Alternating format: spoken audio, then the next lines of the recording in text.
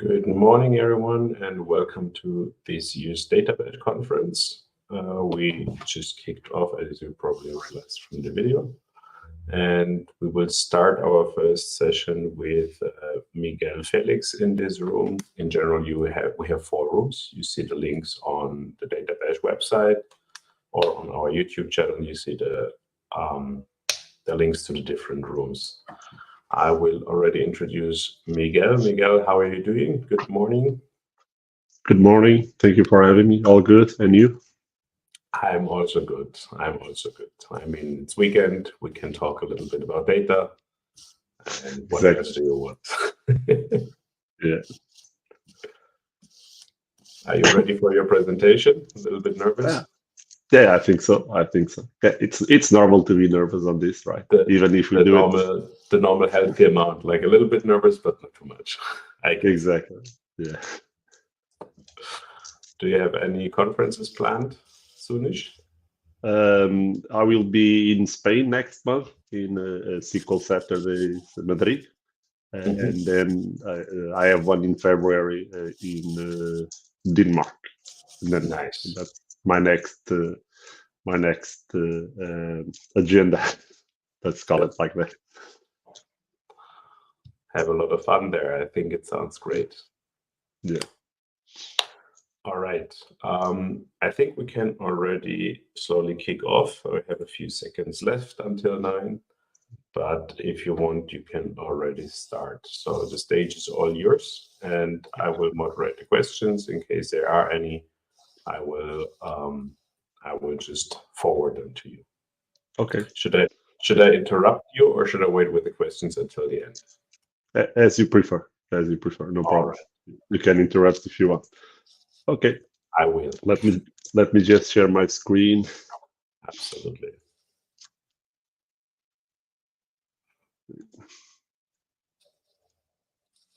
Hopefully it's visible.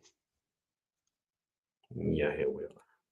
All right. Then have a good session and see you in a few minutes. Okay, thank you. So welcome to DataBash. Thanks to the organization for having me. Today I'm going to talk about Power BI Developer Mode and what this can do for business users and not only for developers that are full-time developers. So let's start a little bit by myself. I'm a lead BI architect at iLeap Digital. I spent most of my professional career in finance, so around 20 years. So I've done a lot of Excel and data analysis from the finance side. And then around 3 years ago, I was invited to come to the consulting world to do Power BI full time. During my road with Power BI, I was able to be part of the community by answering questions on the forum, by giving some presentations, by also being part of a user group here in Portugal that is Fabric Power BI Portugal. And I was also lucky enough 6 years ago to be awarded the Data Platform MVP that I currently also have for Fabric and Power BI. So, and I also have my own blog. So this is a little bit about me, how I came to this data world in per se. But let's go to our next step. So the session today, we will talk a little bit about what is Power BI Developer Mode, what are the main benefits, some limitations, some considerations that are always present in these features that currently it's in preview, but even when they are generally available, there is always some limitations. So what is the folder structure? And you will understand what we mean by this when we talk about what is Power BI Developer Mode. What are the main files, the most important files that we have when we are talking about Power BI Developer Mode, and then hopefully we'll have time to do our demo with everything I plan to present. So currently, who is a Power BI Developer Mode? So we have, if we look at our current our current way of building business intelligence reports, we can see that with a self-service, it can be, is it an IT, is it an engineer, is it a finance guy, someone that has no knowledge, a designer, a student. So currently, I believe all of them and more. So everyone is currently with self-service, is building Power BI, is building business intelligence reports. And the question about the knowledge, the big knowledge that everyone had to have in the past to build any business intelligence tool or to develop on top of a business intelligence tool is pretty faded. And now you have persons from all areas building their own reports, analyzing their own data without the need to have any specific knowledge. Of course, the specific knowledge always helps to take it to the next level, but you can start really quickly, and everyone is building their own Power BI reports in this case, because we are talking about Power BI, and they are giving, with more or less complex formulas, they are getting the results they expect. So Power BI Developer Mode, what is it? How can it help us? So Power BI Developer Mode, it's a suite of features that enables capabilities like external tool supporting, scripts, APIs, and source control. Over here, this seems a lot of a big sentence, a big talk about what is it, and everyone gets a little bit scared when they see this. But basically, Power BI Developer Mode, it's a new format for saving our reports that will allow us to access the information that is behind in a more easy way, in a more readable way. So instead of having all a single file that is only open through Power BI Desktop, when we store the information in this PB format, we get a bunch of files inside a folder, and they are editable through Notepad, for example, through a Notepad or through any text editor that you want. This also brings on top of the table the Git integration and the continuous integration and continuous delivery. But we don't need to have that CI/CD to take advantage of Power BI Developer Mode. It's not only that, it's not only for developers full-time, it's for anyone that is developing Power BI. So as I say in the bottom part, so as a project, a report and a dataset artifacts definitions are saved as individual plain text. So in a very simple and intuitive folder structure. So very easy to read and to understand where all our information about our report is. Benefits. So the support of a text editor. So everything is stored as JSON files. Not everything, but we will see what happens with those specific files that are not in the JSON format. And all of them, even the ones that are not in JSON, can be added in a simple text editor.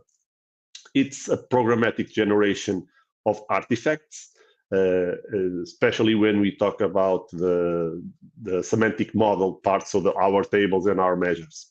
We have two main languages. So over here we have the TMSL, so the tabular model scripting language. This was the one that was present until a few months ago, and it is still available. So it's the default one.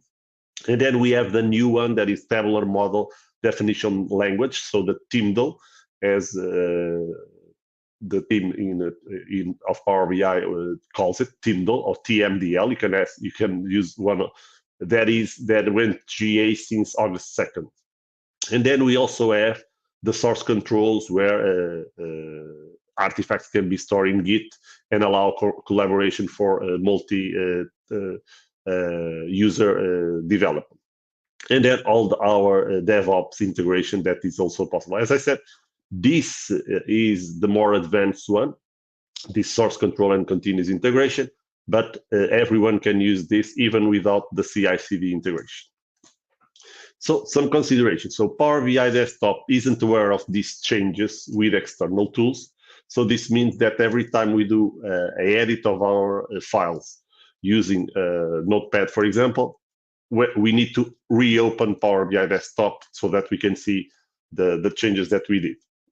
But it was announced in Stockholm last few weeks ago that it will be becoming a Tyndall viewer on the desktop. So we will be able, as we have currently the VEX viewer, we will be able to edit our semantic model, and we will see how we can edit it through programming. We can do it in the desktop version, so the Power BI Desktop will be aware of the changes we do in the immediate way. So sensitive levels are not supported, report linguistic schemas are still not supported yet. So there are a couple of things that aren't supported, and also be aware of this. Power BI project cannot be directly saved on the OneDrive for Business and SharePoint. We will see this point specifically. I will show you what this means. Of course, you can always overcome by saving to the sync folder on your computer locally. Be careful, because when you save it to OneDrive and to SharePoint, you are always, when you save something, you are always syncing all the files in that specific project. So if it's a lot, you can have problems in saving having the previous versions while doing this. Why? Because every time you save, you can be saving hundreds of files at the same time, depending on the size of your report, the number of pages, the number of visuals, and you will see why I'm referring this. So this is a couple of limitations that are acknowledged in the Power BI documentation. Always be aware that this can change in the future. So, but it's always part of our development process, right? The folder structure, as I told you, this type of file stores your data as a folder, and we have two main folders. So we have the first one is the semantic model one. So we have a project name .semantic model folder and a project name .report folder. These two are the main folders that we have, the only two folders that we have as main folders. Then we have subfolders inside of this.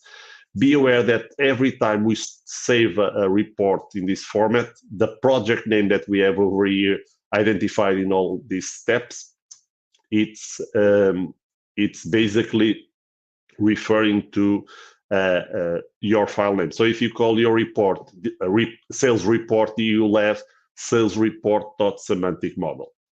Then you have sales report.report. Then you'll have sales report.pvip file. So basically just that. So in the semantic model, we'll store all the files for our semantic model and we have, as I said, two ways of storing this. We can have the TMSL, so it's a single file, the model bin. It's a readable file, but it's very extensive because it has all your tables and all your measures and relationships. Everything on your model is inside that file.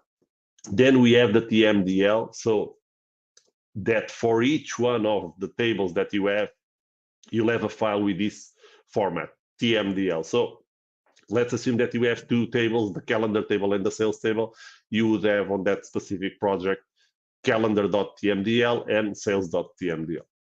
Then the report folder where we store, if we are talking about the previous version, so of Power BI projects, then you will have a single file that is called report.json, where we have all your definitions for your pages, for your visuals, for your bookmarks, for everything. If you are on the new enhanced version, and this new enhanced version alongside with the TMDL can be defined on the options on the previews, you can see that the new advanced version has several folders, and inside those folders we have all the files. For each page, for each visualization, there will be a file. So this is very granular, and you can have all your data, all your visualizations at the very granular level.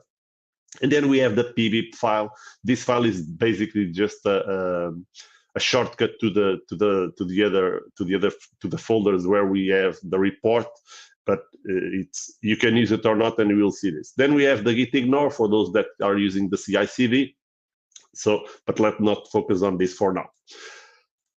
So the main files. So as I said, on the TMSL, we have the model bin, that is the basic file where we have all our information for the semantic model. And then on the model scripting language, the TMSL, the TIMSL, the TIMSL, we have that bin file. And for the TIMDL, TMDL, the descriptive language, we'll have one folder with all the tables, one file per each table.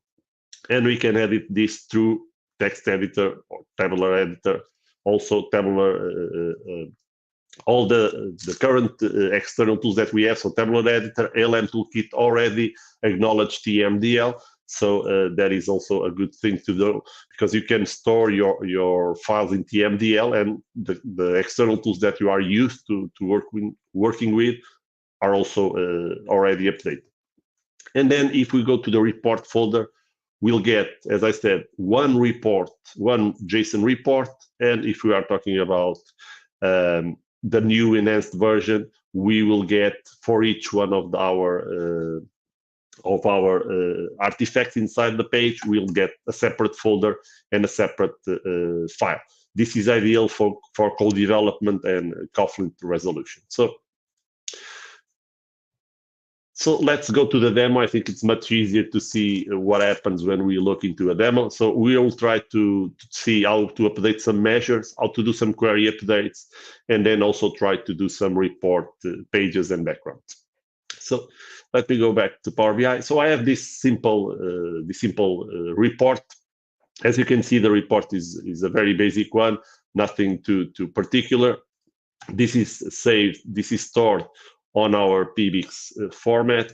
So as you can see, so this is a PBX format. So it's the normal one, no problem. And we have a couple of things over here. So we have our measures table where we have all our measures. We have a sales summary and a detailed page. So it's the drill through page. And then we have all these pages where someone left it all blank. And then we have over here in the end a sales split where we have some bookmarks. Okay, so everything is working correctly. In this bookmark, let me also just point out this this question where we have over here a filter, a class L filter. You will understand why I'm referring this. And then also on our sales summary, you can see that our sales are not formatted as arrows, and neither is our margin. Okay, so a couple of problems, a couple of questions over here. And if we go to the background, if we go to our measures, we can see, for example, that we have in total quantity, we have this very generic description over here. And on total sales, we also have this generic description. So this is basically just setting up part of the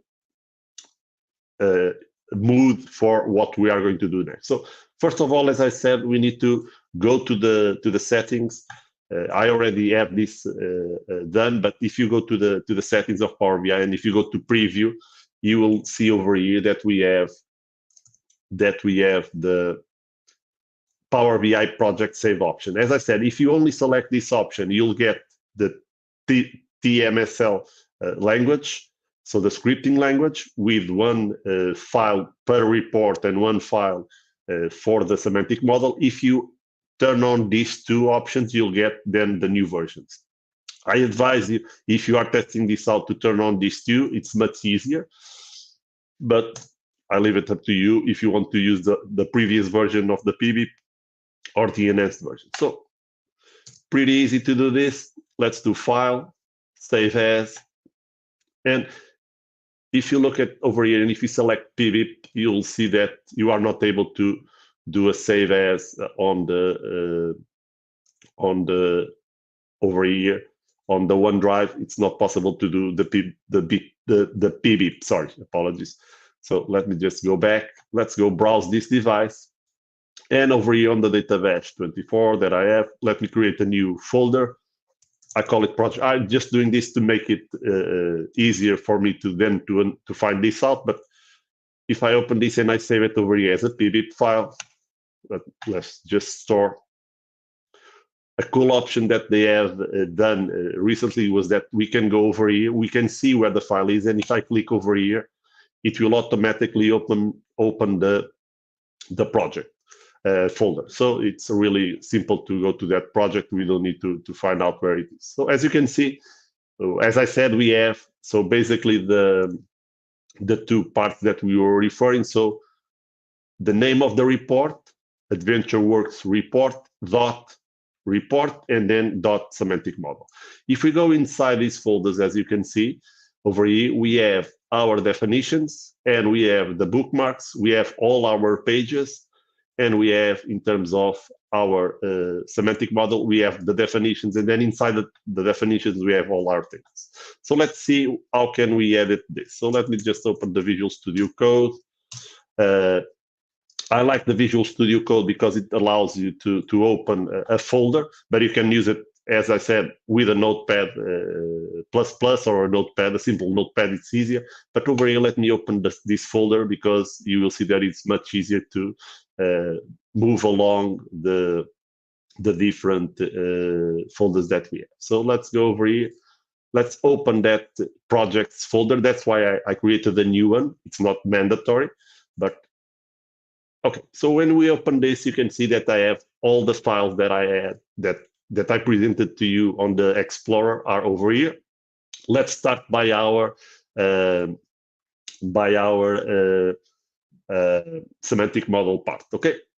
So starting with the semantic model, let's go to check two things. So let's start by the calendar table. And on the calendar table, let me just go back to my report just to see one thing. As you can see, we have a couple of columns and we have end of week. Okay.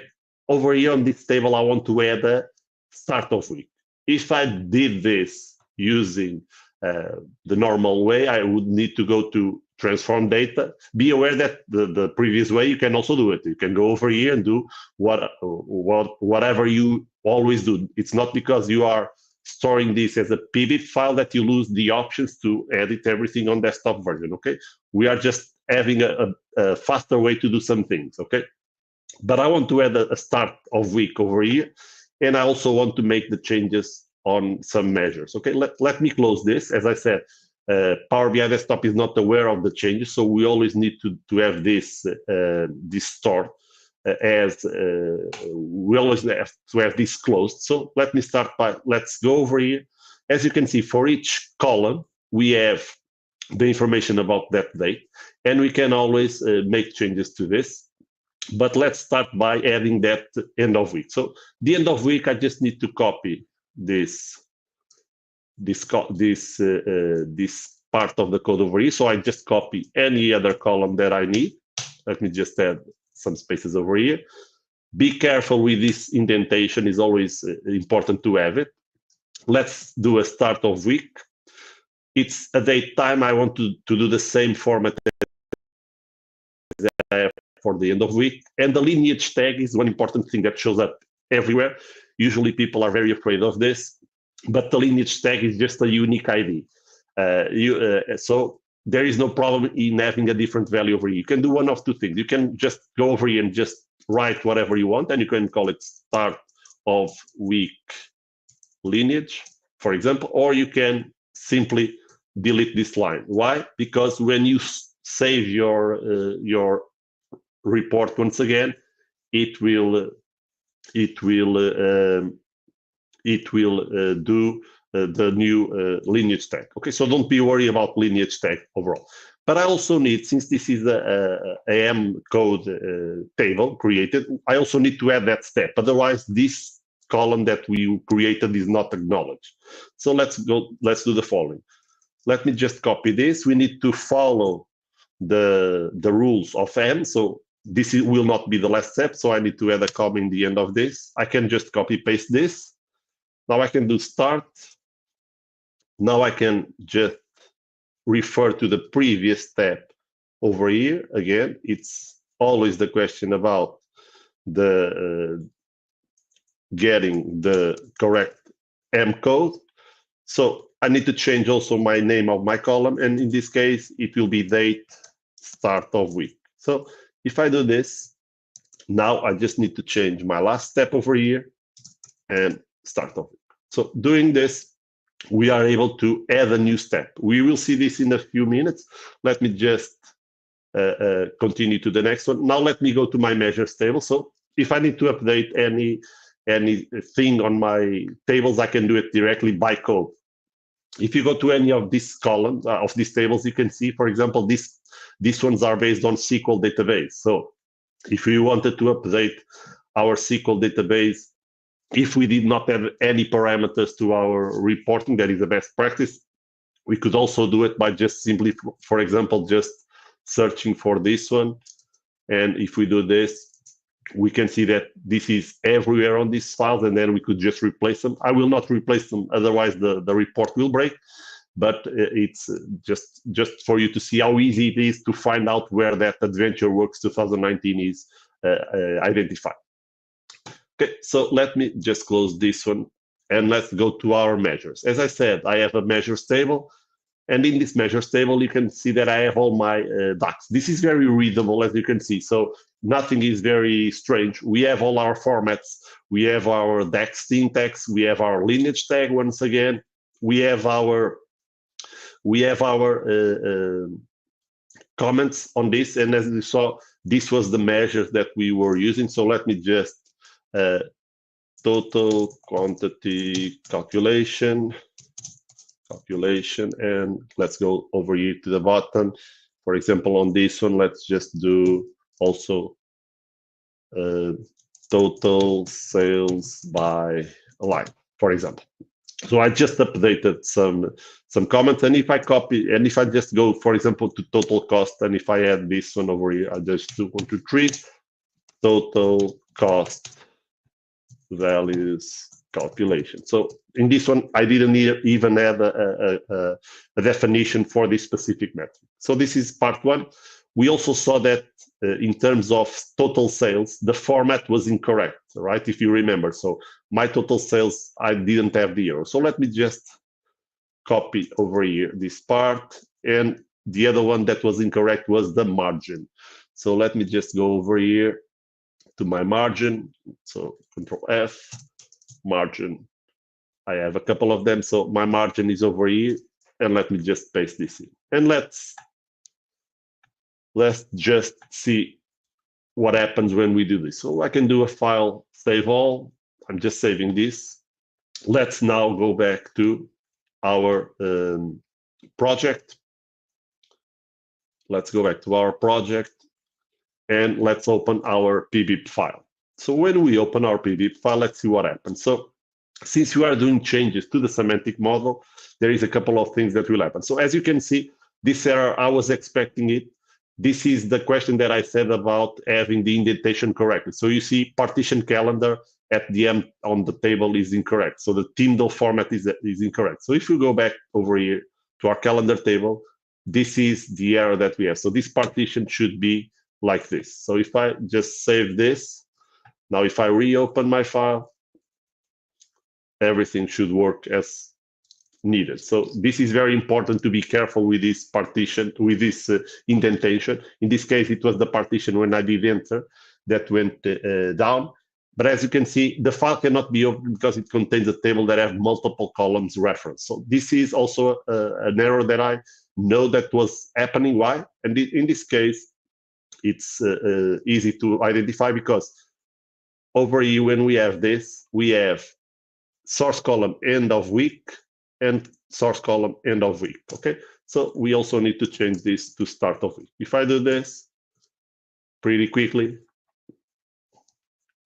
again, this is I'm showing some of the errors that you may encounter, but when you start to work with this, you will see that it's very easy to not fall into these traps. Okay, because you just need to be careful with indentations when you add a new column to change the start. But as you can see, it's opening.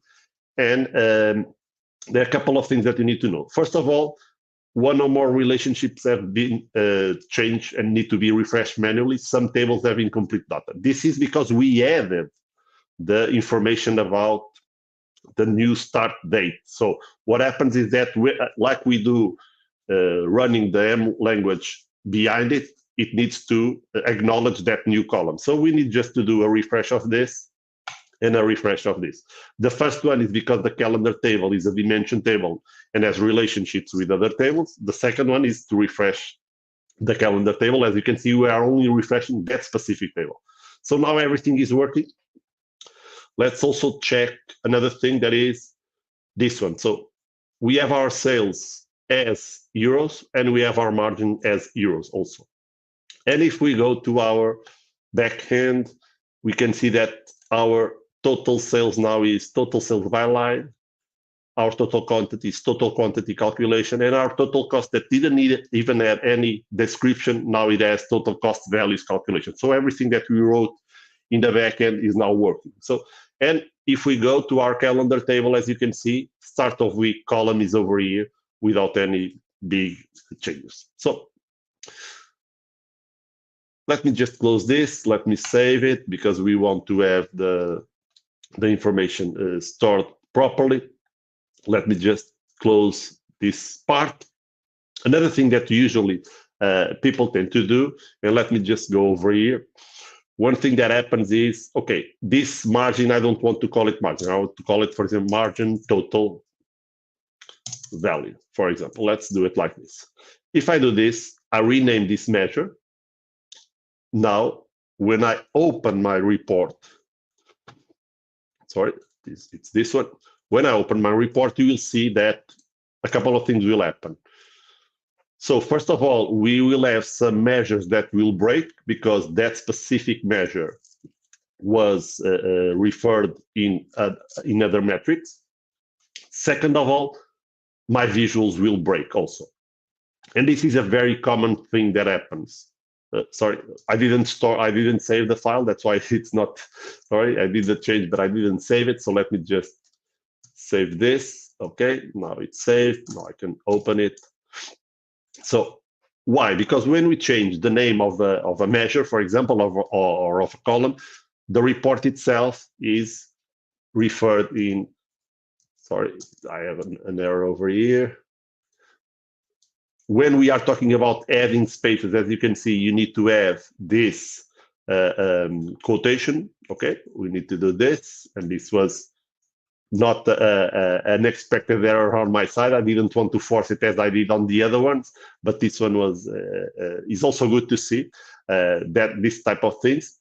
And you can tell, oh, but it's so much easier to do it on the desktop. Of course it is, but let's assume that you want to do this for several reports. If you have 20 different semantic models where you need to change this, it's going to be very hard to do it in a very fast way. Okay.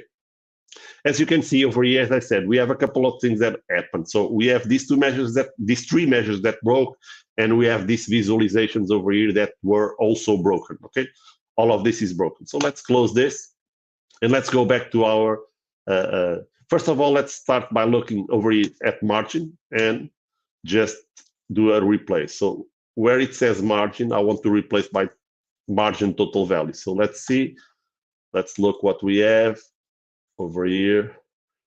Sorry, over here I need to search. Let's search for this one because it's the one that is referred by a DAX calculation, correct? So if I just do this, I can replace this value. It's just one, and it's stored. So we have the part of the semantic model handled. But now the question is in terms of the report itself. And now let's go into the report. The report has several parts, as I said. So we have over here the definitions, we have the pages. For each page, we have a section, and this section is defined over here on the pages. Okay, so we will go to deleting all those pages that are blank, but for now, let's focus on that margin. So if you remember, I had this margin was identified in several locations. So let's do one thing. Let's go over here to this one, and let's search for margin. Even more, I know that this margin is stored on the specific measures. Let me just do this margin. If I do this, as you can see, we have a couple of them. So property margin, it's the one that we own. Let's just see what happens when I'm over here. When I look at, let me just go to this one to be easier to read. So when I go over here, I can see that this specific visual, and in this case, we are talking about a scatter chart, is using my margin. And let me just click over here again, my margin, that is this property from the measures table.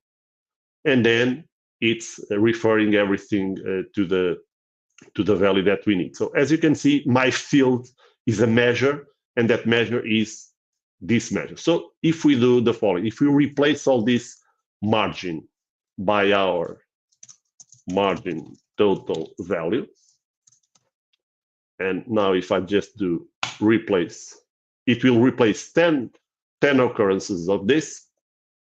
Now if we go back and open this, if we open our pbip file, everything is stored automatically when we use Visual Studio Code and when we do this replacement over here. So all the files are saved automatically, so we don't need to do anything else. So while this is opening, we will see that we just did a bulk change on our report. So this is very, as you can see, nothing already is broken. So we did a change of our measures. The three measures are working. The values are continue to work. And if you see all on the detail page, everything is working. So we just did a bulk change of the names without the need to go to each page and do it manually. So click over here, select, okay, this is the one that is going wrong. Let me replace it. In this case, it was the margin. So it was this margin, and we just need to replace it, okay? So very easy, very quickly to done about replace. Let's see another thing. Let's see all these pages that we have over here. So we want to get rid of this. And on top of this, we also want to move this page from this spot and put it as the second page, okay? Let's just close this. And now let's look again to our report folder. So our report folder, as I said, we have a couple of things over here. We have let me just close this one. We have the pages definition that refers to the order. So I know that page 1, it's this one, page 2, it's this one, and then this is the last page. So everything that is not this page, I need to delete. So I need to delete all of this in the middle. And I have a couple of options. In this case, I already know what are the pages that I want to delete, because all of them don't have any subfolders. They only have this page set up. Why? Because I don't have any visuals. As you can see, this report that is the first page has this visual. So, and for each visual, I have a subfolder. So just quickly select over here these ones and just delete. So this one is correct. Now I go to the next one. I open all of this once again. So, okay. So let's start by deleting all of this. So just delete.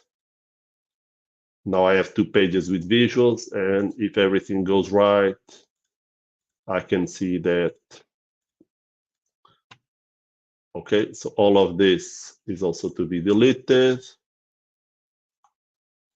And finally, if everything goes well, this one we can close. All of this can also be deleted. Okay, so now we have only 3 pages. And if you look at this, we have section 050, section 518, and section 09. One thing that is important to understand, these names, the folder names, are not the names that are for the pages. If you go inside this folder, and if you look at the page JSON, you'll see that this is the name that we have. So what this means is that this name that we have inside the file needs to match the name you have inside this JSON. So if I change this to page 1 folder, you will see that this will continue to work properly, okay? No problem will happen. In this case, we also wanted to change the order of the page. So let me just move this page over here and just do it like this. We can also change the active page. In this case, I don't want, and let's just save all. On top of this, and I also want to go to, and if you remember, I showed you that on one of the pages, we have a AL filter. Let me just search for this L in terms of. So if I search for this, let me just clear this one out. You can see that we have bookmark value and we have this trace. If you see this value over here, you can see that we have a where condition. So basically it's a filter. On the filter pane, we have a where condition. This filter is also aligned on the bookmark because the bookmark was forced to be on with the selected data. Okay, so let's do one thing. Let's replace all of this by age. So let's do this. And sometimes this is very difficult to understand where a specific filter we have applied is. In this case, I know that is L, but I could also try to search for the property that I'm using. So in this case, the class, the entity is products, right? It's based on the products and all of that. So we could also do that. But let's just replace all of this. And now let's go back to our report and let's see what happens. So I'm expecting to have less pages on my report, to have a change in the order of the pages, and to have a filter that is changed. Okay, so really quickly, let's just open this report and see what happens. Okay, so yeah, so we have only 3 pages, everything was gone. We have a change between the 2 pages that we had. So now my cell split is changed and my class is also changed. This error, it's a problem on my report. Okay, it's not because of pvip of pvik. As you can see, even if I change this, it's giving an error. So let me just replace it over here. I think I need to replace it like this. So this is a problem on my report itself. I didn't make a change a long time ago, so I need to do some updates. So it's not because I did a change of that specific visual. Okay, it's on this report itself. I didn't show you that it was not working previously. Okay, but as I said, so as you saw, we did a bold change and we did that. I think we still have some minutes, so let me try really quickly to show you another feature that I think is really cool and that can really help. So let's do don't save. I have a report over here. Hopefully I can do this really quickly. That is the budget report. This budget report basically is a budget that is done on the site, and I want to merge these 2 reports into one. And this report has 2 things. It has the tables, okay, the budget, the calendar, and the color, and then it has the visuals. Okay, so let's do one thing really quickly. Let's file, save as, let's store this as a pvip file really quickly on our project folder over here. Let's store this. Okay, so this is running. Let's close this. It doesn't make sense because I need to compare this with something, right? And having only the budget, it doesn't make sense. So I need to incorporate this into my cells. Let me just close this file and now go back to, in this case, I just need to go back to the Explorer. It's much easier on the Explorer, as you will see. Let me go to my semantic model and let's start by doing 2 things. First of all, I need to copy my budget and my color table. My calendar table, I already have one on the other report. So let's just copy this one and add it to our semantic model over here. So let's go to tables and just add it. The second part is that these specific 2 tables have some relationships. So let's go back to the Visual Studio Code because it's easier to see. If we check, we already have our budget report over here. Let's go to definitions, relationships, and as you can see, we have our relationships. Once again, this is the lineage tag. You don't need to have anything in particular. You can do whatever you want in this name, but let's just copy this and let's go to our semantic model over here, definitions, relationships, and let's just do an enter over here and just copy this. Once again, be careful with the indentation. Let's just store this file. The last part, it's also easy. Let's do one thing. Let's go to our budget. Let's go to our report, definitions, pages, and let's copy this folder, okay? Let's just do Control-C and paste it inside the definitions of our report. So let's paste it over here. One last thing, as you remember, we always need to have this page reference on the page JSON file. So let's just go over here.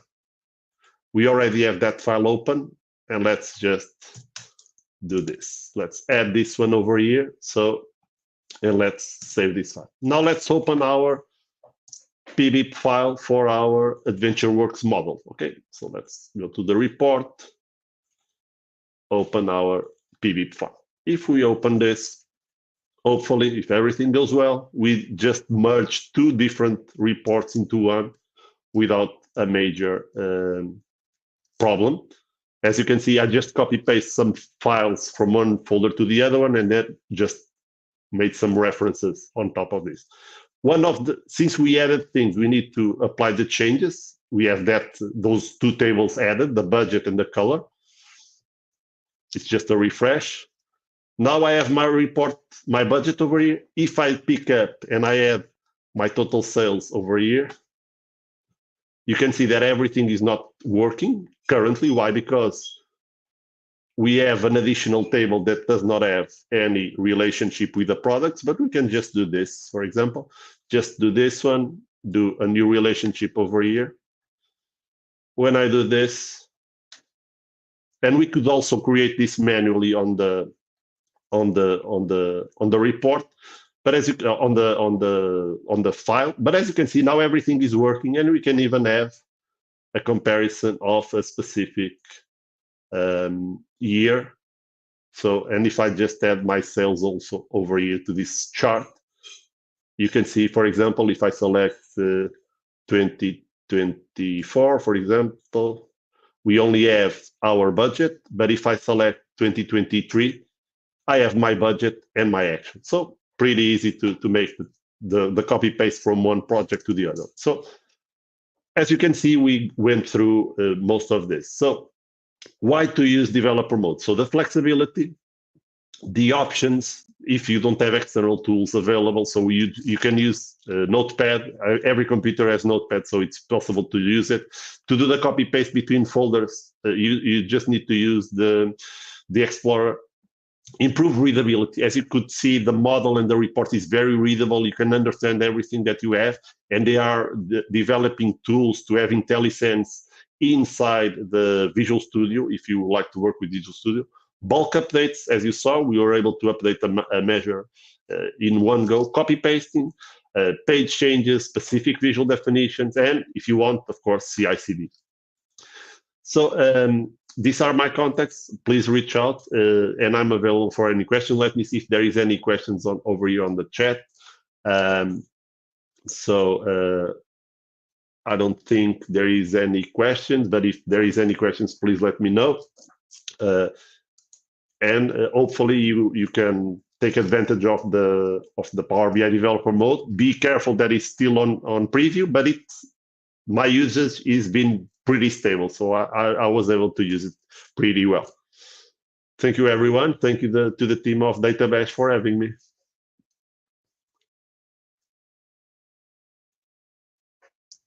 Maybe I should unmute myself. Yes. Thank you so much, Miguel. Really great session. I also, you know, I'm also a really big fan of the developer mode. From it's also one of the best updates Power BI had since many years. So far, there are no questions. In case you have any questions, let us know right now. And if not, we will close the session in a few seconds. Yeah, and then the new version with the new language, descriptive language, it's so much easier to read the files and the enhanced reporting. So we just have one file per each one of the visuals for each one of the tables, and we can really just drive through everything. So it's really great, I think. Really good enhancement. And when they incorporate it inside Power BI Desktop as they are planning, it will be also very good. I saw it live in Stockholm. I don't know if you went to that session, but it was an amazing session by Rui Romano and the team. Yeah, really great things coming forward, I think, for developers and not only developers, because that's the main point. Absolutely. So there is Okay. one question. Rishi asked, how can we programmatically update a whole set of reports models? Can we use this to, for example, add consistent branding? Correct. So part of these files that we have all the definitions on our report. So even on the files, and if you go through the files that you have there, you have a couple of them that are very mandatory for all the branding. One of them is the theme, and the other one is the backgrounds that usually people tend to have, or the colors or something like that. So, but the theme is present as a part of the resources folder. And if you go there, you can programmatically change all your reports. So if you do, for example, if you have a JSON theme file, you can just do a script and just replace all the folders, all the theme files inside your folders of Power BI project, and just in bulk change them, and then everything will work properly. So no need to do one by one. So if you are talking about 100 reports, for example, it's just as simple as do a copy paste of that theme JSON file to the folders on those 100 Power BI reports. Of course, you don't need to do it manually. You can use then automation tools. There is a lot of them. I saw people doing it in PowerShell. I saw people doing it in C. So there is a couple. If you go online and if you just search, do me a script to copy paste from folder A to folder B, you'll see a lot of the old school programming tricks, and also new school, let's call it like that, right? And you can do it easily. So for the branding, it's very easy. And then you just need to have it, because you just need to push it on to your service. So it's very easy to do it. So no problem. And you don't need to do it one by one. That is the main. Also, in addition, thank you very much, Miguel. In addition, I've seen in Belgium a session of Rui Romano that you can also programmatically add some kind of constraints while deploying, or you will be able to in the future. For example, to make sure it's always on page 1, or there's always a specific logo. And in Stockholm, I'm not sure if you've seen that, Miguel, there was a session of Michael Kowalski about the semantic link labs. And this would be an option like the example Miguel mentioned. You can, with one line of code, change the theme file. Just to add what Miguel said, to add 1 to more possibilities.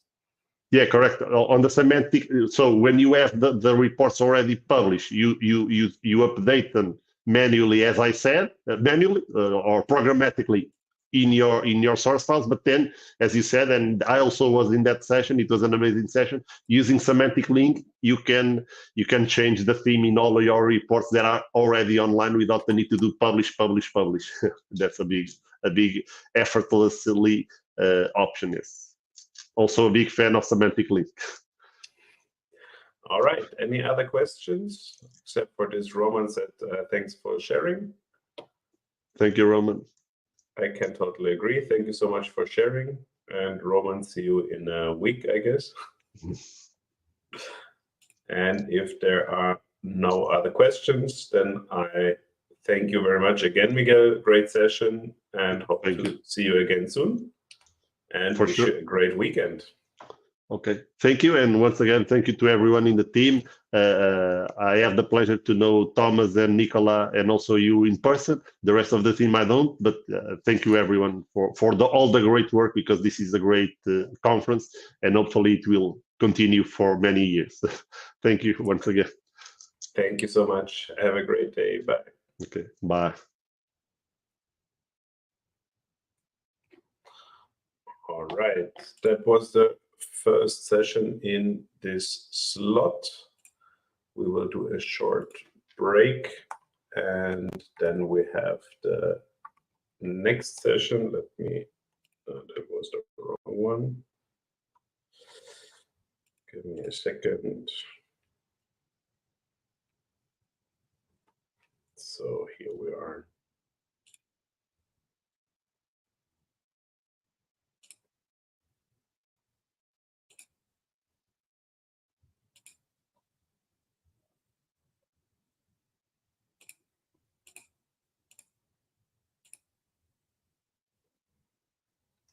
Next up is Konstantinos with Azure OpenAI creating prompt flows with Azure AI Studio Machine Learning. At 10, we have another 7 minutes, time to grab a coffee, and then I will see you in a few minutes.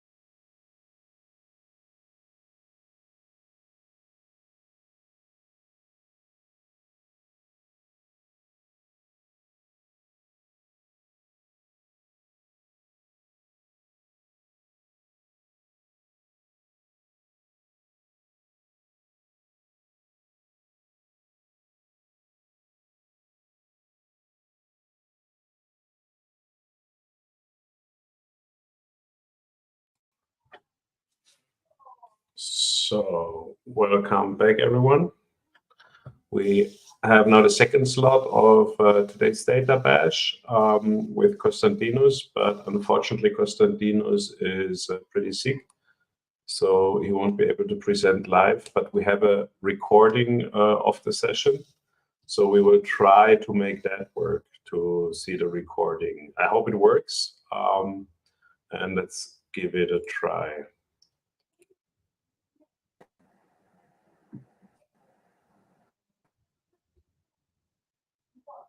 Hello everyone, welcome to our today's session.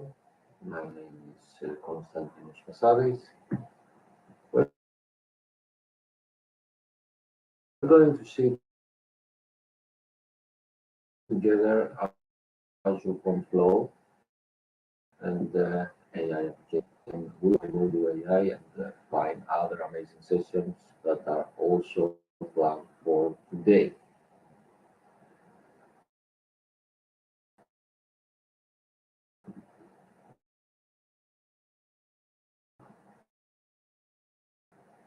Moment and architect working here in Greece,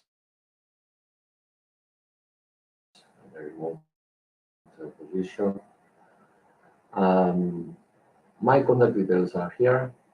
This session as well. It's a demo. It's a workshop, and also I/O. So everything is there, including this one.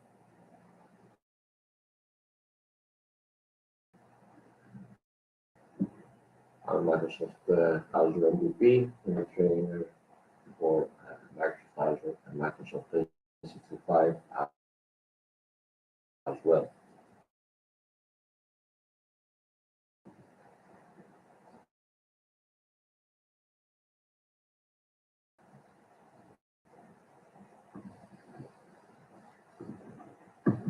Let's go and see how we're going to work with Azure AI Studio and Azure OneStream. It is designed to streamline the entire development cycle of AI applications, which are powered by large language models. I'm reading from the documentation right now.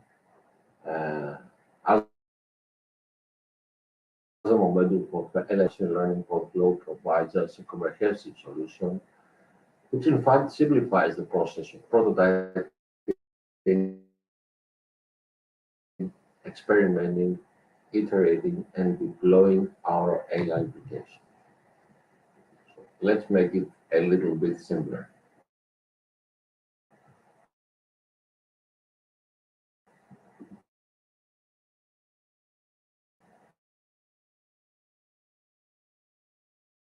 Azure AI Studio is a brand new offering from Microsoft.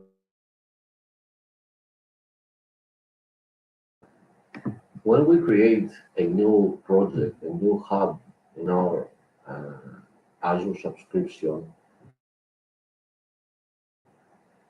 let me show you here in our resource. So we have here the resource group, which I have created in Azure AI Studio and Azure AI solution that comes with the same resource, and then you can create projects and connections from Azure AI. If you go to the resource visualizer, you will see that you have also, there it is, right? This is a machine learning workspace that you can just go to ML and select that workspace. So let's do it and see the whole process. So I'm available from the creation of an Azure AI services solution with the Azure AI Studio. This is the one. Let's go and see it again. This is the hub, and this is the project. So I'm selecting my workspace in Azure Machine Learning. Elements are constant.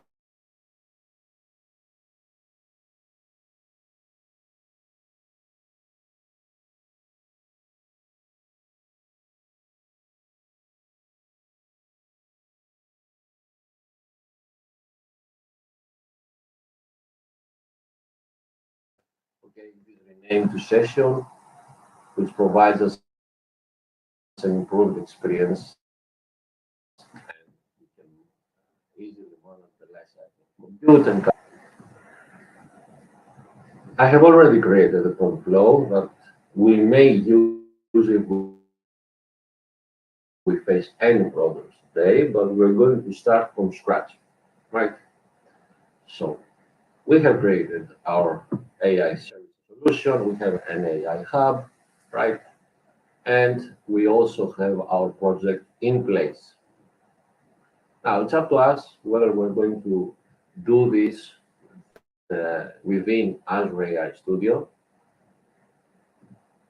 or we are going to do it from Azure Machine Learning. I prefer machine learning, but you can see here you have already the link to create a new prompt flow directly from Azure AI Studio.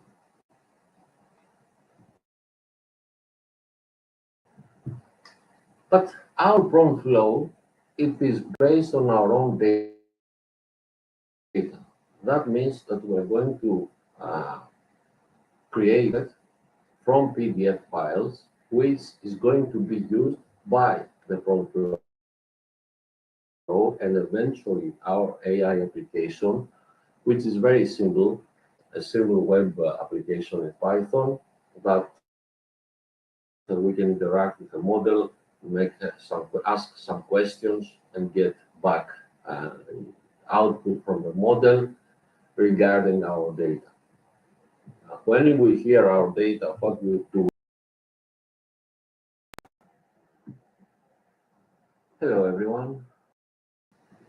Let me find some PDF files that are about Microsoft licensing.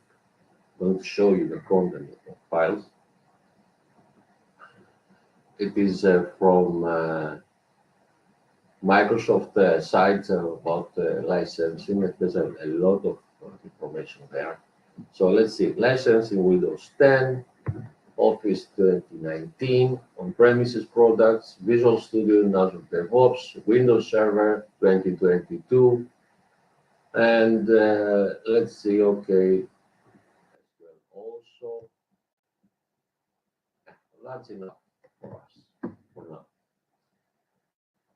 So I simply selected the files and they are uploaded to the storage account that comes with Azure AI Studio Operator.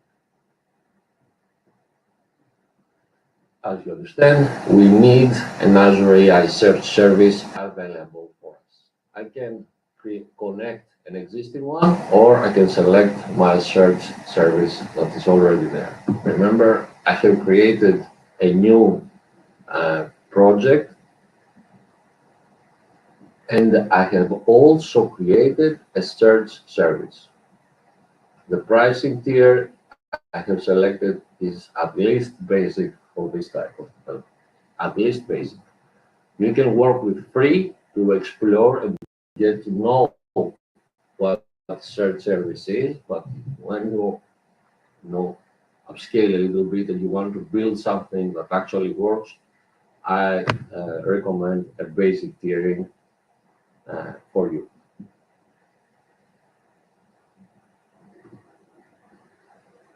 Let's create a new index. Let's say it's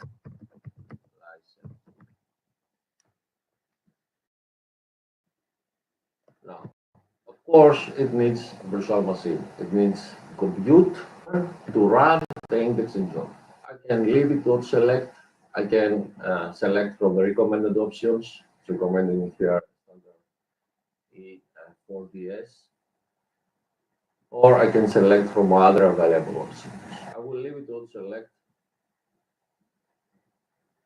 and let it handle this issue. I will also add vector search to this search resource because we're going to direct to the model. We need vector search, and the embedding model is already into our Azure OpenAI text embedding ADA 002.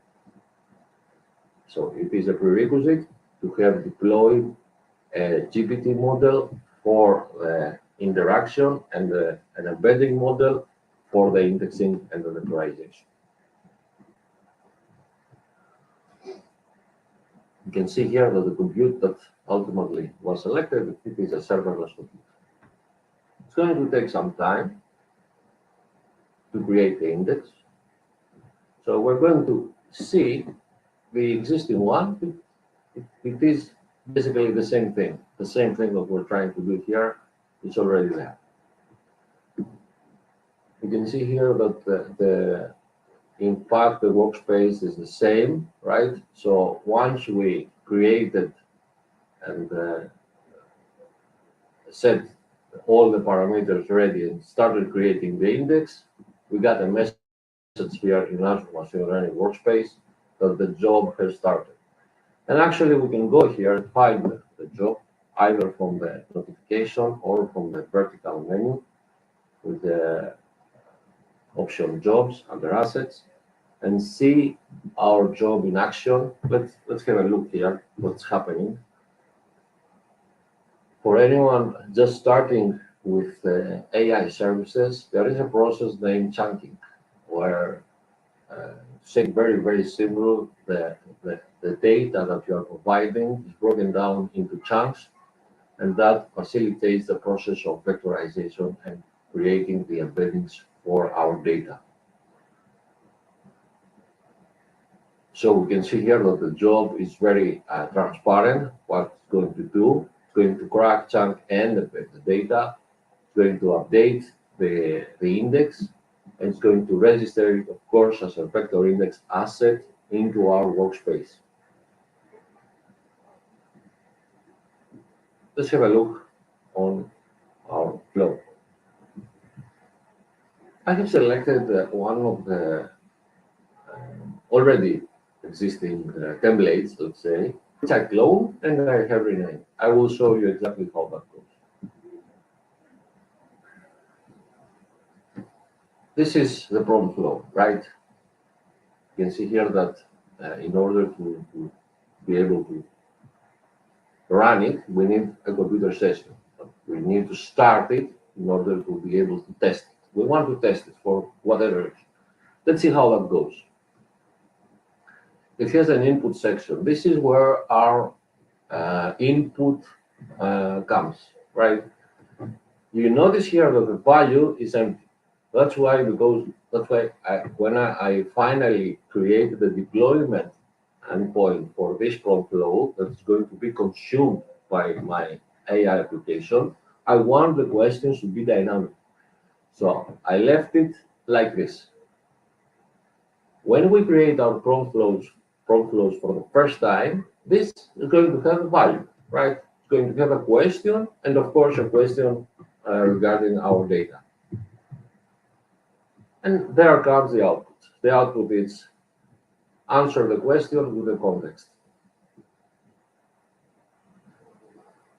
Then we have the lookup section where we need to select our index, right? You can open this menu.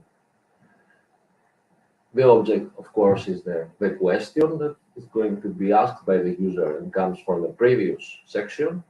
The query type, hybrid, we need vector and keyword, and the top K parameters is going to be 2. Our prompt flow allows us to activate several parts of our flow when a specific condition is satisfied. So for example, I can say that this section, this lookup section, is going to be activated when this condition is satisfied, right? It's a very flexible tool, and we can parameterize it and configure it to whatever liking we have and whatever our needs are. Now the interesting part, where we have a part of Python code, it is creating the context, right? And here, everything is there for us. We don't need to write a single line of code.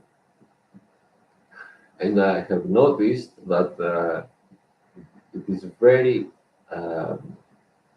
it's kind of upgraded, because the first time that I created the prompt flow, it needed some hands-on. But now I'm trying to tell you that everything is done by using simply selections and menus. It's a ClickOps operation here. And that's why I have chosen this session to show you how easy it is to start getting to know yourself with these technologies without having to write a single line of code.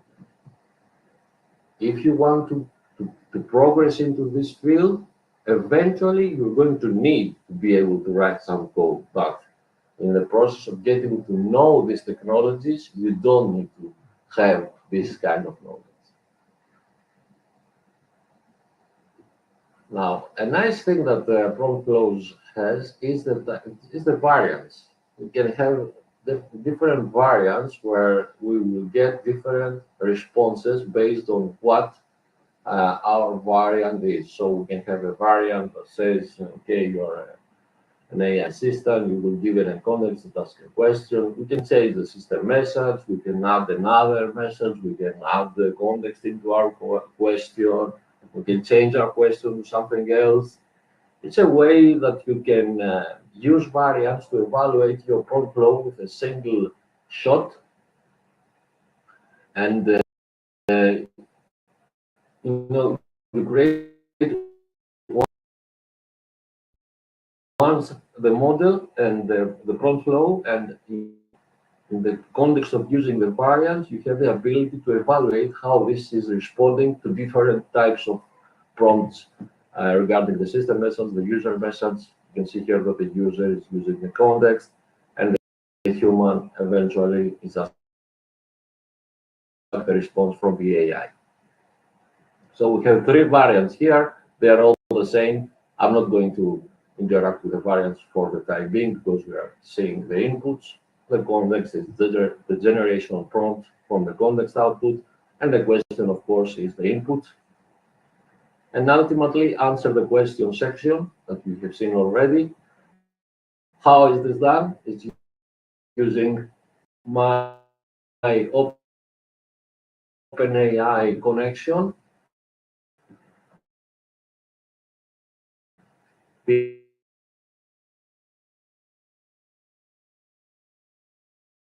The API is using chat. The chat name, I have action here, and the maximum tokens are going to be used. The response format, I can select to be either text or JSON. It depends on how we are going to build our application and what our ultimate needs are. A nice addition here, you can see we can integrate function calling. This is very important. So, in fact, we can have an automated response and calling different tools, and this can be done directly from the prompt flow. For example, we can say, build a virtual machine with this and this and these parameters. Function calling can call, for example, an external API, Azure Resource Manager API, and create this type of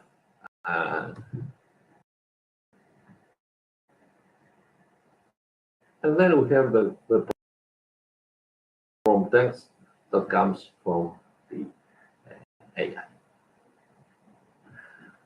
The first time that this prompt flow was running was successful. You can see here that it was completed. Let's see how our other index So, yes, it is completed. So what we have done right now, we have created our index, we have uploaded our data, and our data is ready and vectorized. Let's go and create our. So from the menu from Flow, I can go to Flow here and click on Create. You see here that we have several types already there for us. So I'm going to clone this one, Q&A on our data. There are others too, multi-round Q&A, web classification, chat with Wikipedia, GPT function calling, dedicated function calling classification, groundness evaluation, import profile share, upload from local if you have already Docker flows created, for example, in VS Code. We're going to use this one, and let's name it a license. Clone it.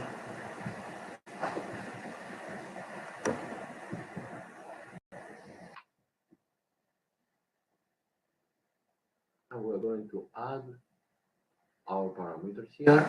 We're going to test it with sample question. Well, we will open a PDF and see how this, which question we're going to select. This is a live session. So forgive me for any error.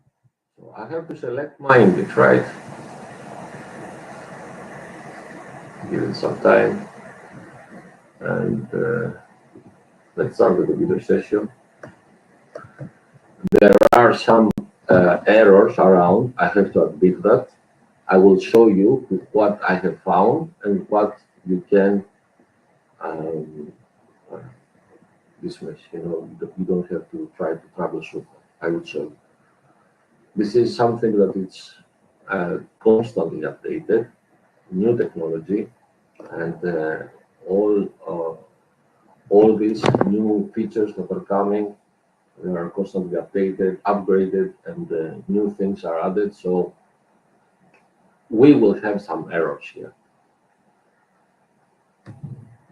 But this is what I like with Microsoft. They are very open with it, and we can go to the documentation and say, hey, I found this. We can contribute there. I found this error, I found this problem here. So, yeah. It opened. I can select my register index, an Azure AI search index that's already there, FAI SS index, or an ML index format. I will select my register index, which is the licensing one. You can see here where it tells the tag one for our config.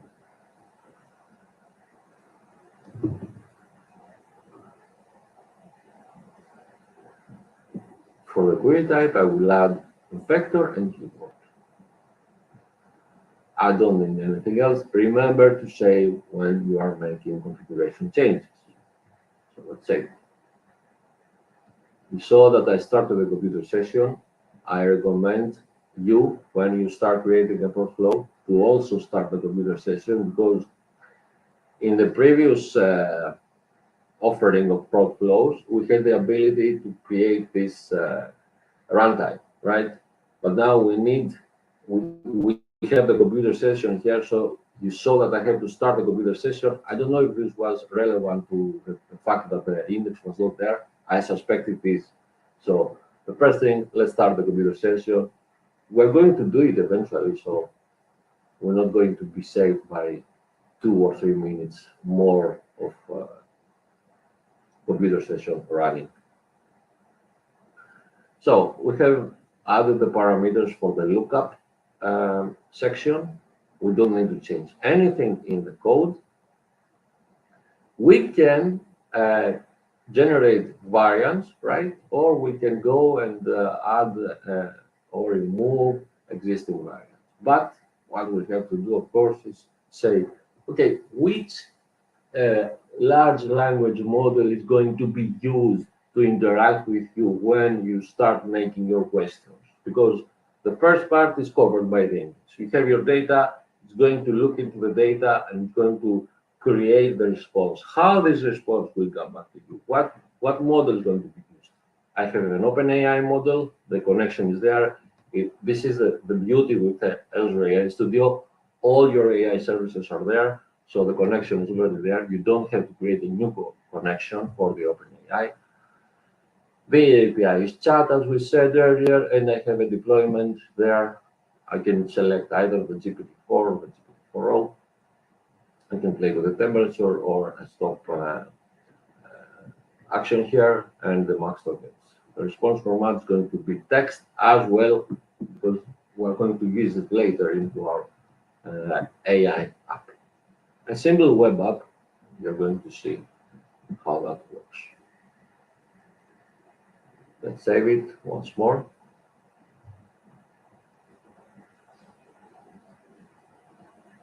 And let's go and see the system message now. This is something that is absolutely up to you. You are going to instruct the model how it will respond. Let's do something and leave it as it is for the moment. And I'm going to show you something that you probably have understood here. Let's say the system. You're an AI assistant that helps you ask questions given a specific context. You will be given a context, that's the question based on that context. The context in our case is our data, okay, the licensing PDF that we have uploaded. Your answer should be as precise as possible and should only come from the context, right? We're not instructing the model to not answer anything relevant. Let's go and see how that works, and then we're going to change it, the system message, make it more precise and specific. I think it's time to test it. Let's go and find some of our data and make a question over there about it. I remember that we have uploaded several documents about software, about Windows 10 licensing, Office 2019 licensing, on-premises products, Windows Server. I like this one. Let's see, let's find something on the PDF of Windows Server 2022. This is a PDF that we have uploaded. All the PDF files that we have uploaded look like this. They have the same layout. So let's ask it, what are the licensing options or details of the Windows Server 2022 Essentials? Let's make this question directly on our prompt load.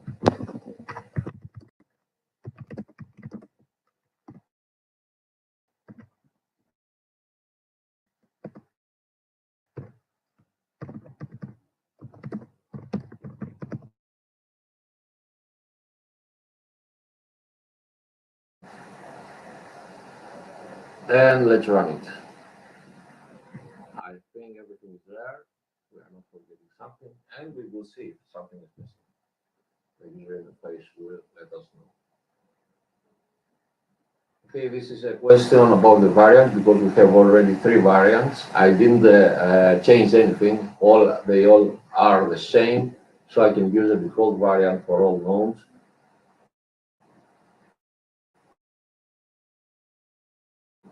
The variant 0.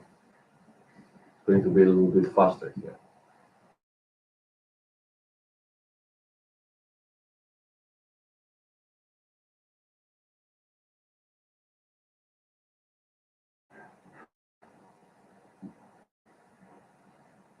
We need some time. I can see that each section has completed.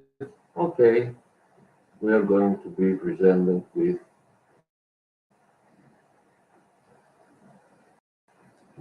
the answer. So let's see the answer here. The answer, it is we can see actually that the data is here. It is some points about Windows Server 22 Essential. But was able to using the language model that is embedded in GPT-4o, right? So this is our prompt flow. I think we are happy for now. Let's say, okay, this is what I was looking for. I want something to be able to answer our users about licensing options.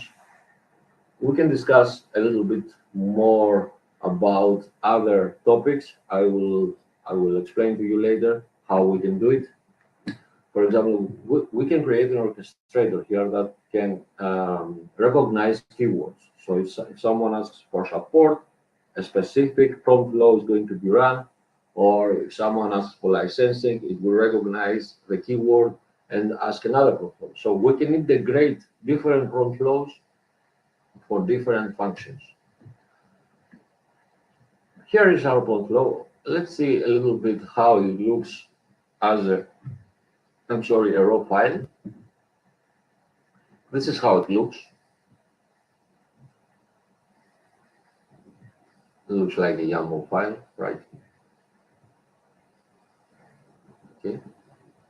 You can see here that we have a requirements.txt file already there. We can also add additional packages if we want to for the environment. That is going to be the next step for us. Okay, our prompt flow is ready. What we want now, we want to utilize this prompt flow. We want to utilize it into our web application. What is the next step? How Azure AI services work in that case? We need an endpoint. This is how it works. We need an endpoint. So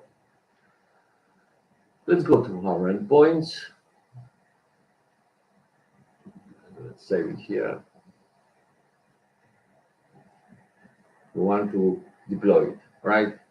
I'm going to stay to the prompt flow and select deploy. I need an endpoint, so let's say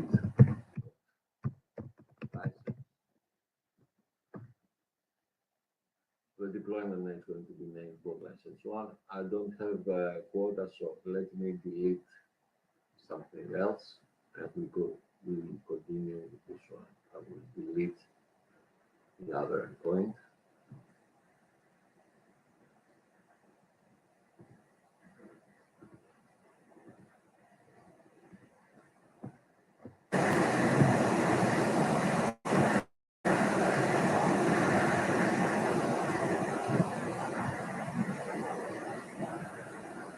And our prompt flow will have the code run.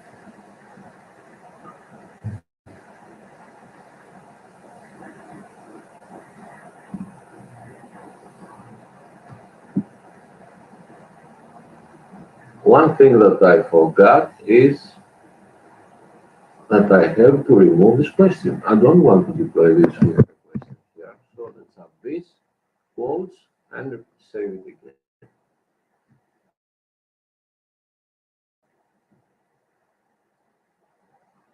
Final check that everything is okay. Everything is correct. All right, so let's save it and then deploy it. We deleted the other endpoints, so we don't go to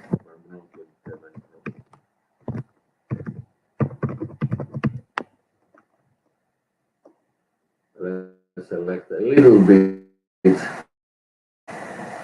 little more powerful machine. This one, or we can select the one.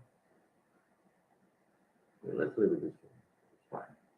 4 cores, 16 GB of RAM will be fine. Instant count for now, one instance is fine, but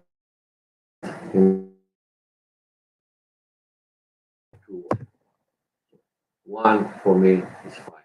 Right. The authentication type. I suggest you have a good look of how things are going to be in a very short future. Microsoft is moving to Microsoft Entra Azure AD authentication, and this is what is going to be in the very near future. For now, we're leaving it to key-based, but again, I suggest you have a good look at how things are in the very near future regarding authentication and especially Azure AI services. I can add my deployment tags, and I will leave it to use the environment of the current flow. I think everything is there. I didn't select the application site. I haven't find a way to add it after the Azure AI Studio is deployed. It's not about time to do it.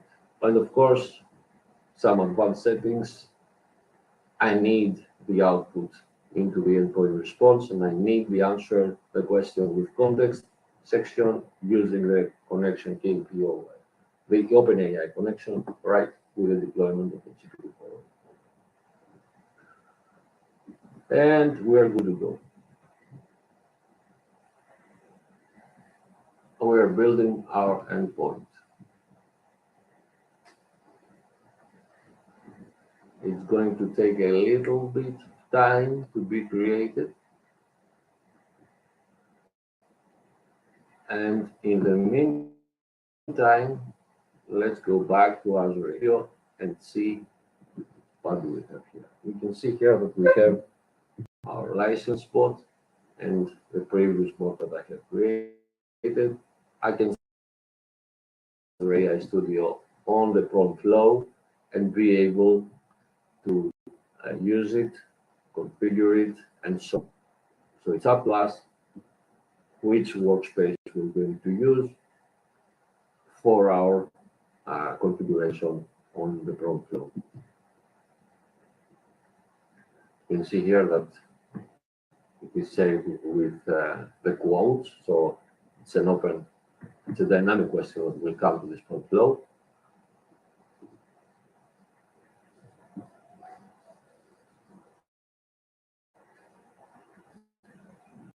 Right, let's go and see what's going on here. Nice. So let's see what's going on here. We are into the endpoints menu, right? And we are looking at our new endpoint for the prompt flow that we have created. The provisioning state is succeeded. It's going to use a managed code view type. It's created by me. All right. You can see all the details that we previously selected. You can see here that we have a REST endpoint for us, and you can see here that we have the 100% traffic going to be into this endpoint, allocated into this endpoint. But along with endpoint, it comes a deployment.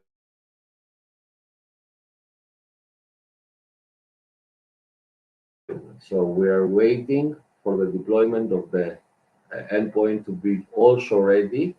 Or here we can have auto scaling also. So we are not obligated to use 3 instances from the start, from the get-go. We can create auto scaling rules. So when our traffic is coming more and more into this endpoint, we can stop. There are some prerequisites here. I urge you also to look into the code sample repo and the tutorial about the prompt flow. You will find some good information there. For example, it needs a managed network to be able to run. And yeah, there are some things for now.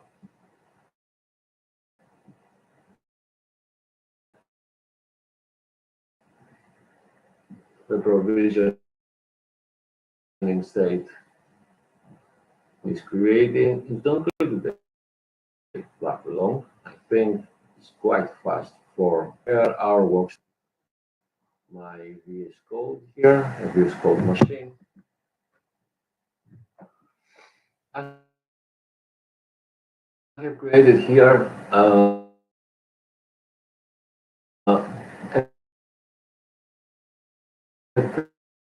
very simple web interface in Python.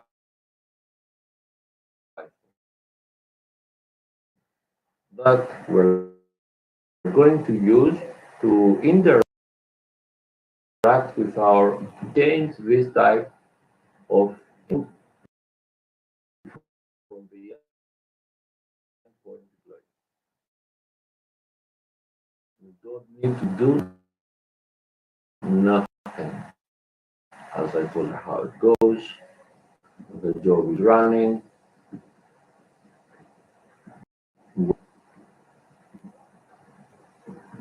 This is our endpoint.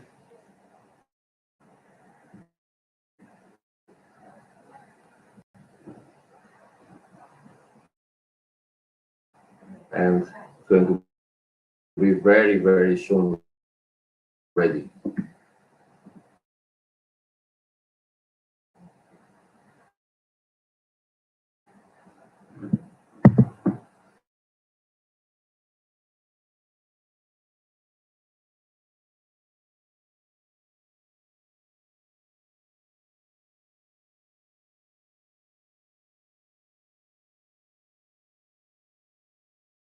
We will be given the code, and if we have a little bit of patience, if we're just starting with this, we will be able to create our own web application. All we need is some styling, a small JavaScript to be able to get back the results from the endpoint and present them into our web interface, and an index.html so we can have a nice interface into our web app.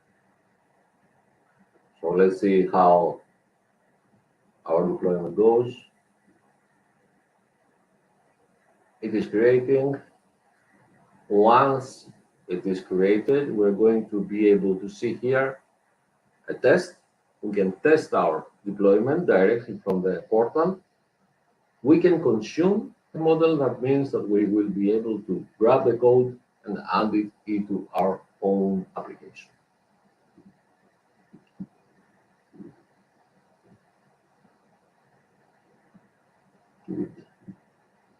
Few moments and it will be ready very, very soon. Now into Azure AI Studio, let's have a look into our connections. This is, as we saw earlier, we have a hub that it is the parent resource for our projects, and then we can create projects under this Azure AI Hub. This is our project, and we have a connection to our OpenAI resource. This is our previous deployment. Another flow, I tried to create a connection to application insights after I created this resource. I'm not able yet to make it work, but I think I will find a way. In the settings of our project, AI project, you will see every connection here. So we have the Azure OpenAI connection. It's like an internal connection, right? Within the Azure ecosystem, we have a connection to Azure OpenAI. We have the Azure AI search, the application search, we can ignore it for now, and we have 3 blob storage connections within our Azure resource group, of course. So if you go to the resource group, now you're going to see, refresh here, you're going to see here, we have a new resource created that is a machine learning online endpoint, and we have the machine learning online deployment. If I click here to the endpoint and go to identity, you will see that it has already activated system assign, because that is what we selected when we try to build this endpoint, and it will have these roles assigned to it. If we decide to go another way, we need these roles into our, say, user assigned identity, because that's the other way to go around. So this is how this is created, and it's given the metrics writer viewer the metrics, write a role, machine learning workspace connection, secrets reader, storage blob data reader, ACR pool, and storage blob data contributor.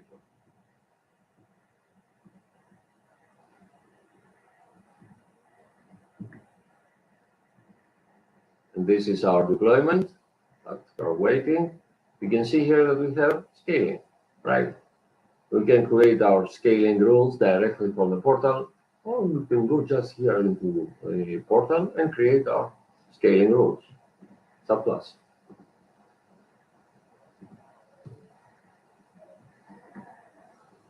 Right, the image is, have a message here that prepare image has been completed. Let's see here what other steps are left. Yeah, I think we're good to go.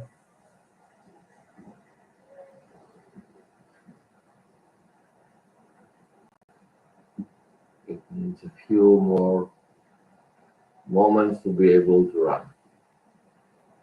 You can see here into the logs what's going on with our deployment and our endpoint. And because it is grading, we don't have anything to show yet.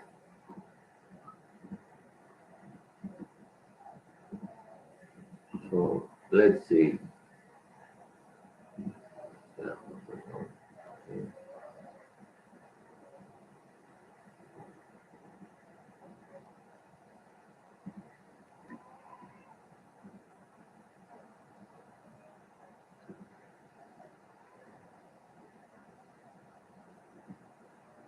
Right.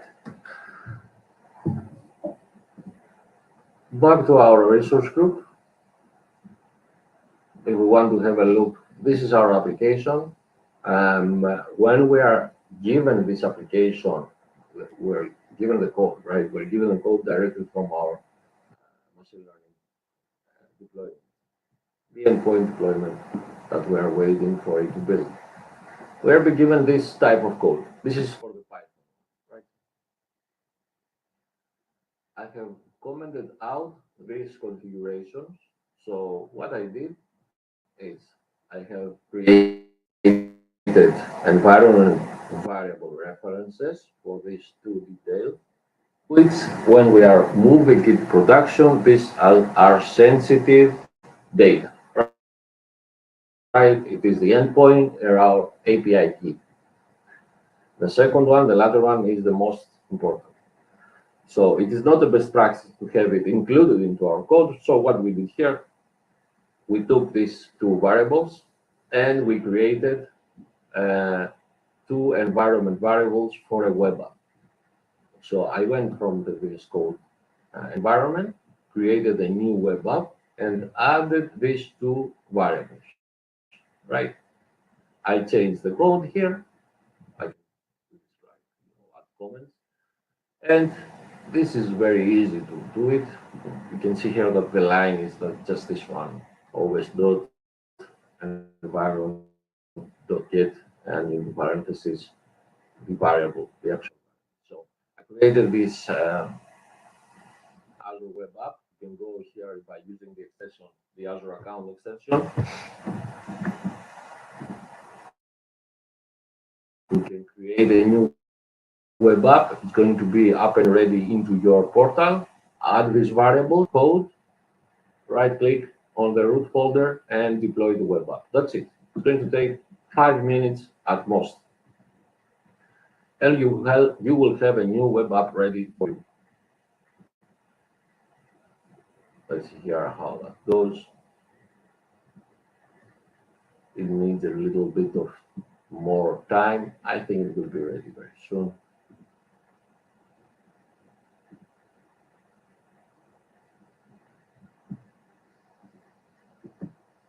See, I have to change these variables, of course, that we have added into our web app. So we're going to see it in action.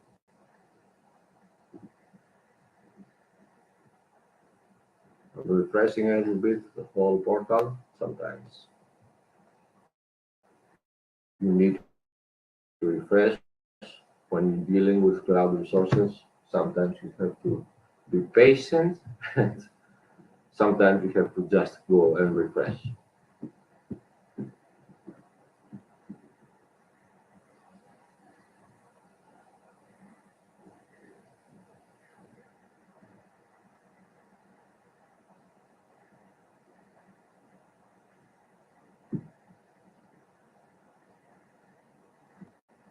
This was the previous model. Yeah, I think the deployment is ready. Now, the deployment is ready, right? You can see here that the traffic is going to be on 100% here. The provisioning is ready. Our menu has added these new selections. Monitoring the logs was there. You have the testing option, so I can test it directly from the editor and ask the same question we asked earlier about that. What are the licensing options for Windows 2022 Essentials? Let's go and ask it. Now we're asking direct to the deployment.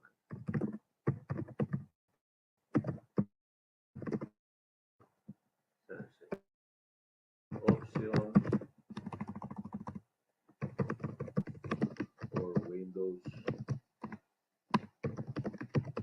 Server 2022 Essentials. And let's test it.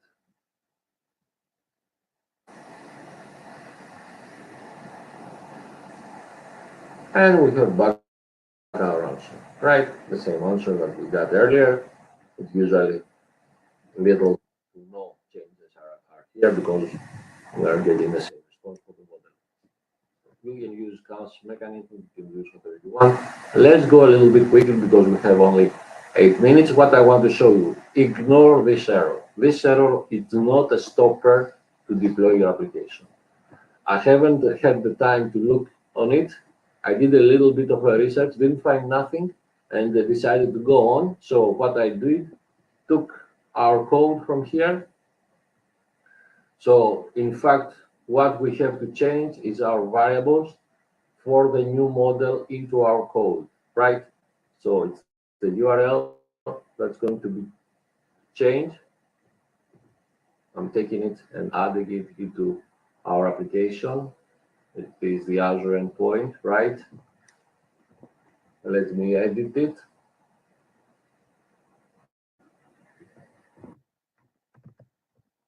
Apply. And the API key as well. It's not into the code. It is in the upper section of the consume menu. Let's get it. And add it here. And apply. Apply. Confirm.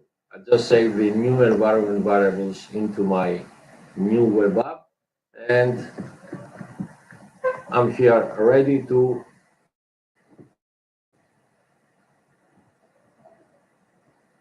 run it. So let's go and run web app into our. We don't have to redeploy, right?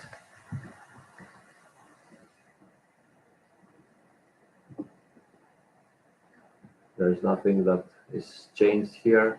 This is our web app.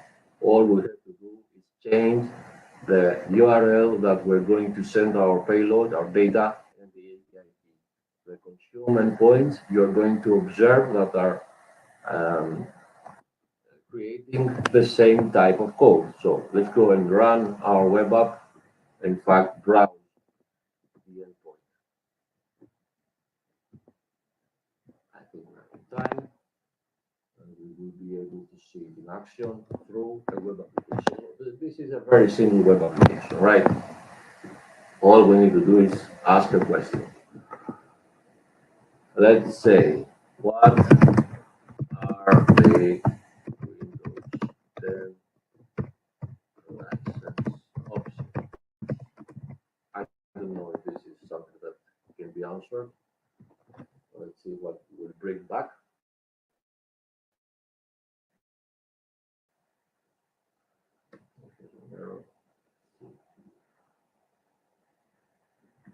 ready.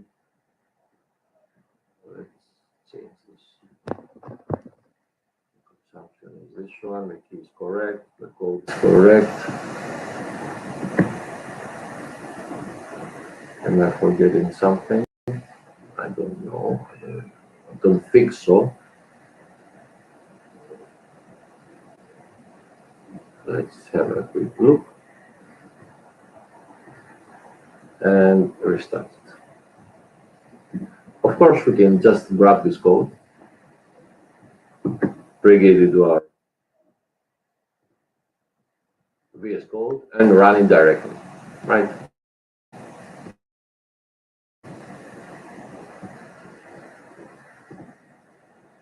The traffic is 100%.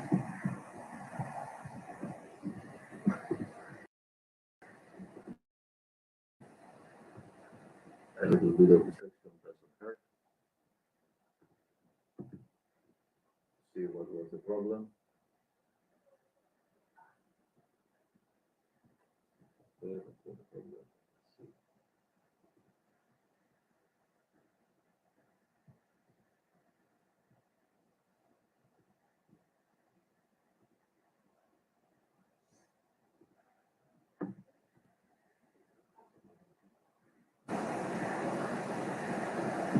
Yeah, we got the answer. Just needed a little bit of a restart. So we are asking what are the licensing options for Windows 10. Let's see.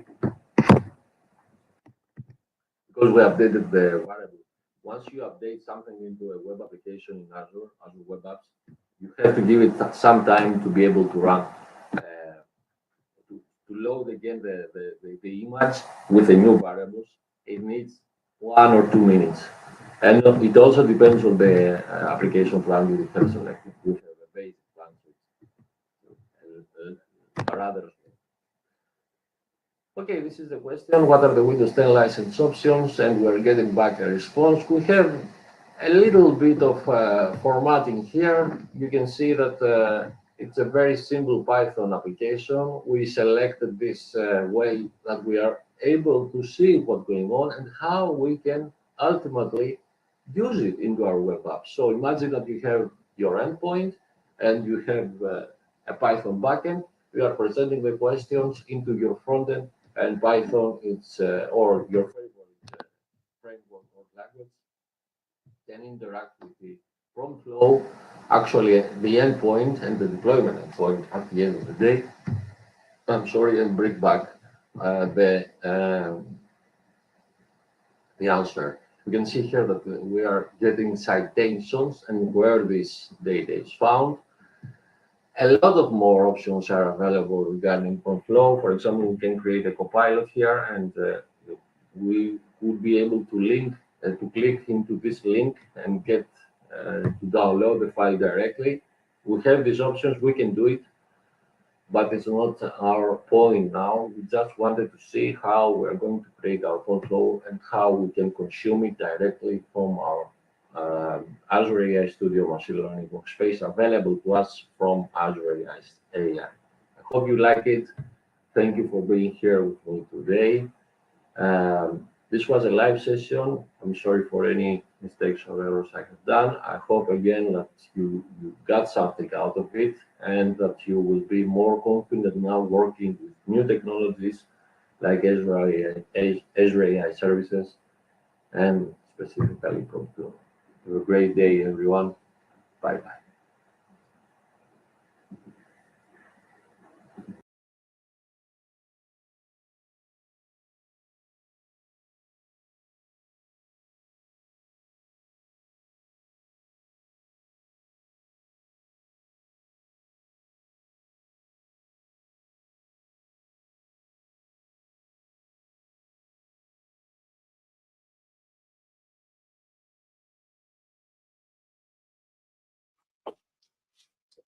Hi, everyone. Welcome back. So as you realized, probably Konstantinos unfortunately was sick. So this was a pre-recorded session. Thanks, everyone, for staying. Next up is John. John, welcome to the Data Bash conference. And for you, it's morning, right? You're based in Canada. No, I'm actually based in New England, but I'm speaking at SQL Saturday, Canada today, Toronto. Ah, all right. So you're traveling, and while you're in another session, you do another session. I'm double booked today. I see you have a busy schedule. The audio is clear. I can hear you very well. I can also see you very well. Awesome. Do you want to get started? We have 1 more minute left. Otherwise, I can get started. Just to let everyone know, I am in Blue Jay Way, which is the baseball team for Toronto. And if you want to see, you can see that I'm actually inside the dome. how cool is that? Yeah, so it was a good rate, and I didn't realize I was actually inside the dome.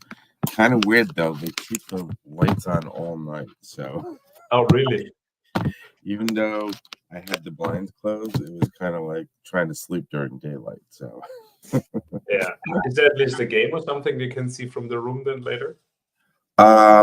they lost, so they're not playing in the finals. So yeah, there's no game. If you want to see hockey down the road, they have a hockey game tomorrow. Sure. So let me All see if I right. can present. Sure. Share screen and share screen and entire screen try. Yeah, sure.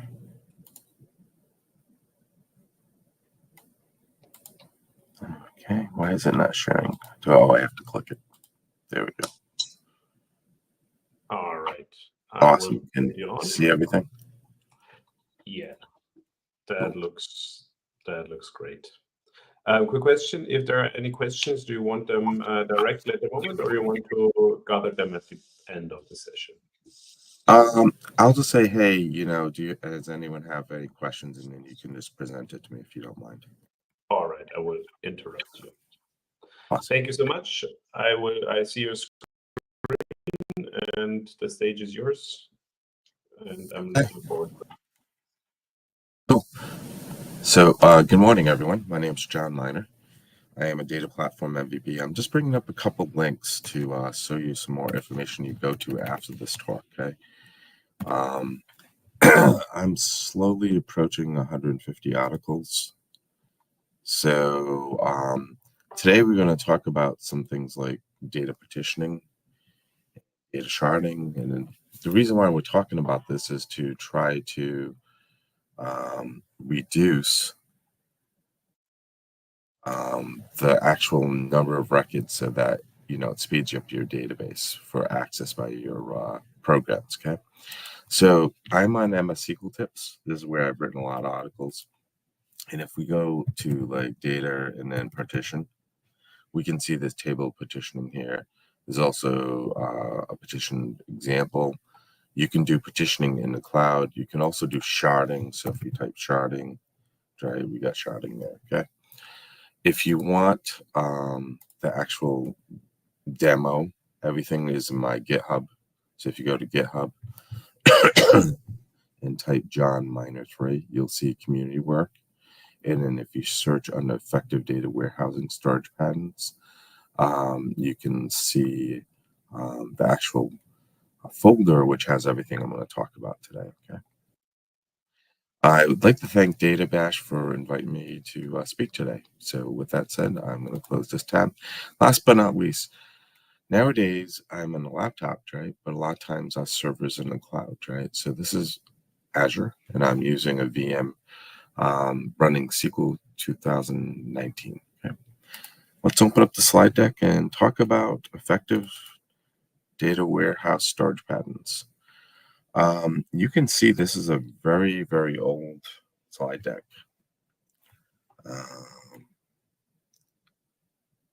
Just going to hide and go to present to view. Here we go. Or hide present to view. Let's see this. Hide present to view. I was in the right place. Okay, cool. So, wow. I've been talking about this since like 2010. So this has been a long time. It's still relevant though. There's all the technologies out there. This might still apply if you're writing, say, a application. Okay, and we'll talk which use cases. Okay, like for sharding, it might be really good. Okay, Yeah, I've been a senior data architect at Insight Digital Innovations for 7 years. And yes, I've a lifelong learner. So Microsoft certified, Databricks certified. And yes, I support SQL Saturday. That's why I'm here in Toronto. So let's talk about some goals. There's two types of people out there. There's the SQL Server developers, right? And we're going to talk about four storage patterns today. I also allude to column store. And column store is really relevant too, because, if you look at Fabric, which everyone's raving about nowadays, right, has a data warehouse. It's based upon Parquet, and that's using column store. Okay, but we're not going to talk about column store. If you want to learn about column store, look up Ed Pollock. He has a couple articles on Redgate Simple Talk, and that's a good place to find more information. Okay, he's also a friend. He's talking today too. It's actually really early morning here in Toronto. So we want to talk about forward storage patterns, and we want to learn how to design, code, and implement these patterns, right? As an administrator, right, of the database, you want to make sure that all the goals of the developer. So you should know all these patterns. And basically, if you see people writing these databases that are just huge and monolithic and keep on growing, then you should suggest some of these techniques to reduce the size of the database and speed up retrieval. Okay. So here's a typical business problem, right? Many companies create a mart for reporting, right? But as the company grows and users become dependent upon the mart for making decisions on key performance indicators, they find that it slows down, right? This unexpected growth basically is a performance problem, right? So how do we reduce the size of your data mart and speed up the data retrieval? And that's the whole focus of today's talk. Presentation overview.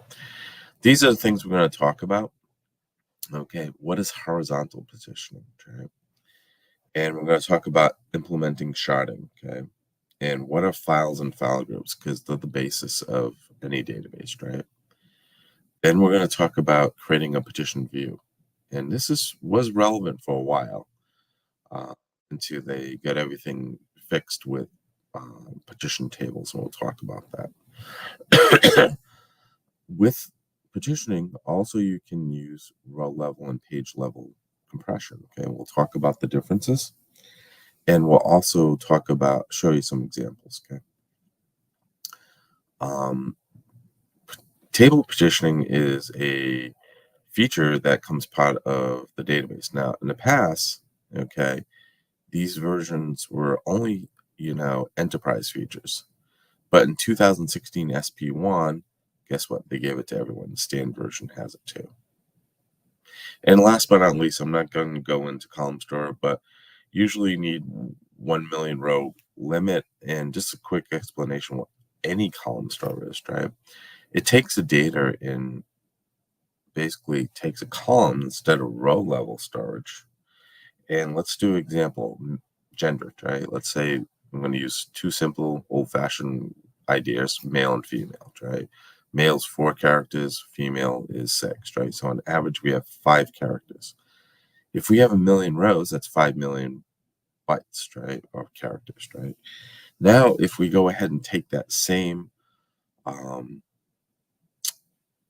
data and we create a dictionary, so we put male in and female in, and now we have a 0 and 1 representing the same data. We have 5 million bits, not bytes, okay, or characters. So that's interesting, right? Because now we suddenly went 1/8, right? So I'm going to use some run math. It's like 12% or something like that. And again, it's really early in the morning, so don't trust my math. But that's why you get really good compression with column store, okay? So all these examples, we're going to do some code. So, I'm not going to be offended if you leave, but I hope you do stay. Okay. Dilbert was a cartoon I read back in the early 1990s, been doing this for 30 years, 2000s. And so wanted to show you this. It was pretty funny. Dilbert's manager comes to him and says, we should build a SQL database. And Dilla says, does he understand what he said, or is it something he saw in a trade magazine, right?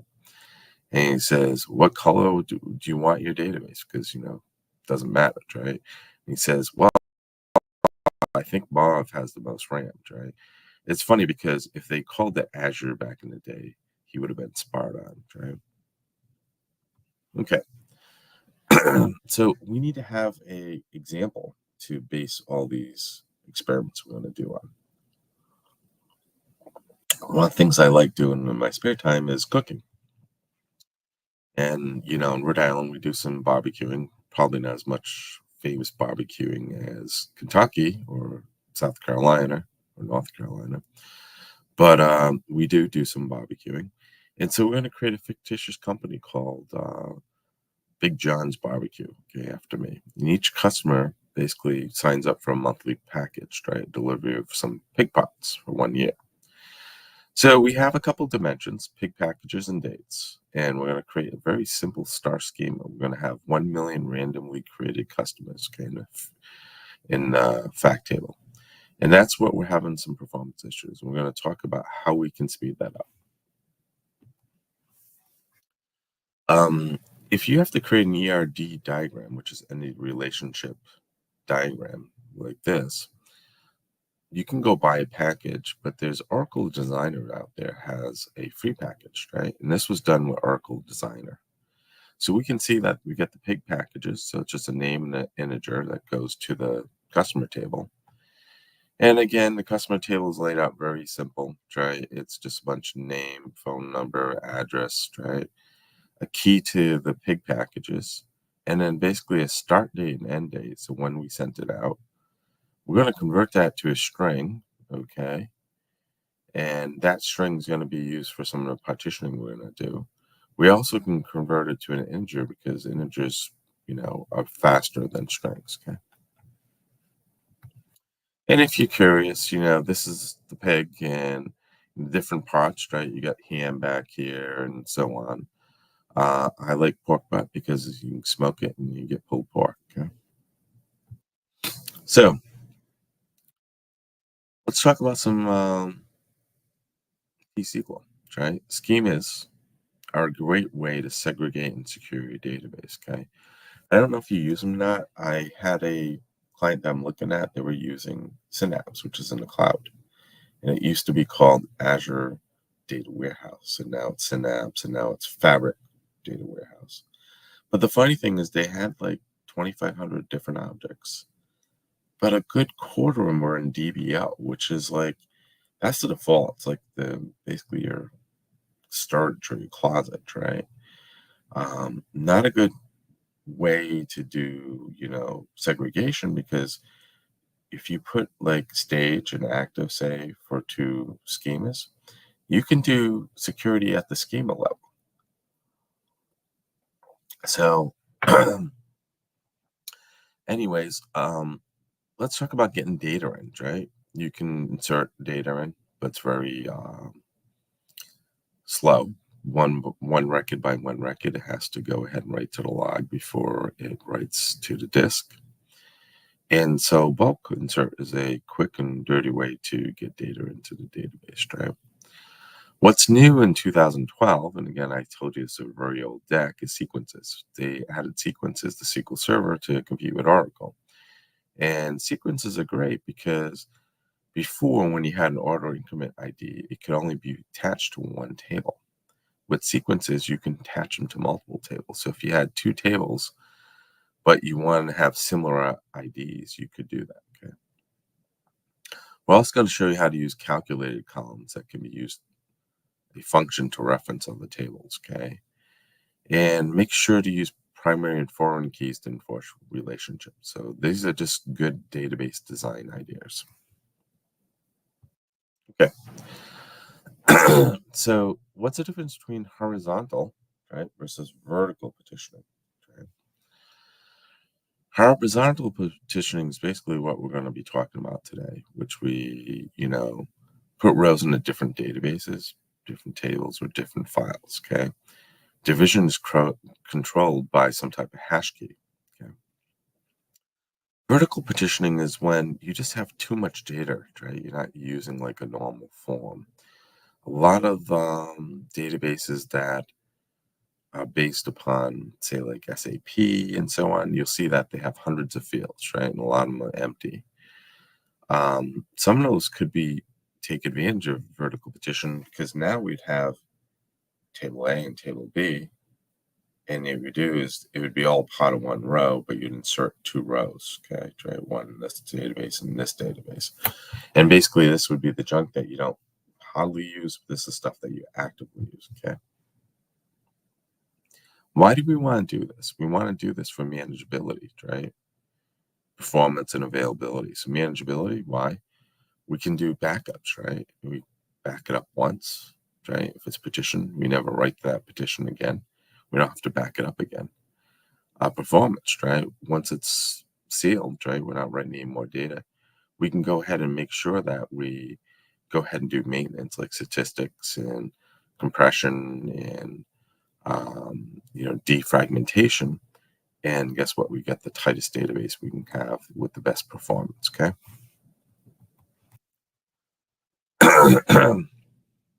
Again, I kind of segued in this because, again, like I'm telling you, it's been a while since I did this talk, and also it's very early in the morning, but objects such as file groups can be set to read only after the data log, so no one can change it, okay? And that's good because you shouldn't be going back like and rewriting history, right? Especially if it's finance, right? So basically with horizontal partition, you're using separate databases, file groups to reduce and eliminate page splits. What is a page split? Page split is when the page is completely full and you're trying to insert a new data element, okay? And by having this partitioning, guess what? You're not going to get any page splits on all those databases that read only. You're going to only get page splits on the new ones, okay? Backups can go quicker because now, let's say you got a 4 terabyte database, and we have 8 months, right? And so that means 1 month would be 500 gig. We'd only have to back up 500 gigs, right? So we got a real small portion of the full database we have to back up. And also we can reduce or eliminate contention, right, when loading, because that new interval, a new database, we can create it, load it online, and not give anyone access to it or the table or view, whatever, until it's fully loaded, okay? So let's talk about sharding. It's the very simplest one. It's probably the one I first started playing around with back in maybe 2005. So what we're going to do is we're going to take that 2 years worth of data and we're going to create different databases, okay? And based on a specific column. Now, it's best to use a SQL instance to implement this. And the reason why is that when you do sharding, okay, the scheme is the same, right? It's just different time periods, right? So we could say year and quarter, and we create a new schema. Otherwise, if you don't use an instance, right, then you have to define tables, indexes, and other objects in the Mata by code, okay? So I'm going to ask everyone out there and see if anyone knows the answer to this. Why would you want to do a SQL instance, a specific instance, if you were doing this? Now, I'll give you a hint. It's one of the 4 system databases that most people think of right off the top of their head that we're going to use when we use sharding to create the database. Do we have any takers? No, Dennis? Okay, I'll give you the answer. Basically, the model database, okay, has a blueprint for all the database that you create. So if you put those tables, indexes, and all the objects that you want every time you create a table or on that database, that gets associated with the object models, okay? So is this still relevant, you might say? And I'd say yes. And the reason why is that there's something called Azure SQL Pools. And that was designed back in the day to support software as a service, right? We have multiple apps. We bring a customer on. See, we have a tax app that helps with taxes. And we bring a new customer on. And when we bring that new customer on, they want to, sorry about this, I'm losing it. Oh, yeah. They want to deploy an application, but they also need a database, right? And guess what? If you're using sharding, you use the same SQL database server, but you get a new database. It's the same shard, right? So let's do the sharding example. How are we going to do it? We're going to take the database we have, okay, and we're going to create a new database given some type of hash key. We're going to hash by quarter. So the first quarter, January, February, March, is going to be database 01 for 2011. Again, it's a very old deck. Repeat this again for each of the quarters, for each of the years. So now we have 3 more. So we have a total of 4, and we have 2 years. So we have 8 shards. Okay. Let's talk about the pros and cons once we do it. Okay, I'm going to minimize this. Sure that we're still talking. Awesome. And then I am going to go to my VM. Okay. And we can see that this is the Big John's database. And there were some things that we used to create the database in general. Like we had first names, last names, street names, zip codes. It was all randomly done. If we look at the fact table, right, we select 1,000 rows, we can see some data. And if we go over, we have this date key. We also have the string, right? And we have this quarter. So the string is basically year, month, day, with hashes, dashes between it. The customer quarter key is basically our hash key, right? So now we know where to put it, right? Interesting thing is how many rows we have, right? If I remember off the top of my head, we have about 1 million rows. Just one less. Yep, one less than 1 million, okay?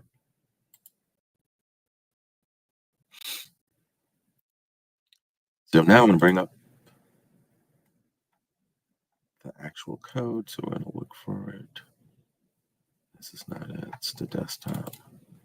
Effective data warehousing. We're talking about sharding, okay?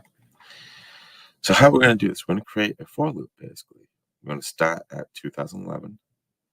And what we're going to do is we're going to set the quarter. If it's less than 5, then we're going to create a tag. Now, remember that we're going to say we have to create a new database. So if it exists, then we're going to drop it. Okay, and this is all dynamic SQL. There's print statements in here to show you how to do it. We're going to create the database on primary. We're going to create a data file with some growth. So log file with some growth. Then we always want to, when we create a new database, sign it to SA. If I own it and say I suddenly leave the company, then we have an ownership chaining problem, right? So if it's SA, which is a system count, never have a problem. Remember I said that creating schemas are good? So we're going to create a fact schema and a dimension schema. We're also going to create the pig packages, okay? And then we'll create the dimension table for dates, okay? And then we're going to create a hash key. This is the function that goes ahead and says, hey, given a string, hash it. Then we're going to create the fact table, okay? A bunch of constraints, right? And primary default constraint, end date, start date, right? Customer ID. And then last but not least, we want to load, right? So we're going to take from the original table or database Big John's. Sorry. Coming down with cold. And insert into the pig packages. Then we're going to load the date dimension. Same thing. And then we're going to insert into the customers. But we're going to get where the key is, right? And we're just going to repeat this. So let's just execute this whole thing. And then minimize this and then hit refresh. Okay, so it's building right now. So let's switch back to the slide deck while that's cooking. We'll go back to it. And let's go back to this view. And that's it. Cool. So pros. And again, this is deprecated, so don't worry about it. But in the past, we had to worry about the enterprise version. We don't have to now. So what are we doing? We're basically reducing the size of the database by the hash key, right? So before we had 1 million records. We're going to take that million and divide it by 8, okay? So that's like, what, 125,000 roughly. How did this help with maintenance? Before, when we deleted from a database, we'd say delete from database where hash column equals, say, 2011-01, right? First quarter. It's going to go through the database and find those records. So it's going to be really slow, right? It's going to have to search every data page, every index, and then drop the record. Then we're going to have a bunch of fragmentations, right? Pros is now we don't have to worry about that. We just drop database, boom, it's a metadata command, and it's gone, right? Are there some limits? Yes, there is. 32,000 unique databases. Well, that's a lot of databases. And this is, again, dated, so check the documentation from SQL Server. Con, so one thing is we must know the hash columns, right, to select the correct database, okay? So again, your database will have to be like, hey, I'm logging in. We might talk to you about software as a service. I'm logging in as John's Barbecue. Well, that's great if we only have one database, right? But it would have to be John's Barbecue. Oh, yeah, 2011 quarter 1. Now I'm on the right database. I can do my work. There's a problem, though, right? Now we have to aggregate between databases. So we have to kind of like use 3-dot notation. So if we want to know the complete sum of records between all the database, we have to say select start from database 1 dot schema dot table name, which would be, the fact table, and then we'd union it with the next count and so on to get it. Also remember, we have to write code to add, load, and delete database, okay? That's what we're doing right now in the background. That can be mitigated if you put on a SQL instance with the model set up correctly. And that's the model database. Okay. So let's go take a look, and then we'll come right back to files and file groups.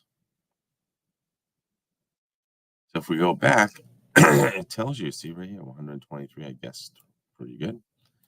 Memory's not that bad. And we can see we have 8 databases, okay? So now we've reduced it. And so we couldn't mark these as read-only, right? We could go to properties, and we could go ahead and set it to read-only. Not going to do that, though. Okay. So some of the things we want to talk about is how did we get here, right? Properties. Files. So we can see that every database, right, and again, go over here, has 2 files, right? An MDF and an LDF. Okay, so this is our data file, primary, and this is our log file, secondary, right? And we can have multiple data files, but they could be secondaries, right? So it could be NDFs, right? And we can also group those, right? We only have a primary file group, but we can make a secondary or one, whatever you want to call the file group, and make it primary too, right? And see, there's a read-only option here too. Okay, so let's cancel and go back to the slide deck. Okay, so every database has at least one primary data file and one log file. We can do secondaries, right? As many as you want to increase performance. Why would you want to do this? A lot of times in the past, when you have physical storage that you're working with, or even virtual storage, you might want to get more than one pathway to the storage system. How do you do that? We create a file group. And with that file group, we go ahead and we create, say, 5 files. So before, we'd have only the bandwidth of one file to the storage unit. But guess what? Now we have 5. We have 5 times as much. That's assuming that your network pipeline is big enough to get that, right? So we talked about the default primary group, and that could be the primary data file or it could be a secondary data file. You just set it. We can also have additional groups, right? There's a one-to-many relationship between file groups, say file group primary and files that associated with. And basically, this allows us to spread I/O across multiple disks, like I said. So let's talk about the partition view. So we're going to dynamically create files, file groups, and tables now. Before we're partitioning at the database level, now we're going to partition at a table level and create a view to join them all. Okay. So we must use a check constraint on the hash columns, right? The primary key must be included in the hash column and can be the last line to improve selectivity because, you'd have exactly what you want and then basically your hash key. To do this partition view, we need to use the union all. Okay. Cool thing about this is tables can be local or distributed. Like if we're doing a link server, this still works. Okay. It's kind of pretty amazing. The interesting thing is we can't update multiple rows at the same time. It's one of the features that you have with views, right? So it has to be very specific. And that, especially like say if you're doing, a horizontal partitioning versus vertical versus horizontal. So let's look at the partition view example. How does this work? Before we used to have a database per one. Now we're going to make a table. It's all one database, right? Let's go back a couple of slides. I'll show you. See right here, we had a database per hash key. Now we're going to have a table per hash key. Then we're going to create a view on top of it to join them all. Okay. Then we're going to have two dimensions. So let's talk about pros. Again, in the past, we had to worry about the enterprise version. We don't have to. We're still reducing the size by n, right?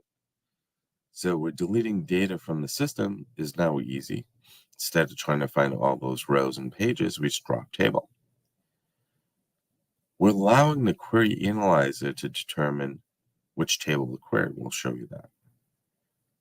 Cons. Here's the thing. When we create that view, we have to load every single column there because we're using schema binding. Okay. And you must write code to add, load, and delete tables. So there's a limit of 4,096 columns per select state. Okay. Well, the number of tables, right, in the query memory. So this is interesting, right? Because now, if you've got a lot of columns, then it reduces the number of tables you can create. Okay. But again, like I said, table partition is the last one we're going to talk about. It's built in. And we'll talk about performance, okay?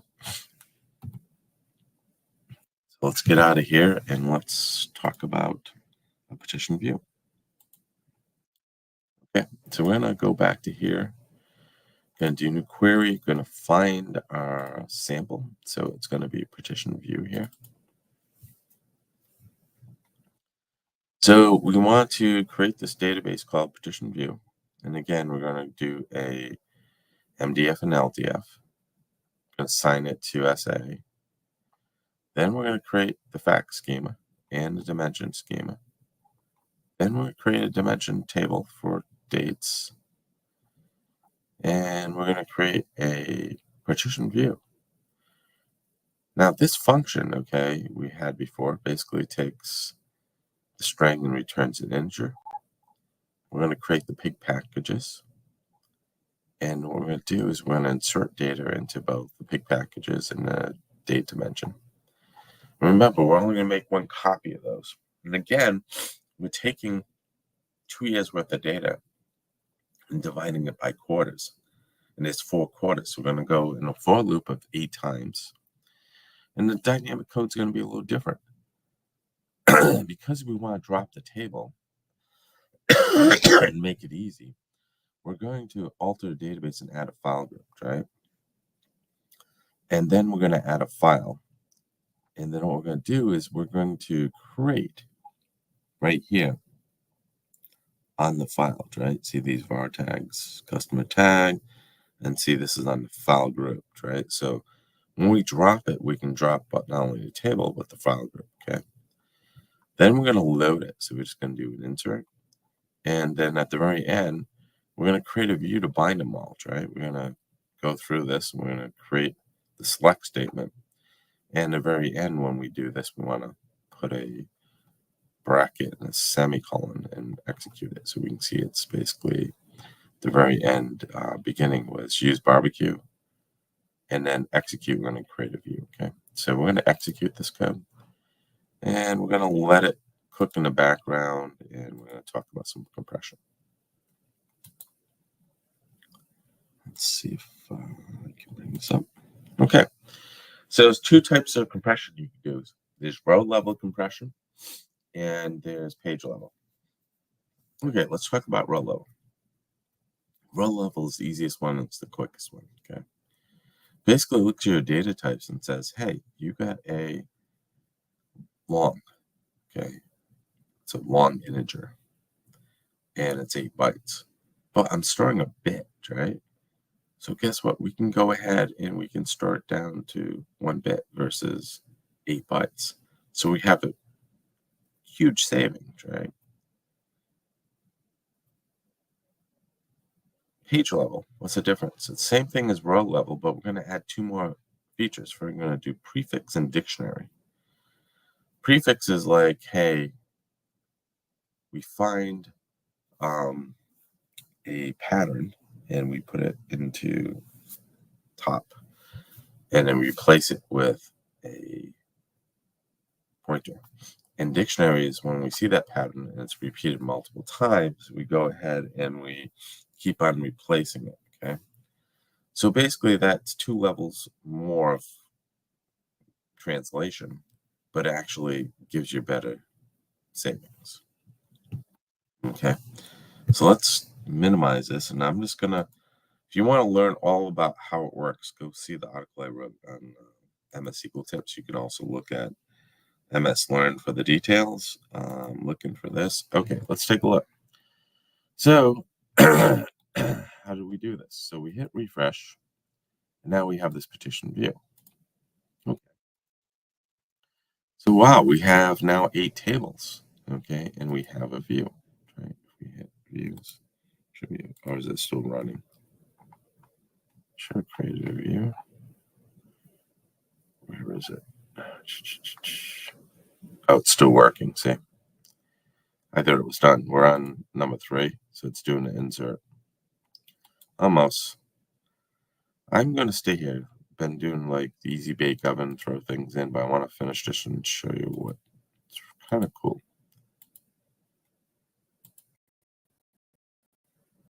Okay. Can I hit refresh? Okay. Give me 1 second because my nose is bothering me. I'm going to grab a Kleenex. Apologize for that interruption.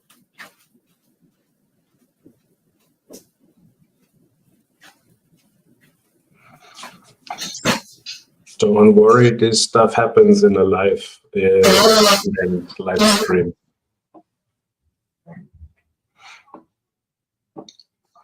So far, we don't have any questions. In case you have questions, just drop them in the chat and we will take care of it. Cool. So I'm back, and yeah, I came down with a little cold, so trying to stay away from people. And it seems like a lot of people are coming down with colds nowadays. So now we have this view here.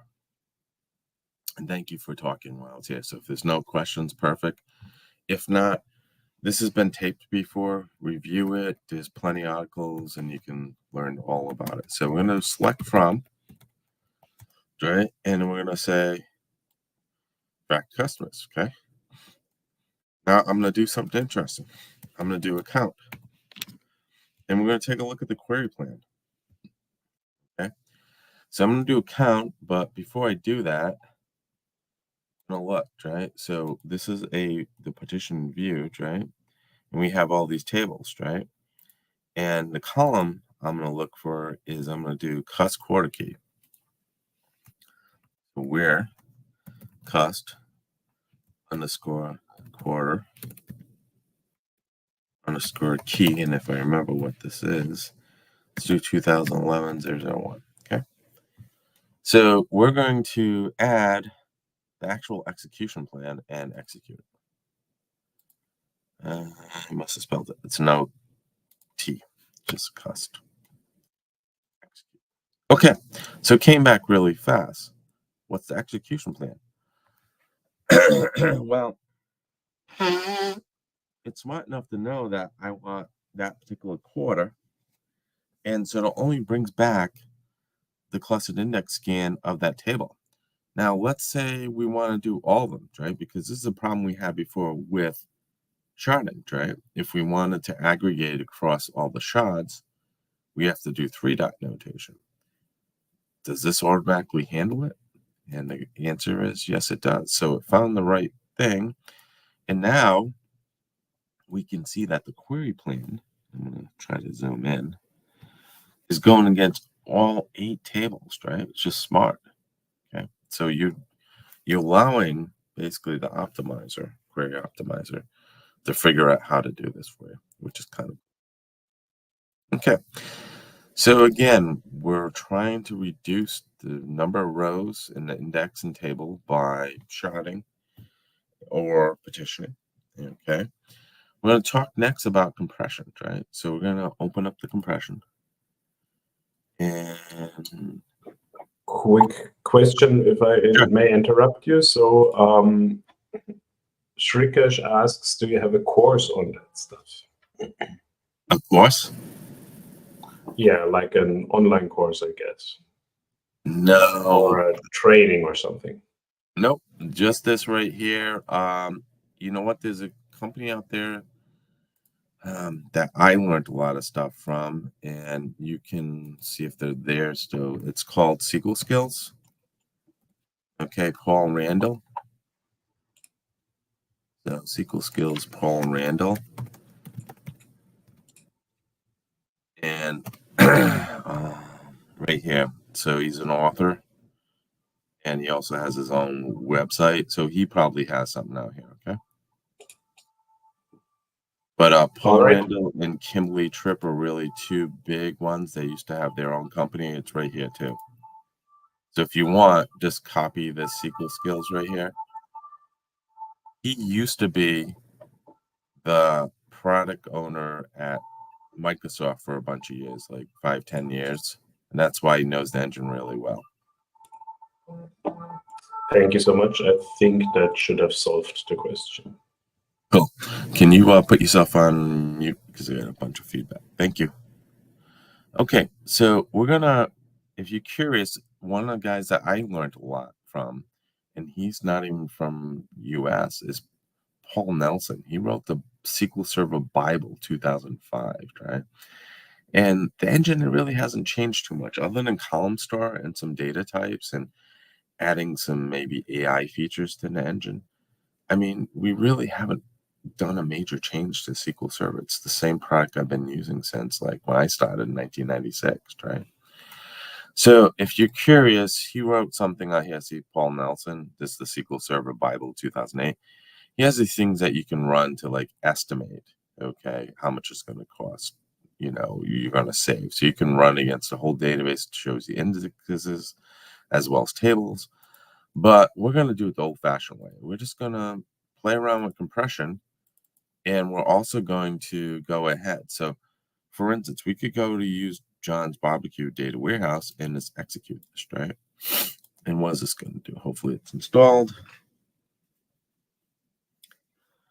We can see now it's going to give you recommendations, right? And again, you can take the recommendations as a grain of salt, but let's move this over to the right. We can see that if we use row compression, that would save 27%. But if we use page compression, we do 36%, okay? For the zips file, wow, look, page compression, we're almost 60%, okay? Let's go ahead and play around with the space used, right? So we're going to say, how much space are we using? Okay. And what I'm going to do is I'm going to make sure this has been reset. So we're going to set this back to none. Okay. Okay. And now let's run this. So if we do this, and it's just a date dimension, we can see that by, and make sure our numbers are right, we can see that we got 72 data, 64. We got a little more reserve because I've been probably playing around with it, right? If I go ahead and say rebuild the table, and again, be caution with this because you get a huge table, say it's gigabytes. It's going to take a while to do this, but we're going to alter it because it's tiny. And now we're going to look at the space used again. Okay. And if we look at it, we went down from 72 to 48, right? So if we look at that, we just basically saved 27%. If we go ahead and we try row compression now, okay, and execute, and then we run it, okay. Now we're down to 32, so it's 45%. So you might come to me and say, hey, John, why would we want to do this on top of partitioning? Just remember, what's the slowest part of the computer? It's a disk, right? Now, yes, disks are faster now. The SSDs are not, spinning disk.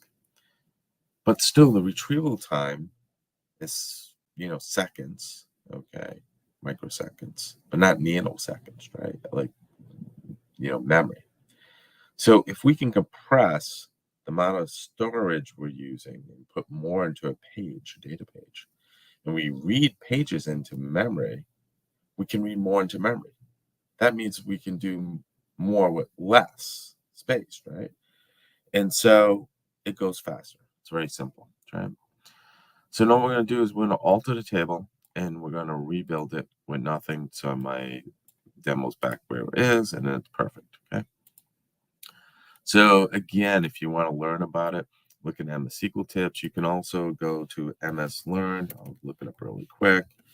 And then if you do something like page compression, and you can go ahead and see all the stuff. Remember, I was telling you, like, this is 2 levels, right? So this is prefix compression. And now we're going ahead and saying, oh, yeah, this is a pattern. It's 4, which is the 4th one, and then B, right? Starting here. Because we had A, B, B. So A, B, B, C. So it's the first 4 and then followed by B. Yeah. And then we can do a dictionary on top of it. And because we see that this pattern right here, 4B and 4B, even though it's 2 different ones, is still the same pattern, we can compress it yet again. So learn more about that. You can spend hours just figuring it out, but it definitely works, okay? So our last design pattern we're going to talk about is table partitioning. This used to be the crème de la crème, right? French for the cream of the crop. So we want to create a file group, okay, and corresponding files that hold partitions by the schema. What do we need to do is we need to create a partition function, and it basically tells you how to map those rows into it. Then we want a partition scheme, which says, okay, given that function, the first column goes to this actual file group, right, and so on. It automatically does it for you. You just tell it. And then basically we alter or modify the table index to specify the partition scheme, okay? Interesting thing is that, let's talk about it. Now, we basically take customers, and again, it's one database, and customers is going to be a partition scheme and a partition function, and we're going to have a bunch of file groups, okay? Pros, it's defined. The table index is defined in storage over n file groups, right? Deleting from the system is more complicated now, right? Because we have to go ahead and worry about, excuse me, switch, merge, drop table, remove table, all that type of stuff, right? So we'll talk about how it's actually implemented, but that's where it gets more complicated.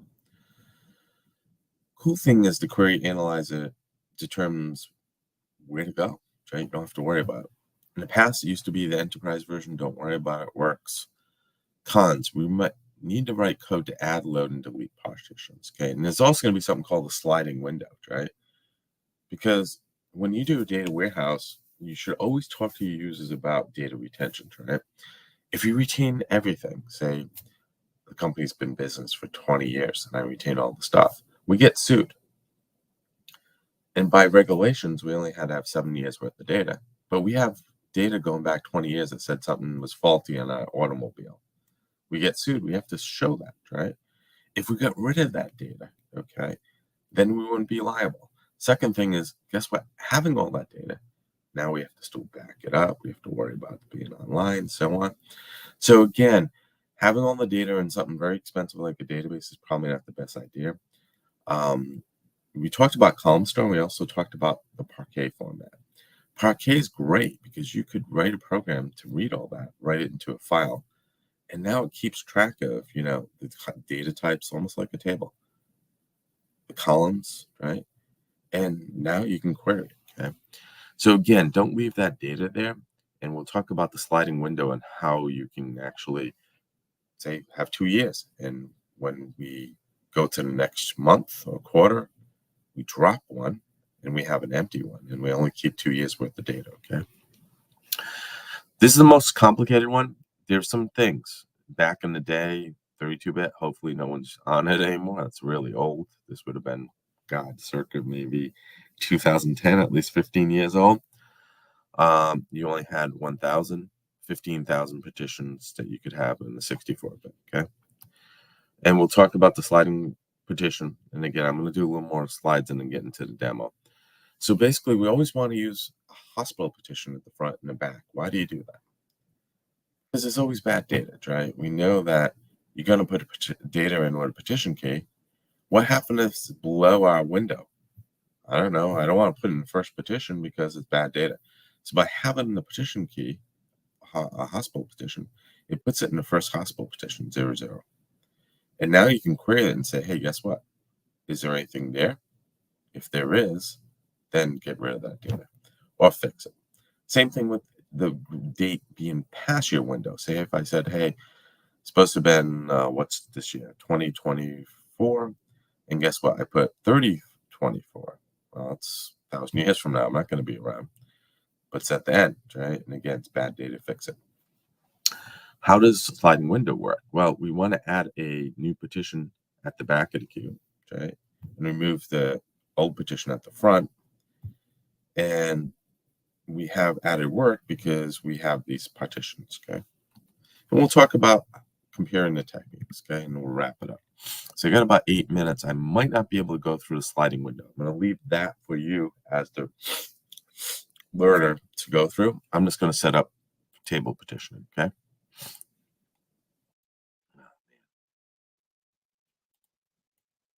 So I'm going to open up, okay, and we look at table petitioning, okay? So again, we're going to create a database with a primary and data file, log file, okay? Same thing with the facts, right? We're going to create a dim table. Oh, wow, we're using page compression because we found out that was pretty good, right? We're going to create a function. We had that before. We're going to create the pig packages. Okay, there's no compression on that one. I'm going to load the pig packages as well as the date. We're going to create a function. Okay. Now, remember I was talking about Kaylin Delaney as well as Linda Tripp and Paul Randall? They started about 10 years earlier than me when doing this, okay? So the 10 years older. Kaylin Delaney did something called SQL Server Internals. That is an awesome book. It's a little old, but still it's very good. This function will tell us which petition we have, right? And we can return all the petitions. So it's going to show us where the data is, right? Then we're going to make 2 hospital functions, right? And again, when we make a hospital function, we alter the table. We add the hospital and we give it a data file, right? And the size and the file group and add a file. And then we're going to use a for loop again, okay? And it's just basically going to create everything. Then we're going to create the table using our petition hash with data compression page. Then we're going to load it, okay? So we're going to do all this, and then I'm going to show you two things. We're going to use that view that I created, and we're going to put some bad data in. I'm going to show you how that works, and then the sliding window is up for you to use because I just don't have enough time. We got about 6 minutes, and I want to be conscientious of the next speaker and make sure I end on time. I apologize, a little sick today. Sounds like everyone's coming down with a cold. I flew out here. I had a mask on, and I was trying to stay away Sean, from if I may interrupt you, after this lunch break, as here is 12 then, so you can overlap a little. There's no next speaker until an hour after you, so you have a little more time. Okay. Let me ask everyone, do you want to see how a sliding window works? So why don't everyone vote, and if so, then I'll show you, okay? So if you raise your hand, you want to learn how to do that, I'll show you. Yes, they want to see it. Awesome. I'll do it. Perfect. Okay, so now what we're going to do is, this is the view, right? We had right here, UF get petition information. Okay, so we're going to copy this, and now I'm going to hit refresh. Okay, so we did table petitioning right here, and we do a new query. I'm going to copy the view in, and I'm just going to select from it, right?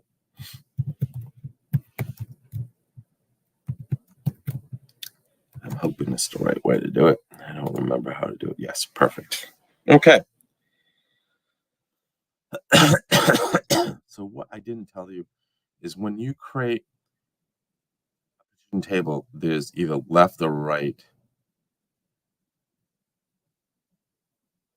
I want to say sharding, right? So basically it says less than or equal to.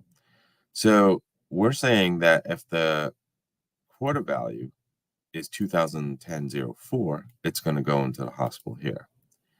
If it's this value, then this the petition, right? Automatically went onto the file group, right? We can take a look. I'll open it up, right? We go into right click and we hit properties and we go to files. We can see now, wow, we have a file for every petition, right? And we also have the two hospital files.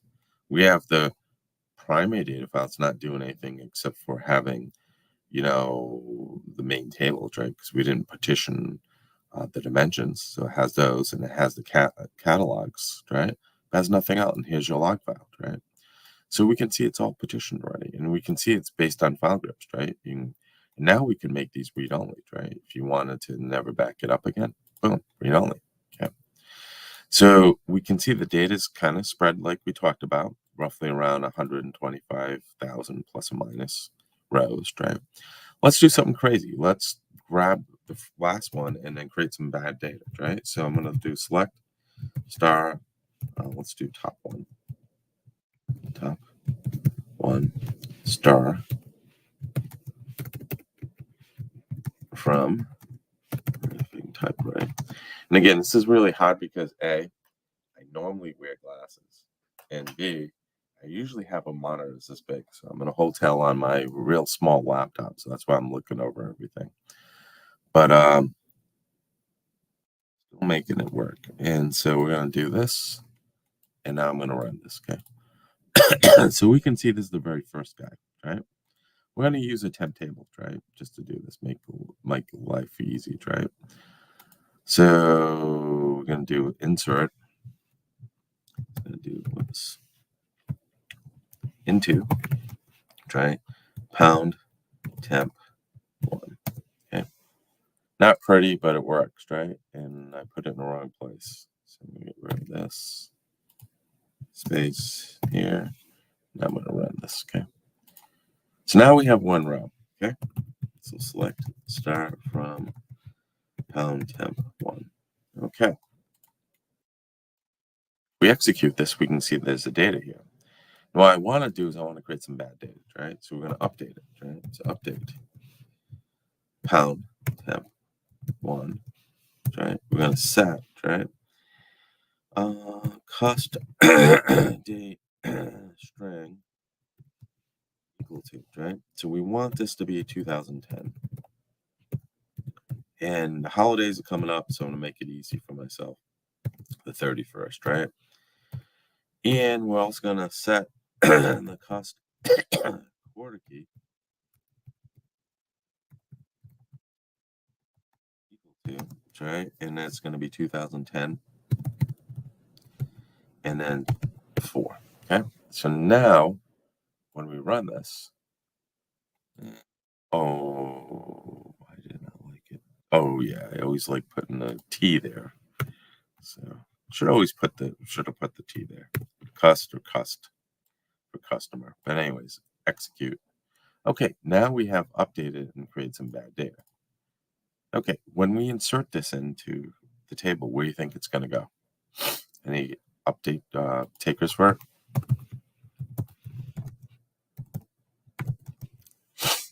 I'm hoping.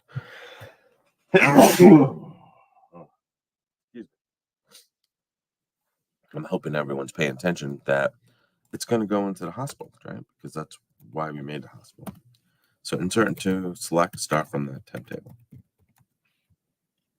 Only has one row. We're going to execute that. Okay, great. And guess what? Now we can see it's one row, right? Data. Let's try the last one. Show you that the hospital table does work, and then we'll do maintenance. So the last one is we want something that's greater than the first quarter. So we're going to do 2013 now. First quarter would be 01. Try to make it easy, 01. And what we're going to do is change this to 2013 and the very first quarter, right? So now we're going to update this. We're going to execute it. We're going to insert some bad data. Okay. And this is the reason why you want a hospital table. Now we can see there's bad data there, right? And now we could just go ahead and figure that out by running this query. We know it's in this hospital petition with these values, right? And now we can go ahead and clean it up. Okay. Okay, last demo. What do we need to do with a petition view? I'm going to show you my article since I do have time. Okay, close out of here. And it's really good. I wrote a diagram, so it might help you understand this. MS SQL tips, John Miner. And on SQL tips, we'll go here. And we want to do table part. Okay. So petition, right? Let's see. Okay. And this talks about what we're talking about, right? We're talking about how the query optimizer works. This whole thing can go over it again. So this would be a good reference. I will pop this. I don't know if you can also, Dennis, take a copy of this, but oops. There, but copy. And let me see if I can still connect it, right? Over here. And I am pasting this in. There we go. Okay. So that's a good place, okay? Going back to here, we're going to do, oh yeah. So what was I doing? Showing you this, right? The diagram. Show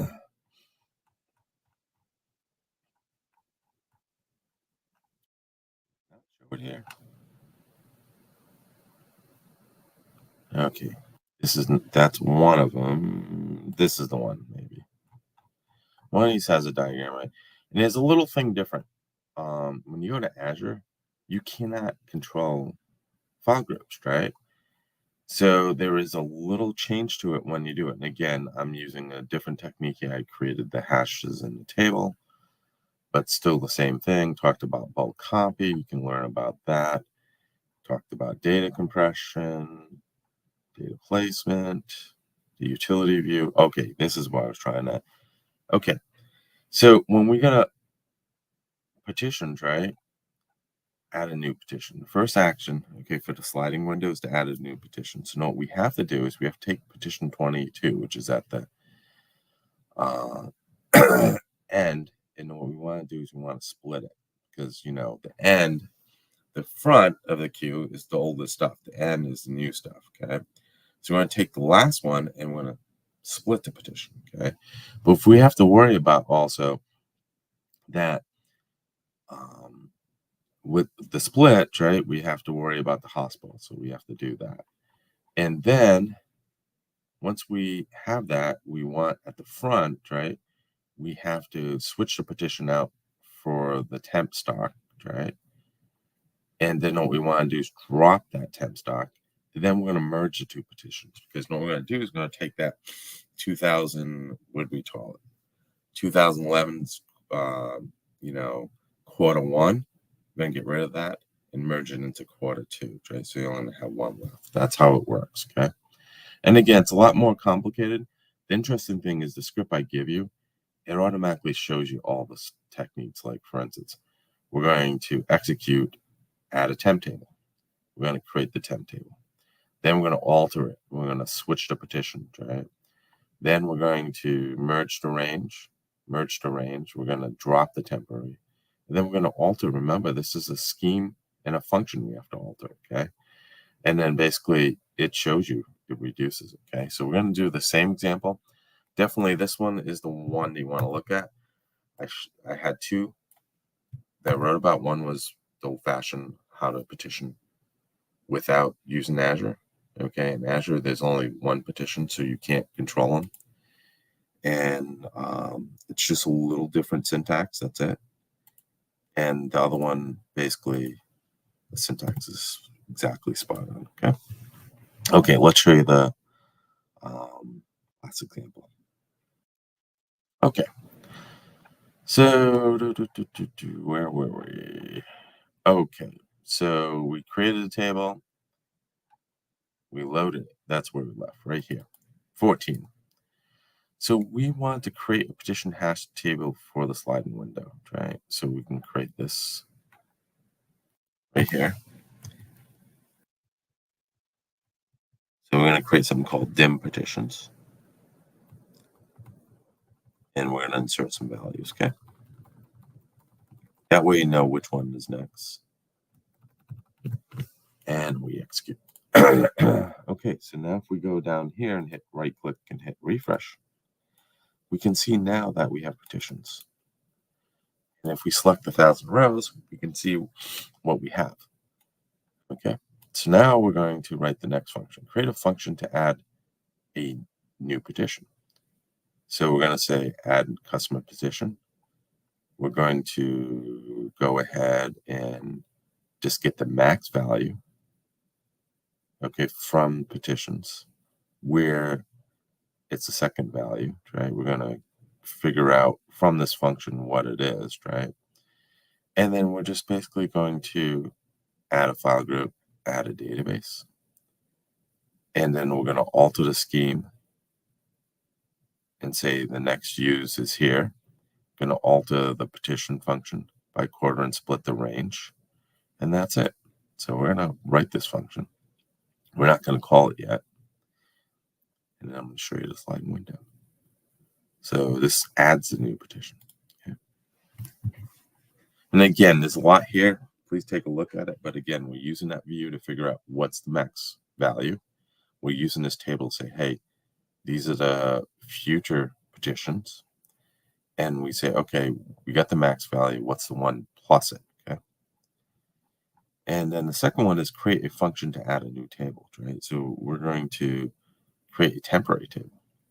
Okay. Remember, we need that table to swap, right? To do the drop, because we want to drop at the front. So this is adds a new table. It's called fact temp customers. And it's on a particular file group we're going to give it, okay? So we're going to execute that. Okay, so now we're going to create a function to drop the old petition. Remember, we're going to delete the customer petition. And to do that, okay, again, we're going to use that petitions table. And we're going to figure out where the end is, okay? And what we'll do is we're first going to add the temporary table. Then we're going to move data from petition 2 to the temporary table with the switch command. We're going to alter and merge the range. Like I said, we're going to take 1 and 2 and make it 2.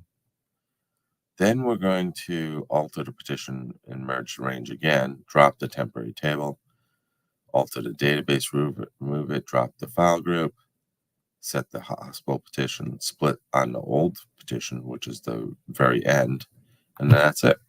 Okay, so execute. The interesting thing is this, is that, yes, it's very complicated, but I gave you the code. You might need to make a little tweak to it, but it works. What do we schedule? We only schedule this, right? It says create a function, drop the old one, so it's this guy. So we're going to execute this, okay? And guess what? It did it. Okay, what did it really do? Well, let's look. We have the hospital. We have 2011, quarter 1 through 4, 2012, quarter 1 through 4 in the hospital. Let's look what we have now. Oh, wow. Now, okay, we have 2, 3, 4, 1, 2, 3, 4. Okay, so what I forgot to do is add at the front, right? I deleted all of them.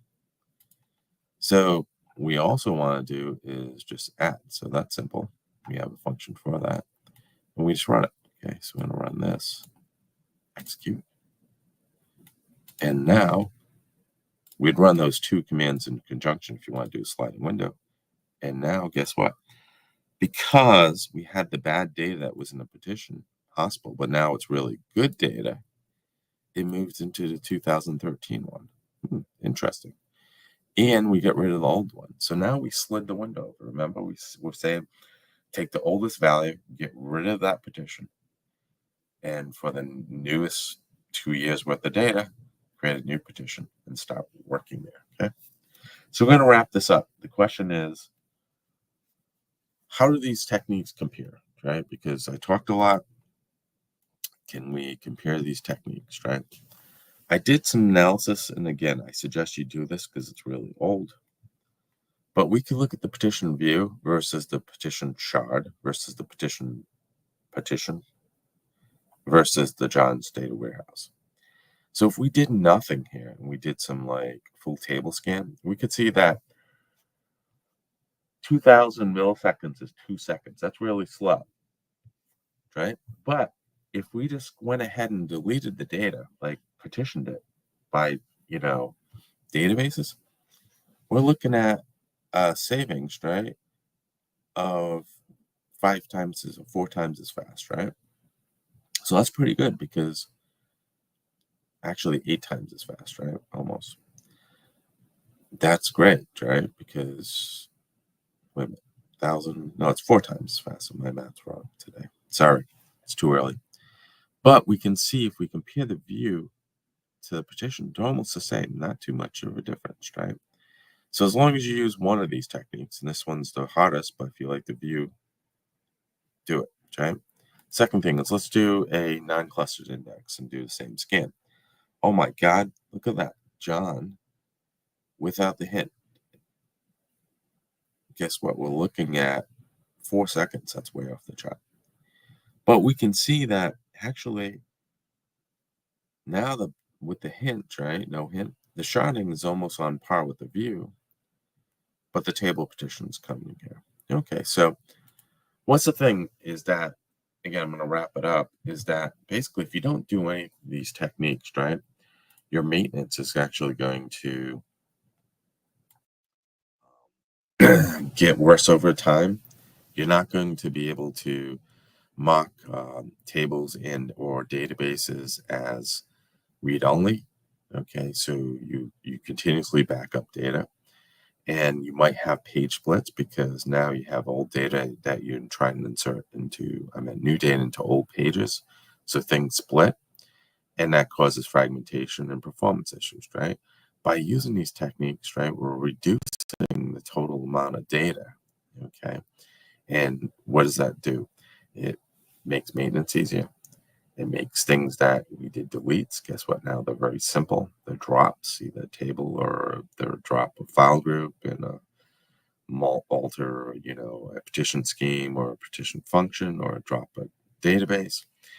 So in short, also, if you add compression now, not only are we making the amount of data you're looking at smaller, but then we're compressing it even smaller. Okay, so things go into memory quicker and things speed up. So that's the end of the presentation. I hope everyone enjoyed it. Is there any last minute questions?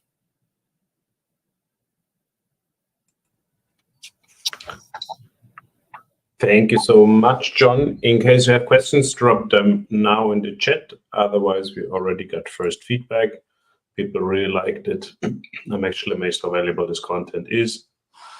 Awesome. Thank you. Thanks Makes again. my day for getting up very early in the morning. Yeah, and honestly, I also really appreciate it from the whole Data Bash team. I know it's not easy to get up early on a Saturday and present, especially getting out of bed. And also if you're not 100% fit, as I realize you're a little sick. So there are no more questions. So from my side, thank you so much, John. Enjoy your time in Canada and your next conference, and hope to see you again in person. Awesome. And have I hope to be there in person. Dennis, take care. And everyone in Europe, have a great day. Thank you. Thanks. Bye. Bye. For everyone who sticks around, we will do a lunch break now. So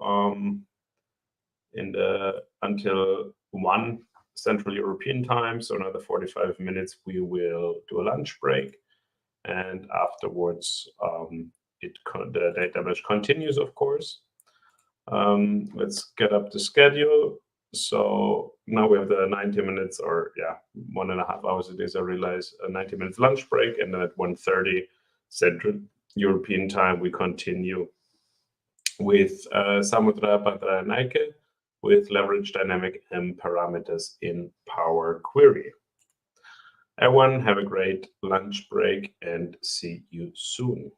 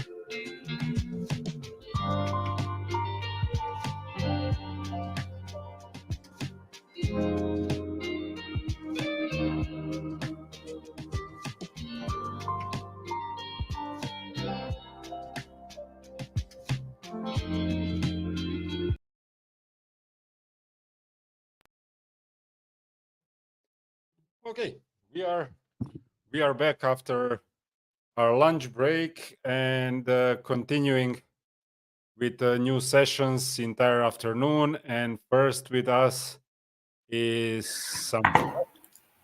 Samudha, hi. Hi, how are you? Welcome to the Database Conference. So hope you're ready to prepare your presentation. Yep. So we'll talk to you about leveraging dynamic M parameters in Power Query. So I hope everybody will enjoy the session. Let's see. Let me know when you prepare a presentation, Samudra, so we can just turn it in.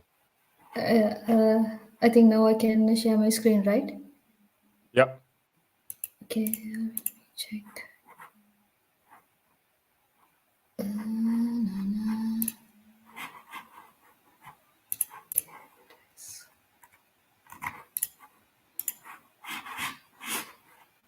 I think.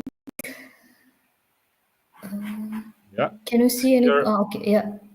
Yeah. Okay. Everybody enjoy a session. Samudra, stage is yours. Enjoy. Yeah, thank you so much. Yeah. So, yeah, today I will give like 10 minutes, 12 minutes talk regarding leveraging dynamic M-Query parameters in Power Query to enable multi-select functionality. So, this is purely based on Power Query and Power BI Desktop. Yeah, before starting my session, so I'm Samudra, and currently I'm based in Germany, and currently I'm working as a data engineer at OH22 Information Services. And here I have mentioned my Twitter and LinkedIn, and yeah, so I really like to do some data stuff. Okay, so before starting enable multi-select functionality, I would like to describe about what is dynamic M-Query parameters. So actually this feature allows users to change the value of query parameters within the report or data set, and then the report or data set update automatically. And it's a really great flexible feature, and it has it has interactivity with reports, and we can dynamically set values using filters and slices. And actually it gives more control over to users, and for me I think it's a great functionality, and end users have more power using this functionality. So let me describe how this dynamic M-Query works. First, here you can see we have the user, and we can have filters, and user can input whatever the values. User can select whatever the slicer values, and then those slicer values we are setting to the parameters, and based on the parameters, we can pass whatever the query to the data set database, and we can take the whatever the results into the report. And so then how dynamic M-Query works. So first we have to create whatever the parameters. It could be one or more parameters, and we are creating those using Power Query. And the second part is we have to use those parameters in Power Query. So I have one demo file and the Power BI desktop file, and I will explain what is there and how we can set these parameters inside Power Query. And then we have to create some slicer tables inside the Power BI desktop, and then we are binding these slicer tables with these parameters. And then after that, when we want to enable this multi-select functionality, there is option, and we can enable that function as well. So here I have my Power BI file here. So I'm going to open the Power Query. So yeah, so here I have two tables: sales or order header and sales territory, and here I have three parameters: so start date, end date, and sales territory. So today I'm going to show how we can enable multi-select functionality in sales territory parameter. So, so for the sales territory, so here you can see the default value is Northwest, and I'm going to I have MQuery code. So if I select this sales order header, and I'm going to go to the advanced editor, and then here I can show you. Yeah, so this is the code. So if you want to enable multi-select functionality, that means from the reporting side, user can select one or more or all the list of values from the filter. So then there could be two conditions. The one is the user can select multi values or single values. So here you can see I have one variable called selected territories, and here I'm just checking user select multiple values or all values. So I'm just checking here that values if those values are a list. So then so if it's a list, I have two conditions. So if it's a list, user can be select all values, or user can select two or more values. So then if user select all, so then I don't want to pass any values, because it's like select all. And if user select two or more values, so here you can see so I'm using this text.combine function, and so I'm just creating a string, and then I'm passing this string to in operator in SQL statement. So it's like, so I have a single quote here, and then assume that I have like three values. So then I'm just separating those three values by adding single quote comma single quote, and then I'm just at the end I am adding another single quote. So if you see here, you can see I have put some examples. So here single quote for the end, start and the end, and I'm just separating whatever the values, user selected values, using single quote comma single quote. Or else, so we check two conditions here. So one is select all, and the second one is user can select two or more values. So then third one is user can select only one value there. So then the condition should be a single quote, and then whatever the user selected value, and again a single quote. So that is for the this is how we can change our M code with multi-select scenarios. And then here I have my SQL statement. So basically I have a select statement, and then I'm taking data from sales order header, and I'm joining it with sales territory, because I want to take some data based on the sales territory.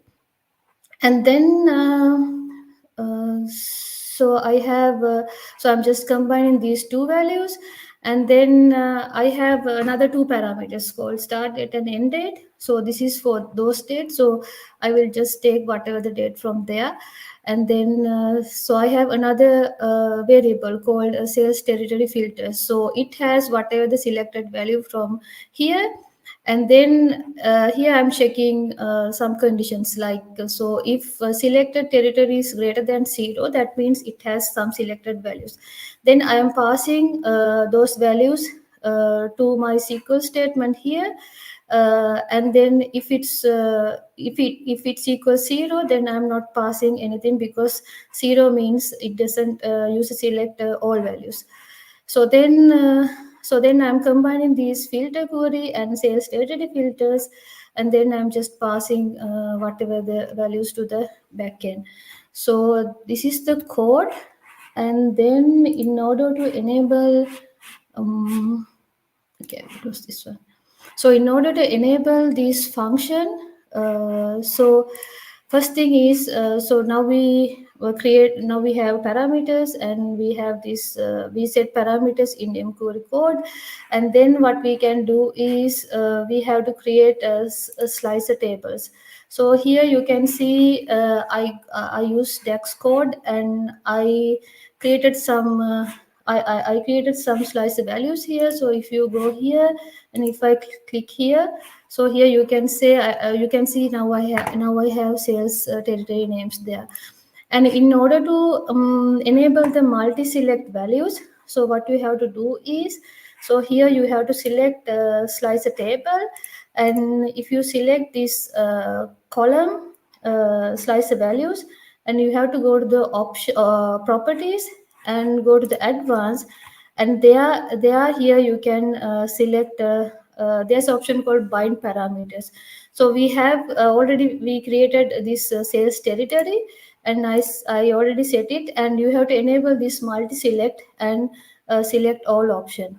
And here I change this as all, and in my M code, so I set the value all there inside my Power Query. And then, so here you can see, if I open this one, and yeah, so I just create one field there, and then, so I just use this one here. And so if I want to select whatever the data is, like if I want to Australia and Canada, so it will take whatever the value for Australia and Canada. And here you can see it always asking these values, like it's like it's directly go to the database. So that means user can have some access to manipulate data in the database. So this is the query, and if I run here, so based on the query you will take the data. And so if you want to disable that option, this message option, so you have to go to the options there, and there under the global you have to go to security, and you can just disable this feature here, and then you will not get that message directly. And the other option, other thing I have to show is, so other thing I have to show is, okay, so you already saw that message, this potential risk message. So in order to mitigate this security risk, so we have to avoid string concatenation.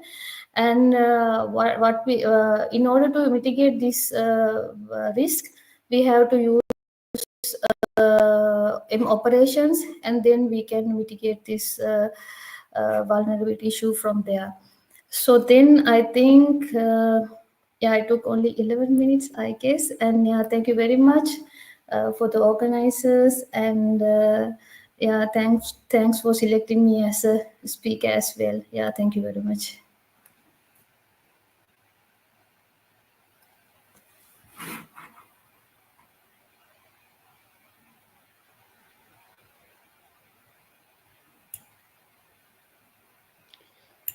Thank you.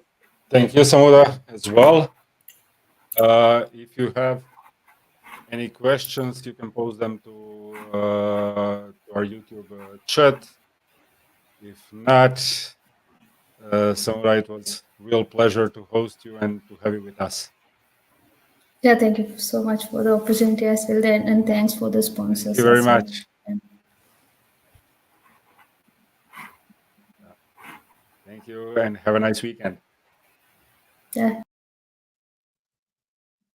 And the next session, we have a CLI for SQL Server and Azure SQL. Tayob Ali is with us. Hi and welcome. Thank you. Can you hear me good? Yeah, we can, and hope all other can hear you as well. So when you are ready to go, feel free to share your screen, and then we can start. Okay, so I settings present. I press the present button, probably share screen. Chrome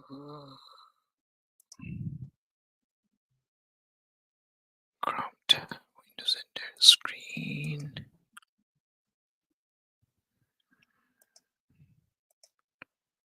Okay, let me know if you can see my screen and what you see. So we are adding it to stage. We can see your command prompt. Awesome. Okay, so do you wait for 2 minutes? We can even start immediately because we are going session by session. So you have 2 minutes more if you start now. Okay, hold on, let me move this here. And I'm just going to bring another window here.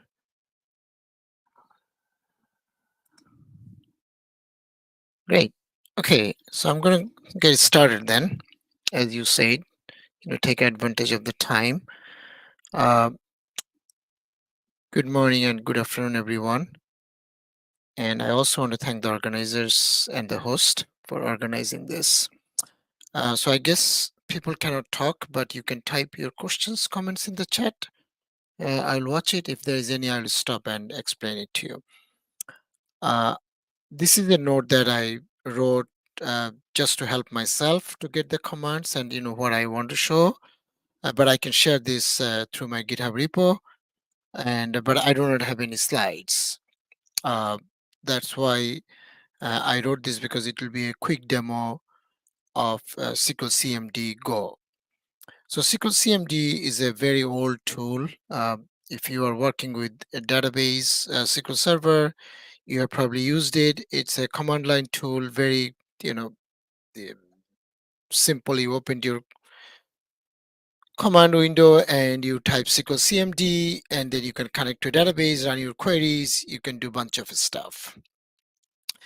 As Microsoft saw that SQL Server moved into other operating systems and people using other devices that are not Windows based, Microsoft needed something else, because people could not use SQL CMD from many places and SQL Server running on different operating systems. So this was released as a I wrote some of the reason that why you should be listening to this talk, because it's supported in multiple versions, different devices and all that. And the greatest advantage of this is that you can spin up a SQL Server using container in a couple of minutes, which I'll show you in the demo. So do not need to worry about all the commands that I'm going to run. This is all listed here. I wrote everything, and this is the sequence I'm going to follow. I also put a bunch of links at the top. This is an open source tool now. So if you want to contribute, if you want to look at the source code, it's right here. This was the announcement by Jess from Microsoft. And if you want to get more details about the commands, and you can go here. And there has been blog posts and short videos by the community. So you can go here. There are a bunch of links if you want to see the blog posts by different community members, MVPs, and others. So that being said, I am going to go back to my command tool. So this is, I don't know if you know this. This is called Windows Terminal. I love this. You can, deploy different shells and stuff. So I'm not going to talk about that. But a prerequisite of this, what I'm going to show you is, or which I already have done in the interest of time, I have a Docker running behind the scene, and I have downloaded 2 images, and I do not have anything running at this time, right? So, so let me, yep. So I have nothing else running here. So you have to install first SQL CMD, which I did, and I have instructions. You can get it from Winget. You can get it as an MSI. I also put the link. There's Choco, and you can get a zip, unzip, and all that. There are 4 or 5 different ways to get it. And then when you install it, it actually changes your environment variable. So by default, you are using the newer version. As you can see, this is 1.8.0, and there are some links in there. And you can use help. And this is a high level help, right? So, there are a couple of commands, as you can see: completion, config, create. So if you want to get into details of those, you can also do this. So now it is going to give you more details about, what is config about, right? And you can do it for all the commands. I'm not going to show that. If you want to see the old commands, which still works, there have been, few changes, which, we're not going to go through all details. We don't have time. You can still do this. That way you can see the old switches. And you can stop me anytime if I'm going too quick. So before we run out of time, I'm going to show you how you can get a new SQL Server instance running in probably less than a minute if you have the image downloaded. So the first time is going to be slow. Once you have the image downloaded, then it's easy. So you're going to set this up upfront so I do not have to, put this in every command. I'm just going to say SQL CMD create MS SQL, and then I'm going to see what versions are available, right? All of these are available. So you can get any of these versions from 2017 up to the latest, of the 2022. You can get any of this installed. So SQL CMD create MS SQL. And now we have to say what tag we want, right? So I'm just going to say, give me the latest one.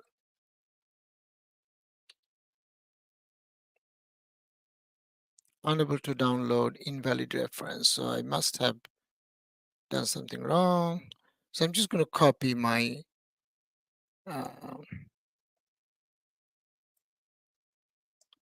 I'm just going to copy the command because we don't have time. Okay, we have it. I'm using 2022 latest. The behind the scene they use the same image. So, I didn't. Yeah, I'm not sure where I made a mistake. So now we have a SQL Server running. And cool thing is we can open it in Azure Data Studio if you do not want to work here.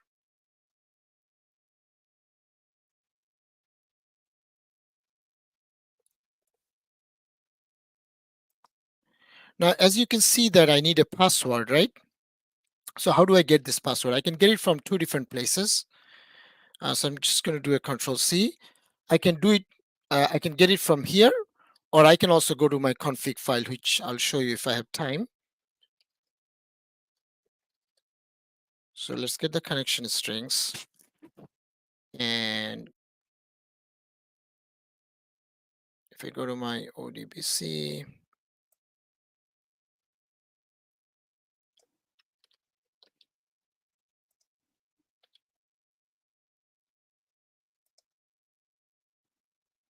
and that's it. We have a SQL Server right now with all the system databases up and running with the latest version of. So we can query from here.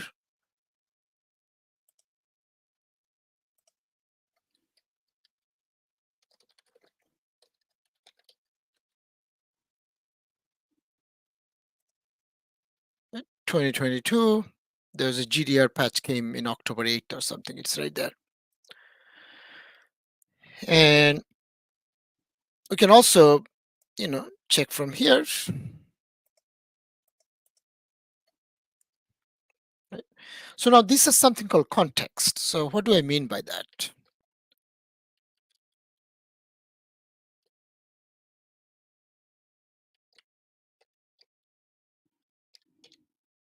So right now I have only one instance, one Docker running, which is called MS SQL.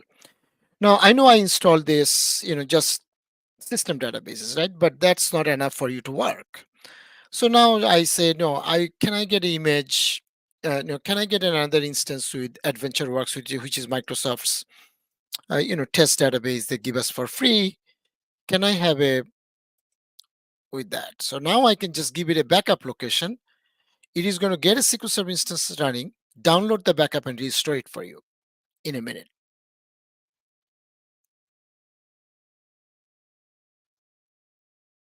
And I'm using the same 2022 latest. As you can see, it's downloading the backup. It restored it. And now if I go here, I have my context is MS SQL 2. Automatically, you know, the latest one, you get your context. And now if I do this,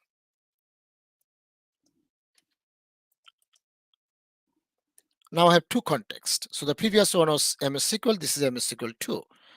And my current context is, of course, MS SQL 2. So, and now let's do this. Let's see if we really got our database, the one that I wanted.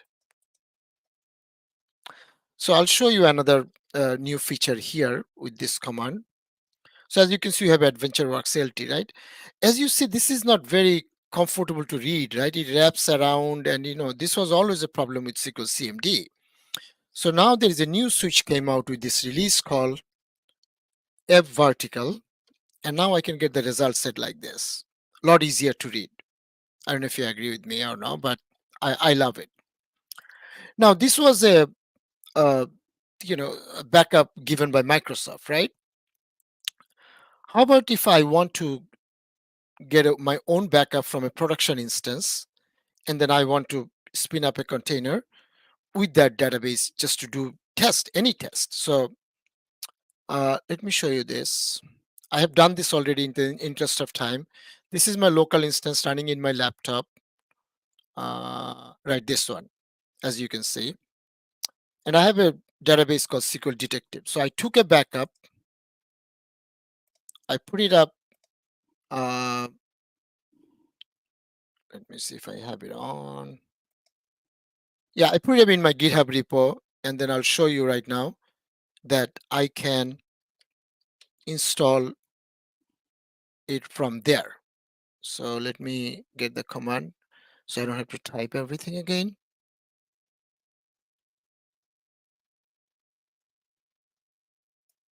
As you saw, that name was SQL Detective, right? So I have it in my GitHub repo, that backup. This is, for example, you know, just for the sake of the demo. So this is your production database. You want to download it and, you know, get it into a dev or a test instance, and then you want to, you know, do something. So now you see downloaded and installed it for us, right? So let's see what's our context right now. It should be MS SQL 3. So now we have 3, and my current context is MS SQL 3. Now let's see if we have that backup, the database name. Yep, it's got restored here, SQL Detective. Okay. And so and now we can also do another thing. As you saw that I have a local instance running in this laptop, SQL Server 2022. I also bring that into context so I can just, you know, use it from the SQL CMD. So what I can do, I can create an endpoint.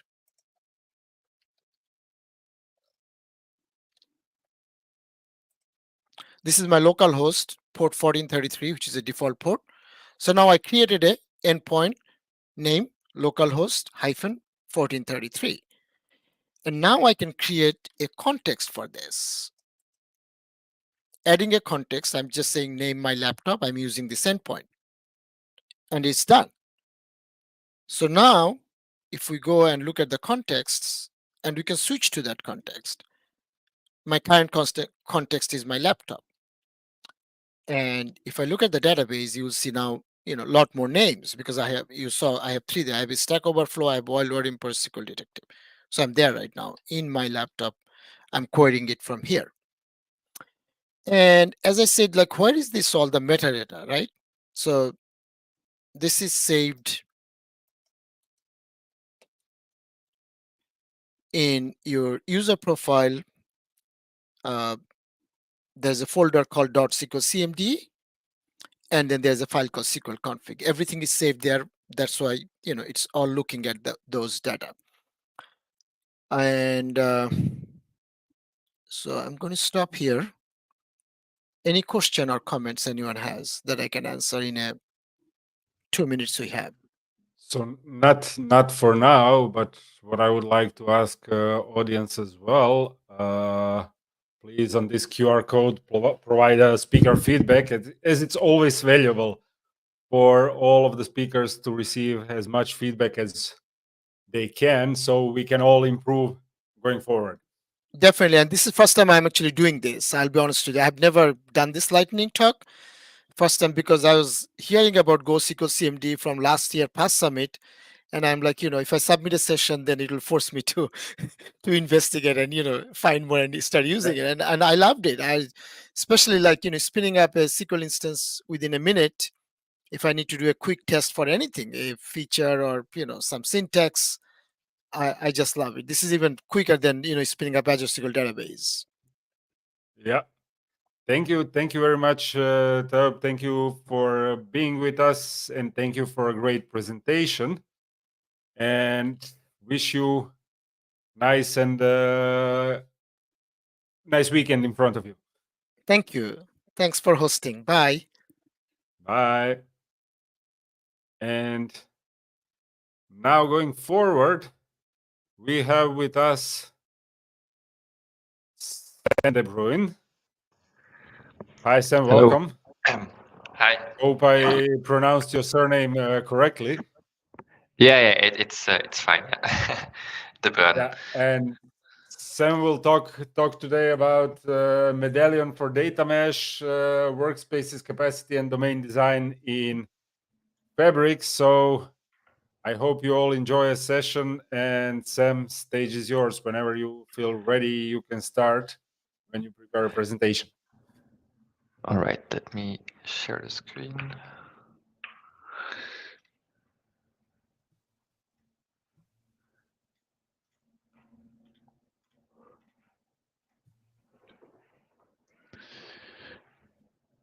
It's here. All right, great. So hello everyone.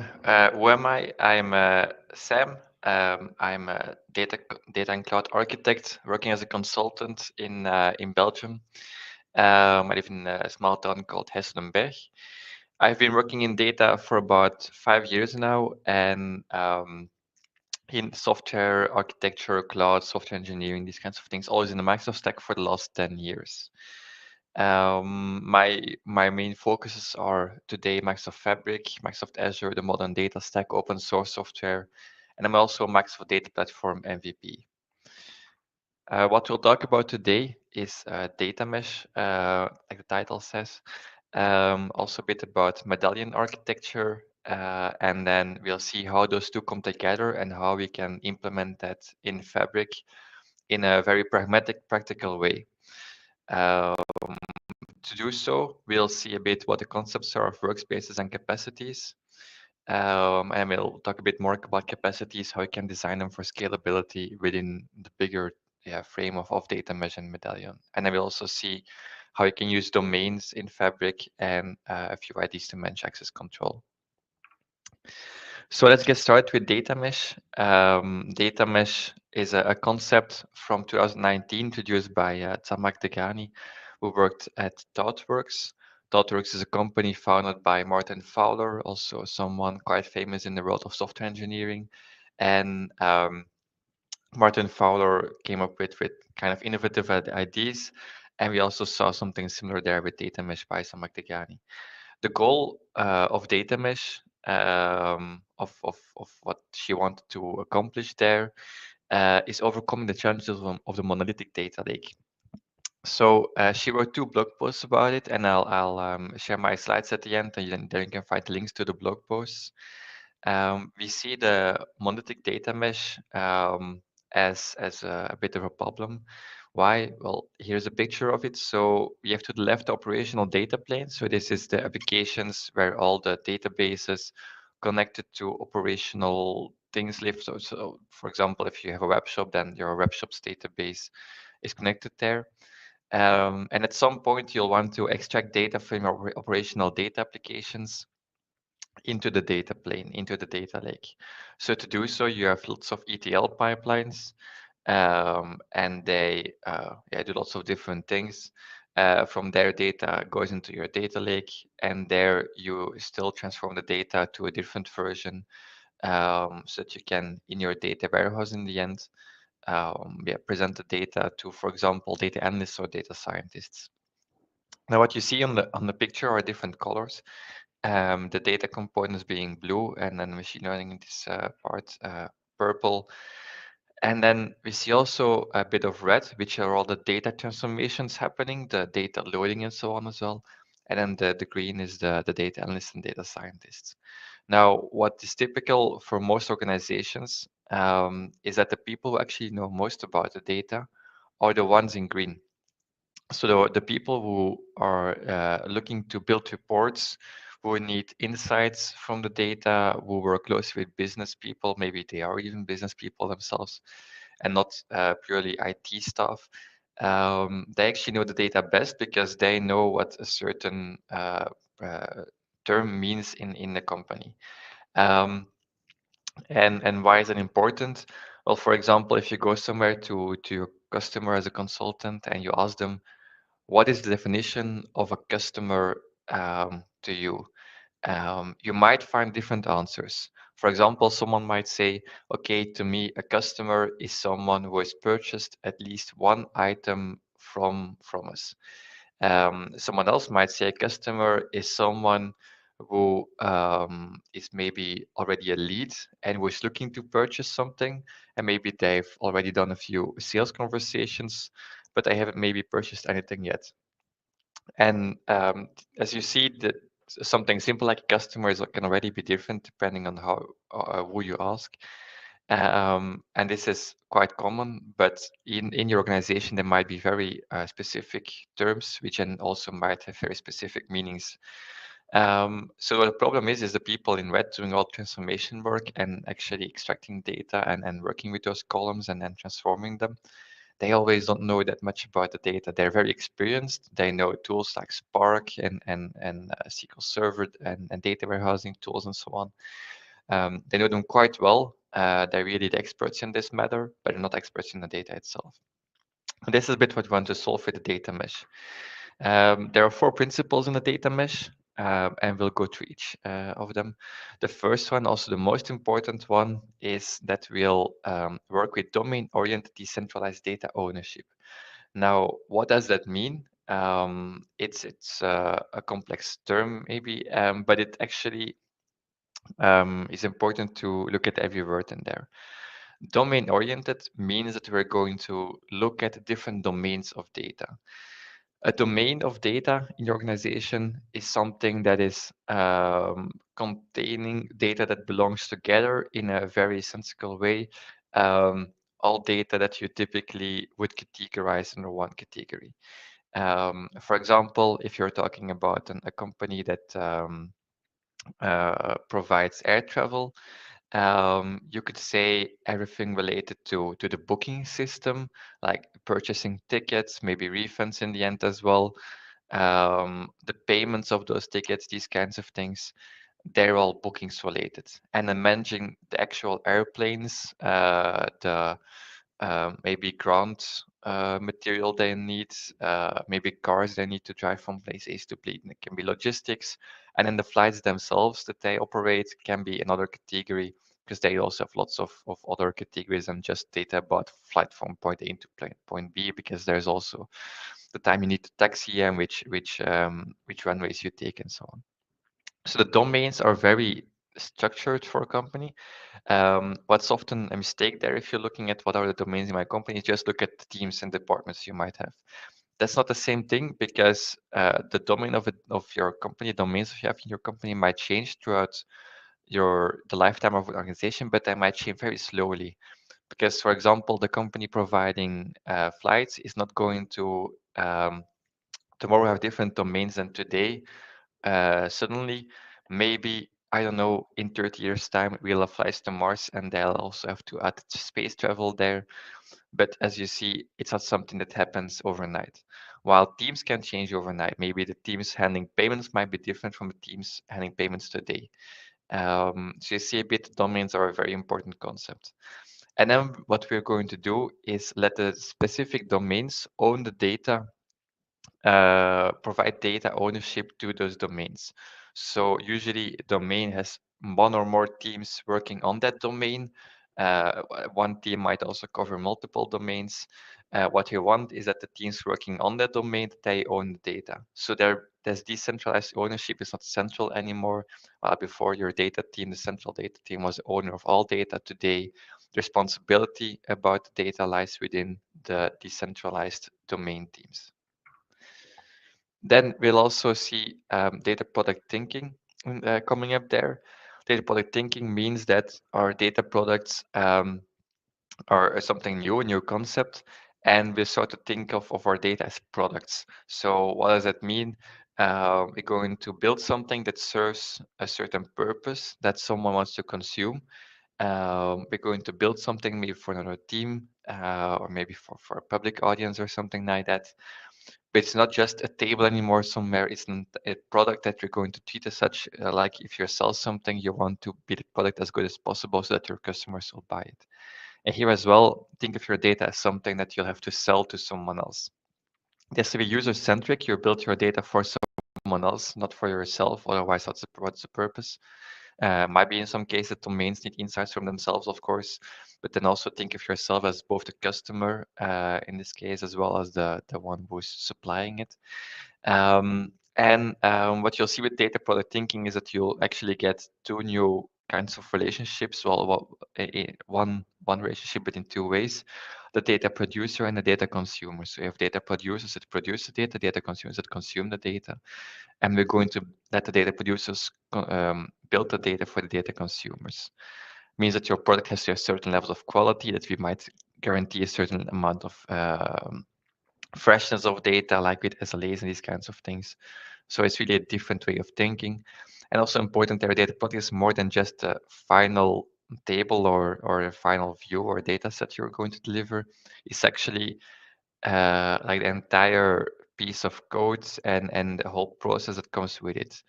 A data product might also be more than just a table. A data product can also be a report, maybe a machine learning model. Those are all data products, and then all the data pipelines that you need to get your data from the source into the final data product also become part of this data product. And then we'll also introduce a principle of self-service analytics. This means that once your data products are there, we have these decentralized domains.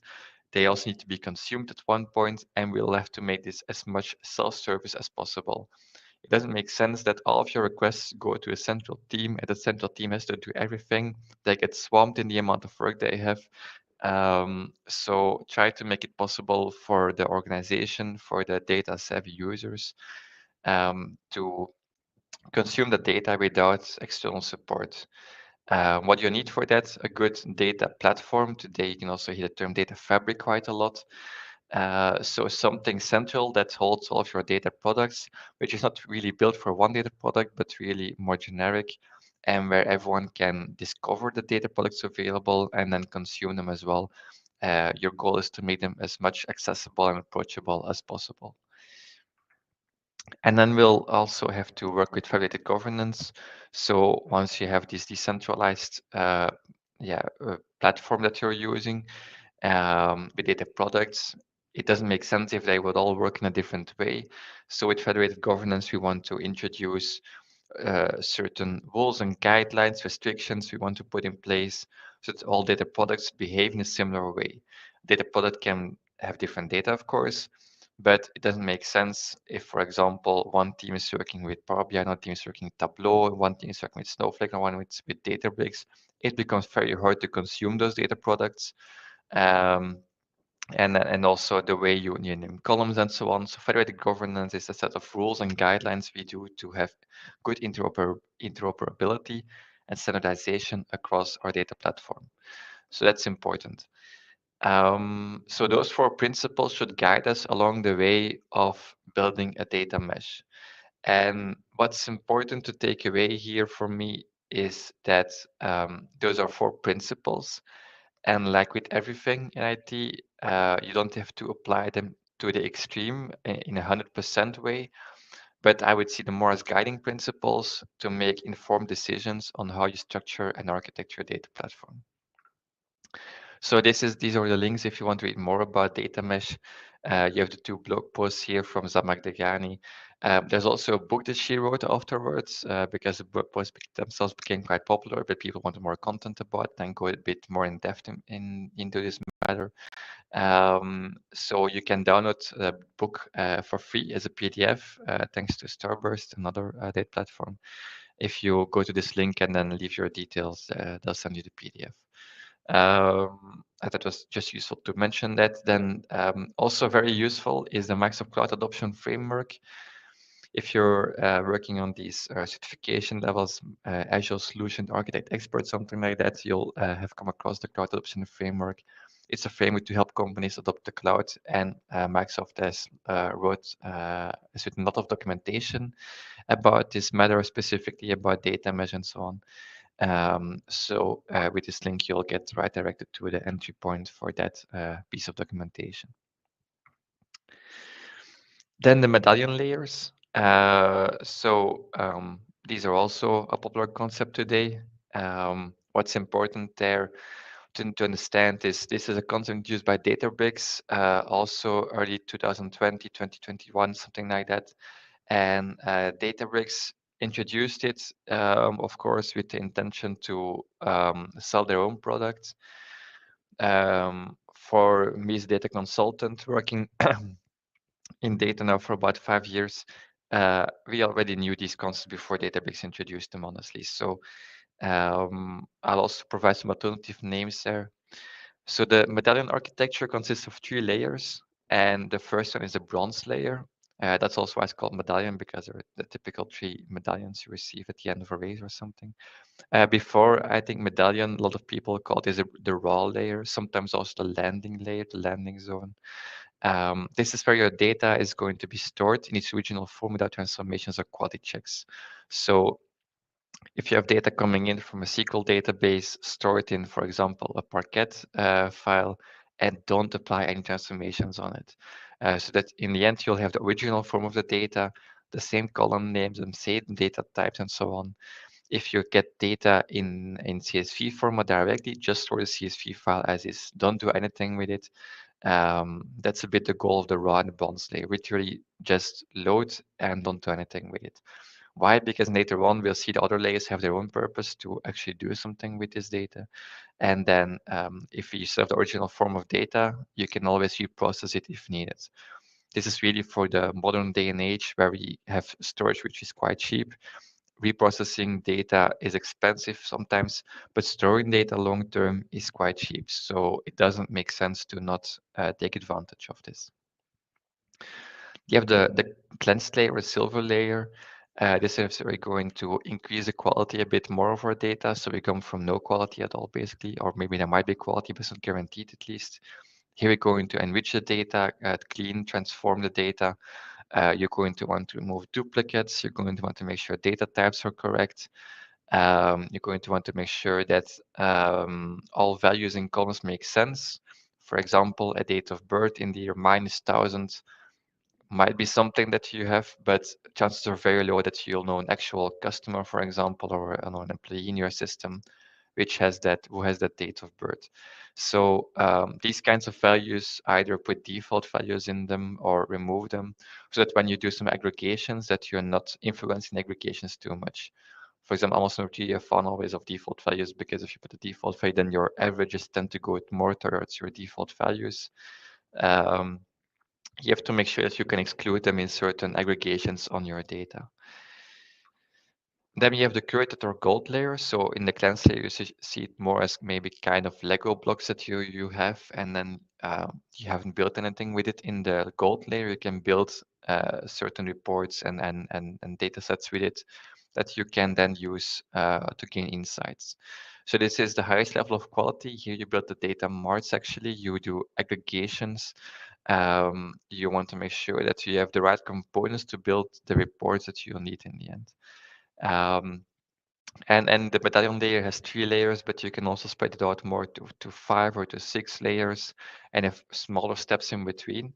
But the goal is actually always the same. You start from the raw data, you go to the most curated version of your data that's ready to be integrated in certain reports, where you have aggregations, pre-aggregated data.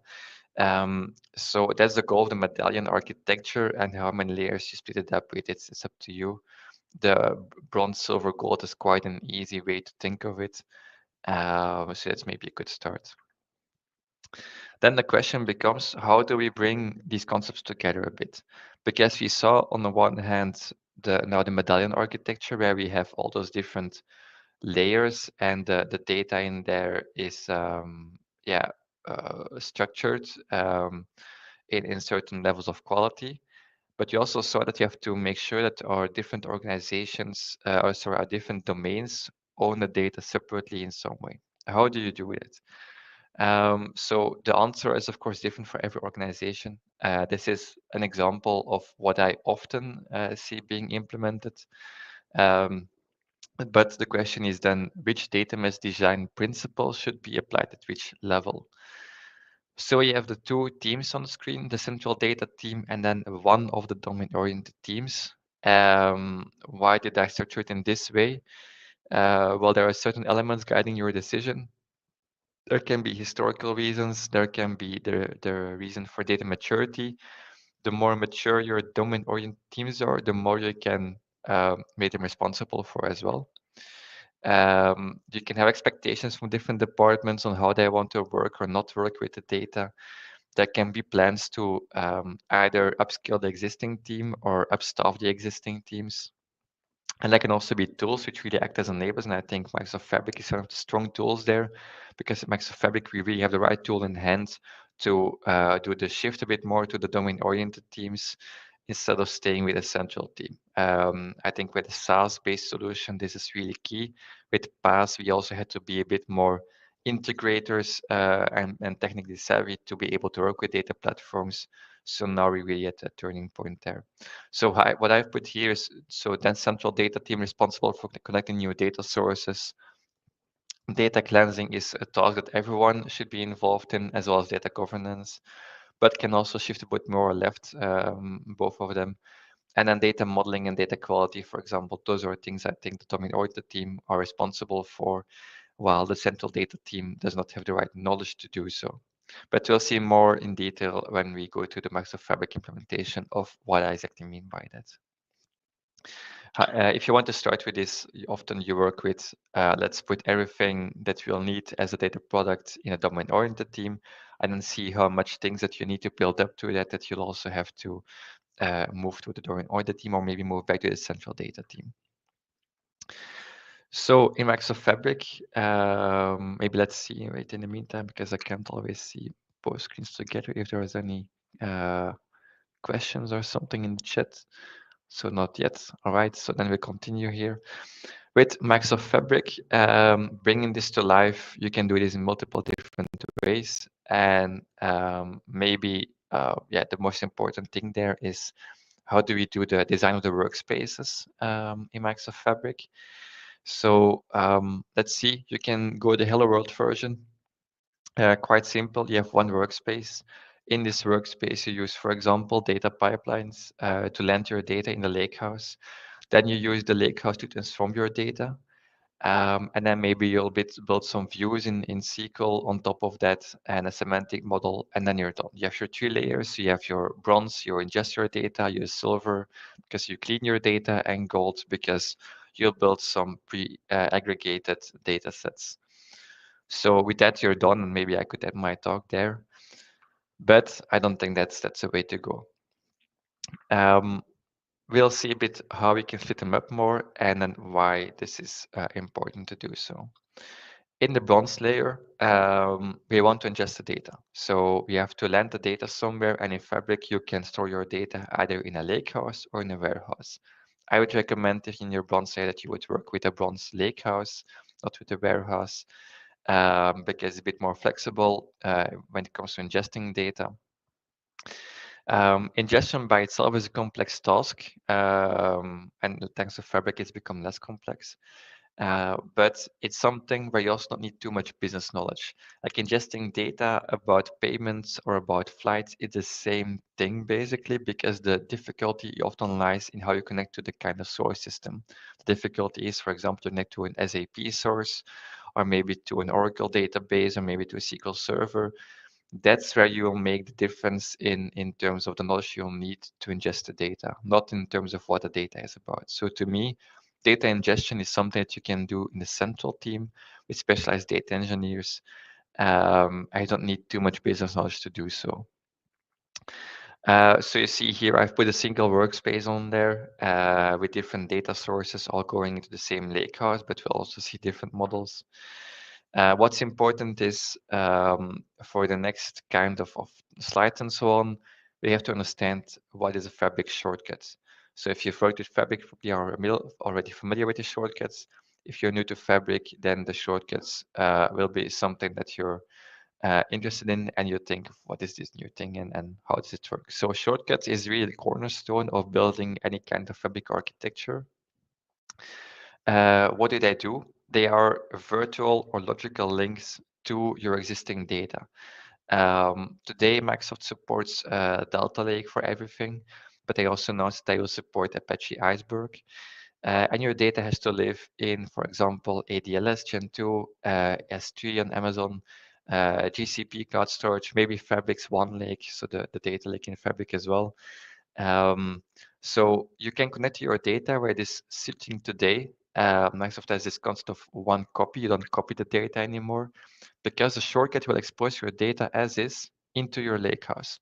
So if you have your Delta Lake table somewhere on S3 because you created them with, for example, Redshift or Athena, then you can just connect to those tables right away with the shortcut. You don't have to ingest them, and it will become available as a table in Fabric Lakehouses.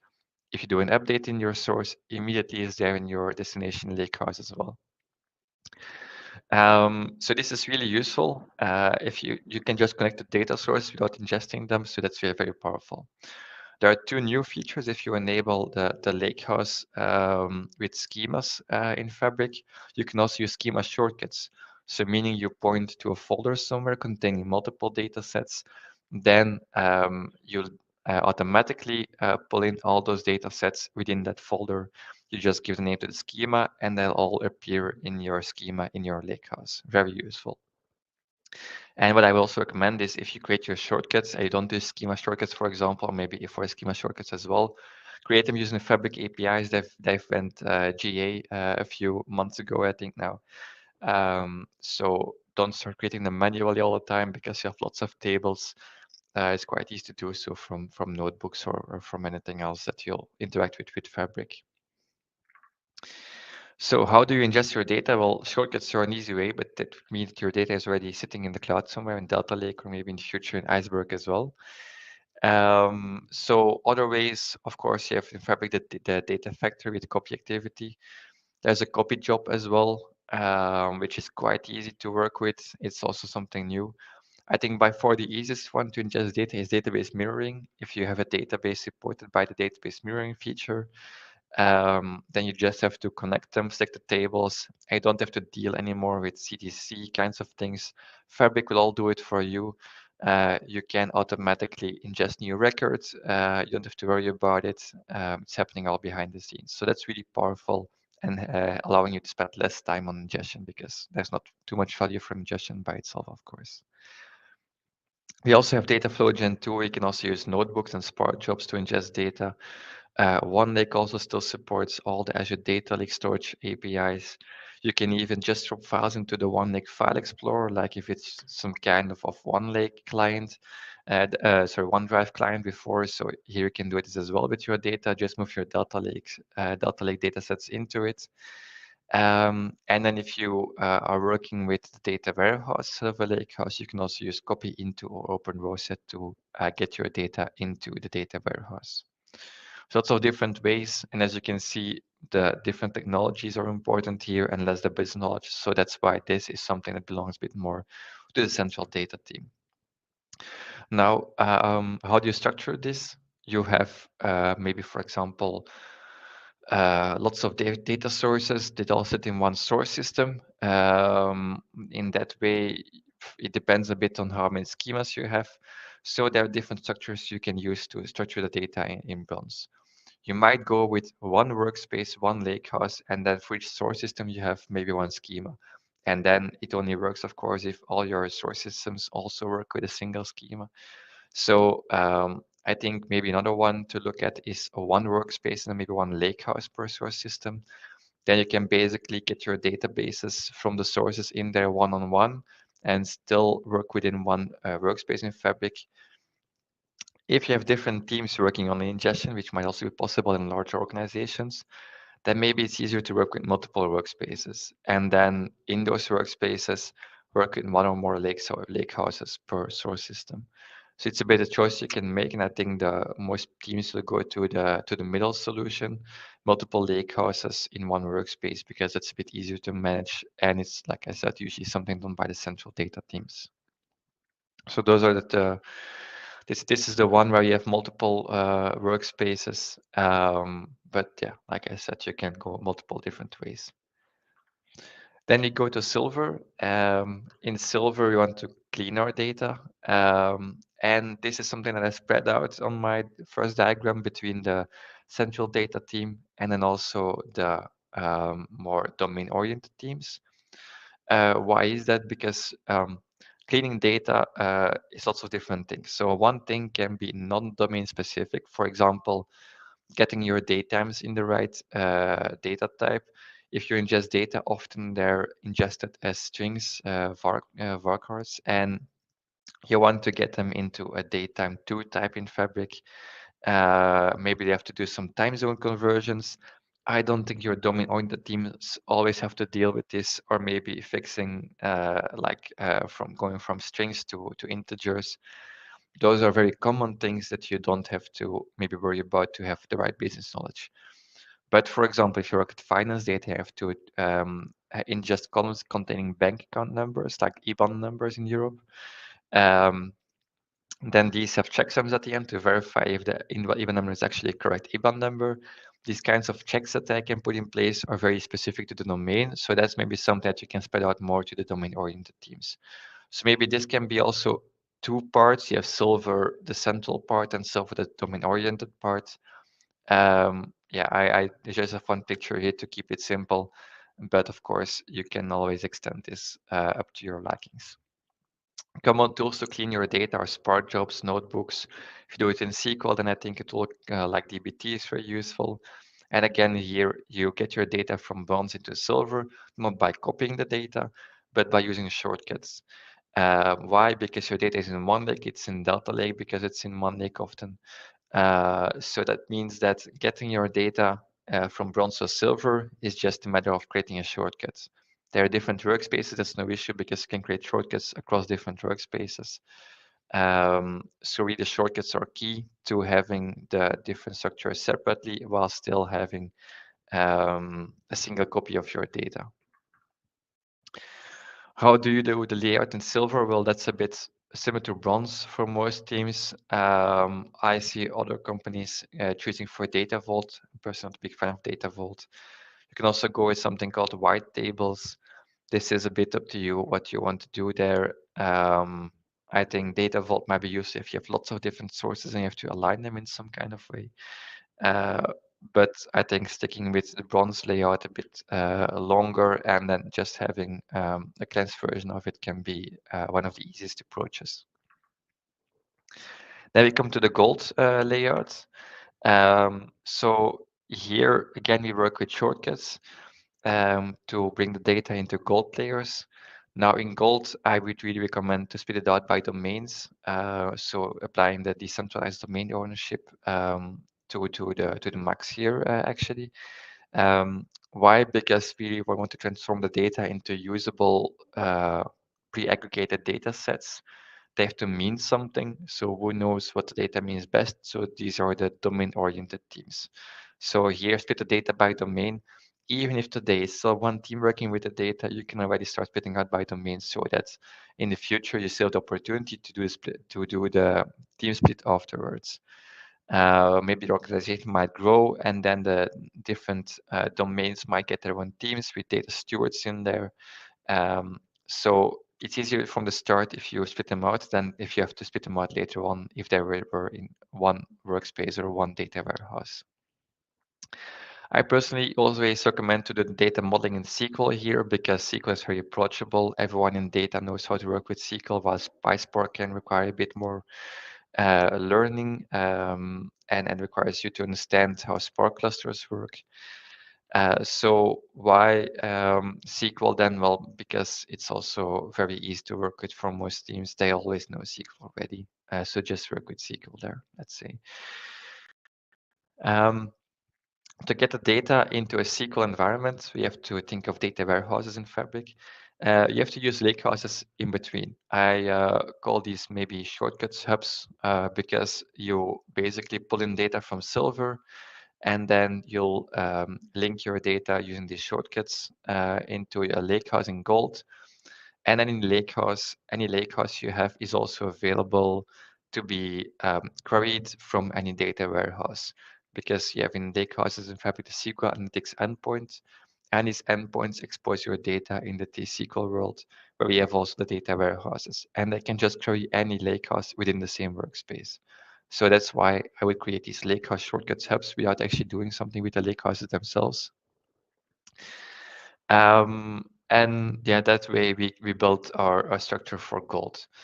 I've also put here the core skill that you'll need here is index engineering. It's also something coming up now, a new kind of role coming up to work with both reports, understanding business knowledge, having the right insights, and working with SQL. With Fabric, the technology is not so complex anymore, so I think index engineering is really the right skill you'll need to work with Gold workspaces. Then how do you get data from one domain to the other? Because you have these data consumer and producer relationships, and one domain consumes data from another domain sometimes. Well, again, create a shortcut. You can create shortcuts from data warehouses into the lakehouse shortcuts hubs, that I call them, to use them in other domains. I think it's also very nice because then you see the relationship a bit more. So here we have the data producers, and then the ones consuming a shortcut are the data consumers. And it's also read-only always a shortcut, so that way we are sure that the one here the team managing domain A owns the data, while domain B consumes the data and they cannot modify the data itself. That's a bit what I said. So, for example, the HR team owns all HR data, and they provide the data to other teams if someone needs, for example, a list of employees somewhere. So the entire platform looks a bit like this. Like I said, you can extend this per layer a bit more, like multiple lakehouses in bronze, multiple workspaces in bronze. In Silver, split a bit between the first step and the second step of the first one, very generic data cleansing operations, while the second step is a bit more domain-focused cleansing operations. And you can also have shortcuts between the different Gold layers, but then I think the picture becomes very complex and hard to understand.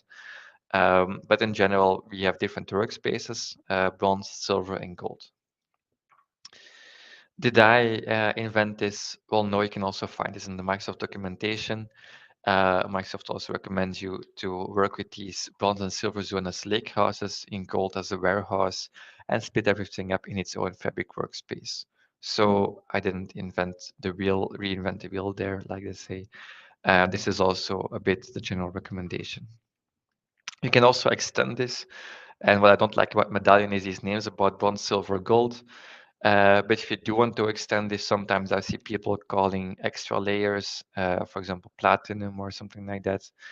So why does this happen? Because maybe you have very specific purpose-driven workspaces that you'll need with different teams working on it. Machine learning is something that's often an example there. Or maybe data sharing, if you want to only share a part of your data with the public or something like that, that could also be a good idea. So yeah, Platinum then maybe to have specialized workspaces. Here I would see the workspaces in general also a bit more like the resource groups you had on Azure, or maybe project folders in other kinds of environments. So you can still extend this up to your likings because again, shortcuts can be used to create these data producer and consumer relationships along the way. Then workspaces and capacities. So why would you create separate workspaces? Well, a simple one is you have maybe different configurations per workspace. Maybe you want to configure your bronze workspace to connect to certain private storage accounts. You don't want to have this available in your silver workspace. You can use, for example, the workspace trusted access, the workspace identity for this. This is something you configure on the workspace level. So this is maybe already a good reason to split up by layer over the different in different workspaces. Then access control is also quite easy to do on the workspace level, while other levels are also always a bit more complex. If you want to give someone viewer access on a workspace, quite easy, just assign on the viewer role. I would typically assign AD groups or now Entra ID groups to my workspaces, give them certain roles, and then use, for example, Microsoft Privilege Identity Management to manage the access, so the membership into those groups. And then you have a very flexible and secure system to manage access to your data.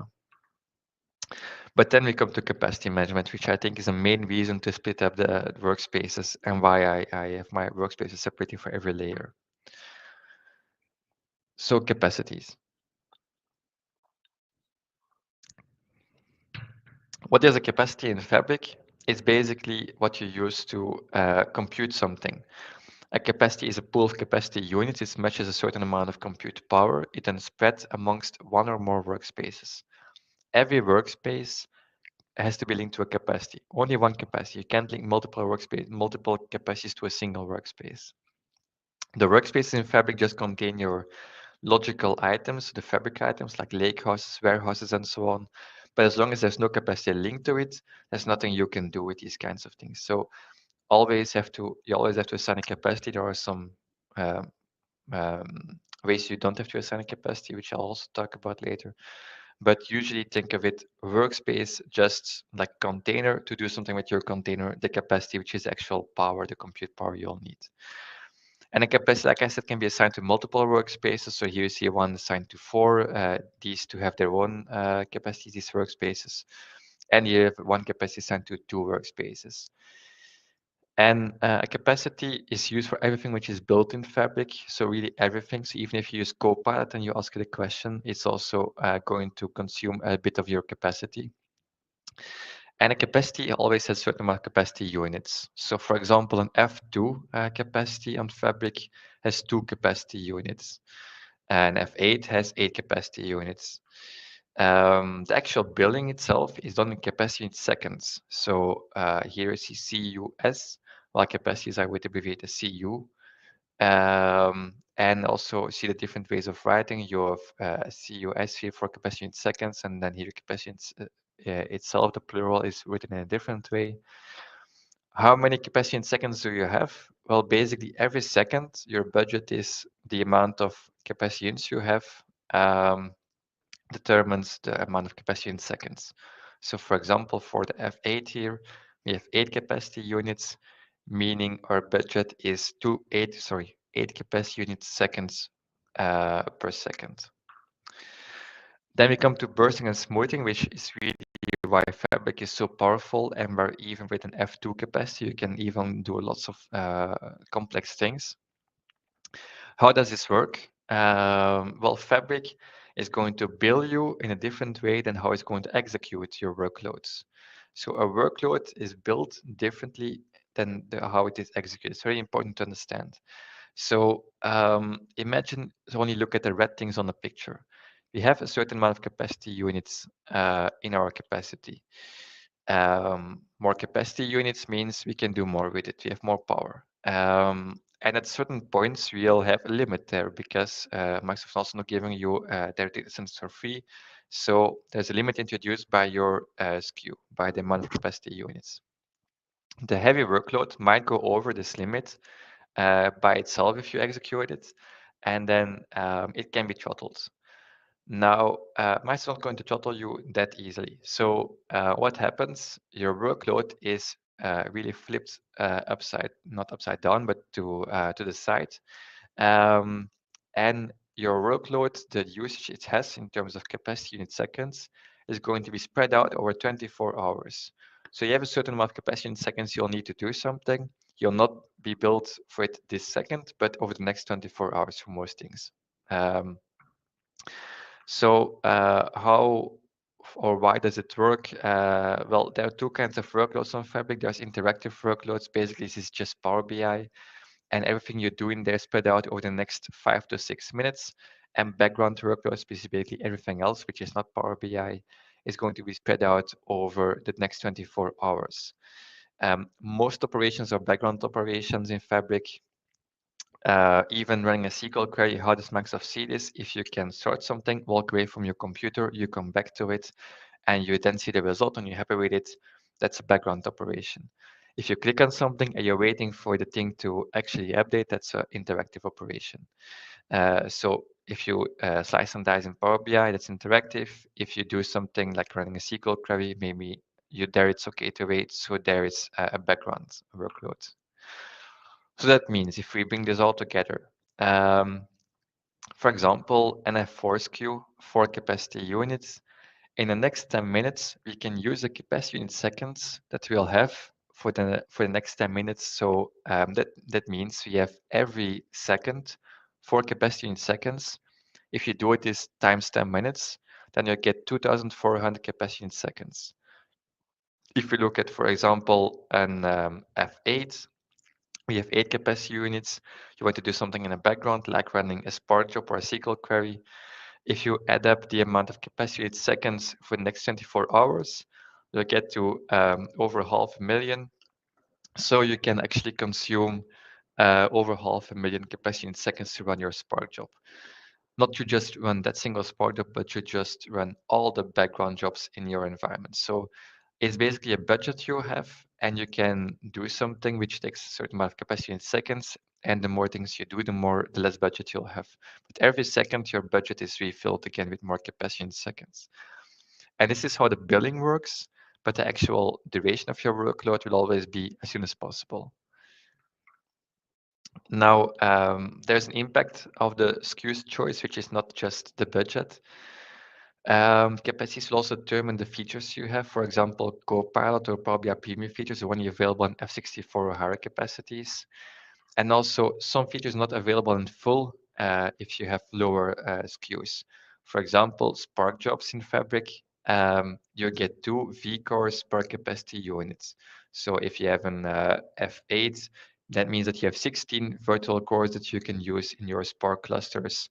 And it also means that you will have 4 nodes available, and then you can spread out those 16 cores over 4 nodes or over 2 nodes or over 1 node. That's up to you. But the maximum amount of nodes is also determined there.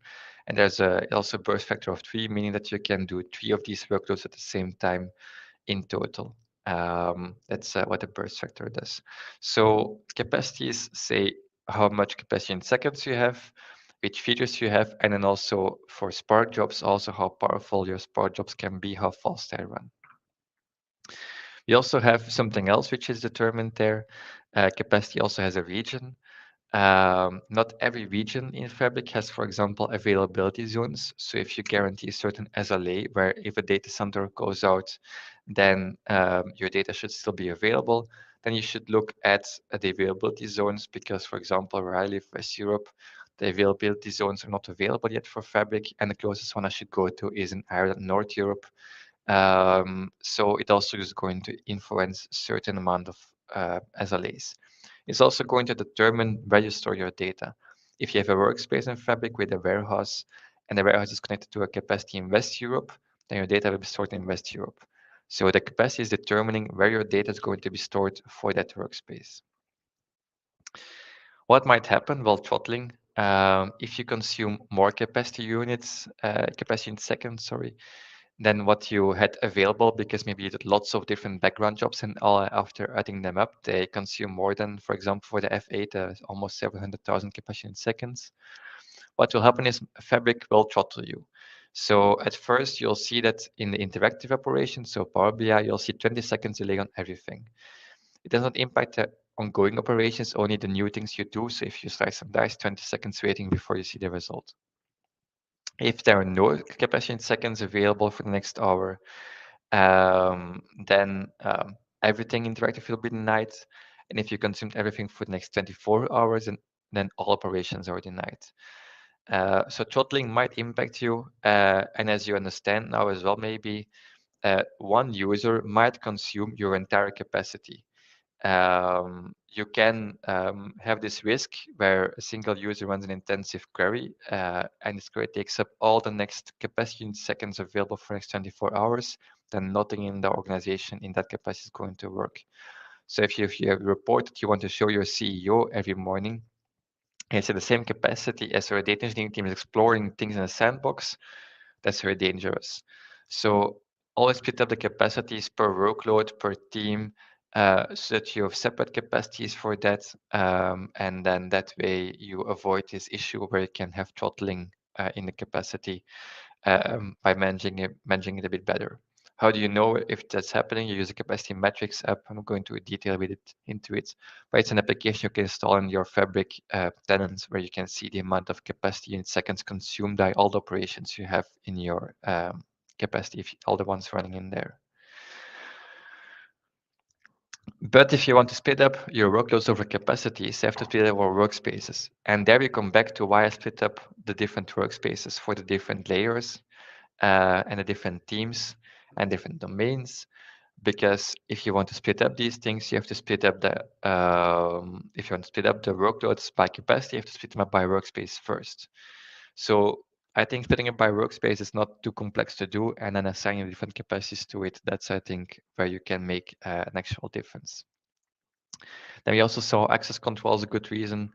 So there are different ways to do access control, and I think the workspace level is the easiest one, like I said. You have there the different roles. You can also do inside the workspace item sharing, where you can also give, for example, read access to only one data warehouse. These are different ways you can do access control, and I think Microsoft's also still working there on something called One Security, which maybe will bring new features or less features, I don't know, into this realm. But for now, workspaces seem to be the easiest level to do the actual access control, and then also have a good overview of that access control. But what if you have lots of workspaces and you want to get an overview of the data you have inside? This is where domains come into play. So domains are logical groupings of workspaces. Domains can also have subdomains. So you can, for now, not do too much with them. But what you want to do here is group your data assets into these domains so that it becomes clear to which domain something belongs. If you have different workspaces and they all belong to the same domain, you can link them together this way. And then maybe you want to look into data from the finance domain, they go to your OneLake data hub. And then you can see all the workspaces or the data inside the workspaces from the finance domain by filtering on this. These are domains, so they have their role. It might be more in the future. From what I said from Microsoft, this is certainly the case, so that they will move things to the domain level to manage more structurally. Today, this is, I think, the very first step to manage your data in different domains. So quick recap. We had the 4 principles for data mesh. We also had the overview of the architecture that I proposed for Microsoft Fabric. So split your workspaces by the type of workload and the role of the people in your data fabric. Single capacities are very good for trials because they allow you to see a bit how many capacity in seconds you'll need to do a certain operation, but then actually split them up into multiple capacities once you get started with using Fabric. Access control might be complex, so maybe the workspace level is also a good place to do so. And then if you want to easily see an overview of all the data you have in a certain domain, you can bundle them in domains. So I have my 5 golden rules for workspace and capacity design in Fabric. Never mix different layers from the medallion architecture in a single workspace. Never mix data from different domains in the same gold workspace.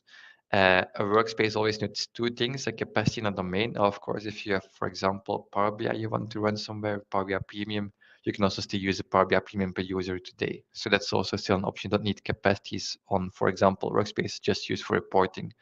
This is another example of how you can split up gold into even more workspaces. So you can have one for the data warehouse part and one for the reports. Can also be a good idea. Then do split your workspaces and their link capacities by type of workload. You'll not want to have your reports that you'll use in business linked to, for example, ingestion. So split them up a bit more, and then that way, yeah, for examples here, we can split them up. You'll also leave room for more future extensibility. There is no known valid limit on the amount of workspaces. Microsoft says, I think, that one Power BI user cannot be a member of more than 1,000 workspaces. But we've seen that people have run scripts and tried to actually make a member of over 5,000 workspaces or 10,000 workspaces, and it still worked. So it's a suggestion to not go over the 1,000 workspace limit, but I think also it's going to have more workspaces with this design in mind, but also not 1,000 unless you have very large organizations. And then maybe Microsoft will also do something special for you, I don't know. So build for future extensibility is a message there. You can find the slides on my website, on my blog. So this is the link.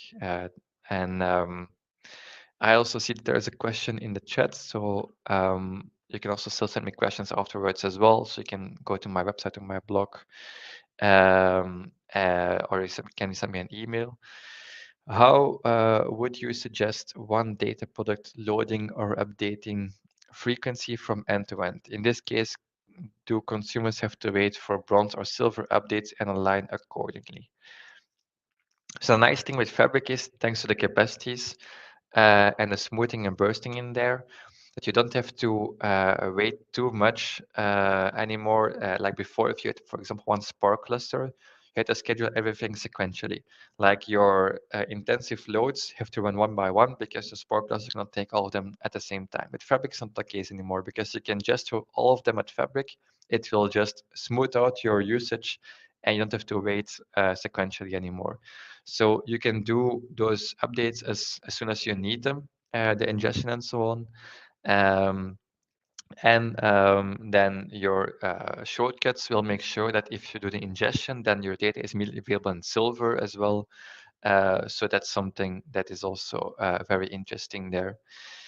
So yeah, I wouldn't really put a strong advice on the frequency. I would make sure that your data is loaded as soon as you need it. If you take some time into account for the actual transformations, then maybe if you need your data at 6 a.m., maybe start at 5 a.m. or something. That could be an idea. If you need it 2 times a day, then update it 2 times a day. It's up to you. I don't see any other questions coming up in the chat. So I don't see any questions either, but Sam, this was really interesting, and thank you very much for your presentation. Yeah, thank you. I see one about the slides, so you can find the slides here on my blog, theburn.dev, and then you see there the session of today mentioned, and there the slides are available there. Just to remove the, yeah, this is a link where you can download it. Session will be also available on our YouTube afterwards, so everybody can rewatch it and went through all the details Sam mentioned as well. So Sam, it was really a pleasure to have you with us with a great topic, and audience, I'm sure they are happy and wish you a nice weekend ahead. Thank you. Same for you, and thank you everyone for attending. All right. Yeah, have a good rest of the conference as well. You too. Bye. Thank you. Okay, we are proceeding with our next session, and Dian is with us. If you were looking at the schedule earlier, we had one installation. Unfortunately, Armand couldn't join us today, and thank you, Dian, for jumping in last minute and willing to present with us. And the topic of presentation would be enforcing Power BI best practices with Azure DevOps. Dian, welcome, and stage is yours. Thank you, Augustine, and thank you for giving this opportunity. I'm happy to be here. Am I audible? Can you hear me? Yep. You are. You just need to share your presentation and you are ready to go. All right.